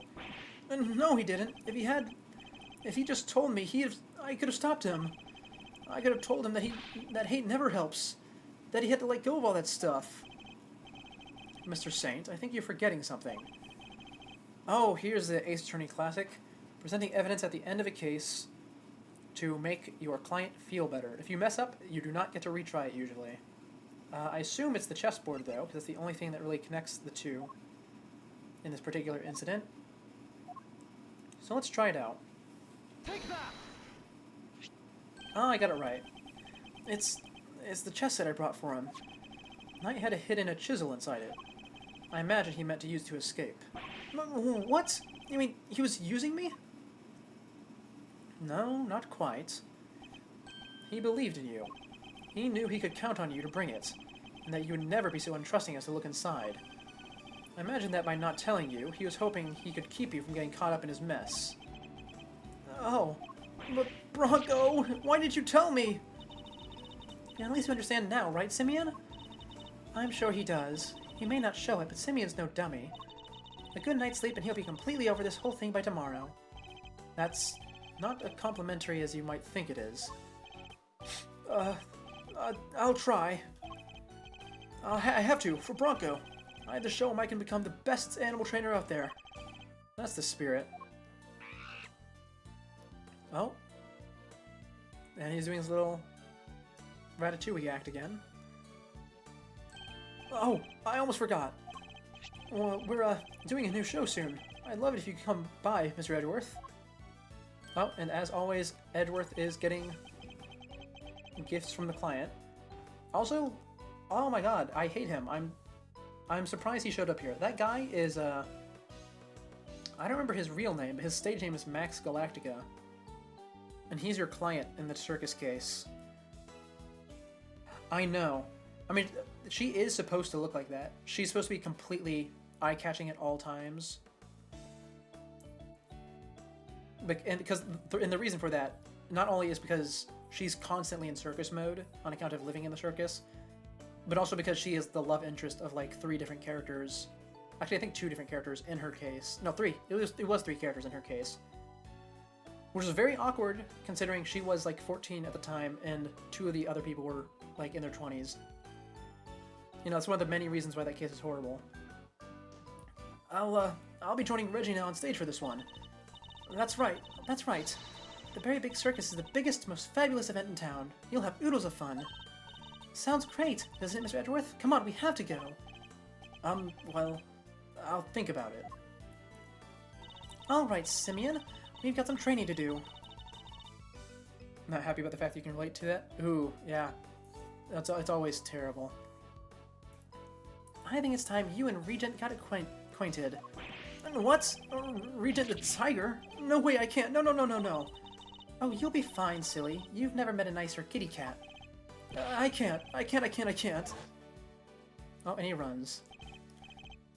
Please, Regina, anything but that, please! You know, I don't blame him for the trauma. Another aspect of the circus trial was that someone got killed after doing a trick where they put their head in a lion's mouth. Oh, actually, no, they didn't get killed. They just got put in a coma. Well, the point is they got, you know, put in a coma, and another person got crippled trying to save them, and the lion got put down. It was all horrible. And Regina was also the animal tamer in that case. Another satisfied customer. Well, that was really something, Smiles. Talk about pulling it out of the bag. Oh, you know, I actually like that nickname for him. Smiles? Very ironic. Comes out easy. Good nickname this time, Fender. I couldn't have done it without you, Fender. Without your timely intervention, she would have gotten away. Besides, I have you to thank for even being able to investigate the case in the first place. Oh, stop it. Pat me on the back any harder, and you're gonna make me blush. Or topple over. He does have good balance. Good balance, but terrible posture. I suppose it would be asking too much for you to take this seriously. Seriously? Miles, my friend, I'm always serious. Anyway, how does it feel to save an innocent client? That's what it means to be an attorney, after all. To be an attorney. Gotta say, I had a blast. Reminded me of the good old days. Like Gregory was standing right there beside me. Heh, it's been like a zillion years since I felt this warm and fuzzy on the job. That's... good? Bittersweet? I'm not sure. Say, Miles, you ever thought about going into the defense game full-time? Excuse me? You know, pick up where Gregory left off. Get up there and actually help people. Hey, pal, don't get any big ideas. Mr. Edgeworth ain't about to switch sides. Why not? Come over to the light side's all the rage. Everyone's doing it these days. But come on, Mr. Fender, you know it's not about that. Chill, team, chill. Don't get it twisted. I was just asking a perfectly innocent question. No, you weren't. The heck you were. Looks like you've got a mean defense team there yourself, Miles. Fender, I am a prosecutor. Yep, and I'm an attorney. You could be one too. I'm serious. Well, I said my piece. You change your mind, you know who to call. I'll be waiting. Ooh boy, I definitely have some things to talk about when this case is finished all the way. Follow in my father's footsteps. Could I really do such a thing? I'm going to become a defense attorney, just like my dad. Oh, we actually get to see Gregory, like a sprite of him. Oh, is there going to be like a flashback game in this? Oh, wait, hold on. An attorney. Oh, that was automatically scrolling. I didn't get to read it. We'll go back to it in a second. Oh, never mind. Straight to the end. Okay, well. An attorney, like my father. Me? Thankfully, there's a bit of delay, so I can actually read it there. But look at that, we made it all the way to the end, and ended on a rather somber note, actually. Don't put me back in game. Okay, wonderful. It puts me here. This is exactly where I want to be, because I want to talk. I want to talk about what happened. So, we're out of the tutorial chapter. What was the tutorial chapter? I've already forgotten. Turnabout trick. Oh, right, the presidential assassination. Duh. Okay, so let's talk a little bit about Episode 2, The Captive Turnabout. Judge Gavel I love her design. I love her gavel. And I hate her. I know, delay on the stream is quite often. Not often. Well, it is often, but it's also useful. But yeah, no. Gavel, I hate her. I hate her. I hate her. I hate her. I hate her. That's the title of the next time we do one of these streams, because I just hate her so much. Oh, I really hope she has something more interesting going on, because right now I just hate her. I mean, I feel like they're kind of supposed to hate her, but not as much as I do. You're supposed to have some sort of respect or fear for her, but she really did not emanate that at all. The other new guy, Winner. I like Winner. He's pathetic. He's theatrical. He's good for getting answers to leading questions, and he's a little bit slow. He will undoubtedly have development, probably breaking free from Gavel, or something along those lines, and I can't wait to see it. Our other new friend, Fender. Fender is phenomenal so far, because even though he's done almost literally nothing, he has set himself up to be really great. He's really goofy, silly, lazy, but he does have times where he locks in. And even though he's very different from Phoenix in his approach to actually doing things, I think whenever we eventually get to a chapter where he does lock in and go against Miles, because it's going to happen, it's going to be really awesome. And also, I'm really interested to see how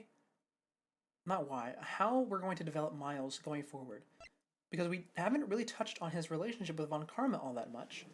And we haven't touched on his relationship with his father either. I imagine we're going to be touching on both in these upcoming chapters. How many are there? 5. Okay, the standard amount. And you know what? I'm pleased to say that I am enjoying this game much, much, much more than the previous one. The previous one was, it's not great. I say that every time. Because it really wasn't. And I'm happy to say that this one lives up to the hype. And also, why was this one never brought to literally anywhere outside of Japan? Oh yeah, no, I didn't expect it to be that long either. Well, yeah, but yeah, these games are pretty long because you need to get your money's worth out of it. It's only 5 chapters, sometimes 4. But why did they never bring this game outside of Japan until like a year and a half ago? This one's so good. If they had gotten this one out and I actually heard about it, I would absolutely have gotten it on my DS. Oh, okay. Well, you know what? I'm happy that we're here. We're happy that we're doing this. I'm certain that we're going to get through this one a lot faster than the previous one, since it's actually keeping my attention. And with that being said, tomorrow... hold on, let me check the calendar. Yep, tomorrow we will be doing our last stream of the year, because we're not going to be here on New Year's, obviously, because I have other, real-life people stuff to do. But we'll be doing a little indie game I found, a little one-off.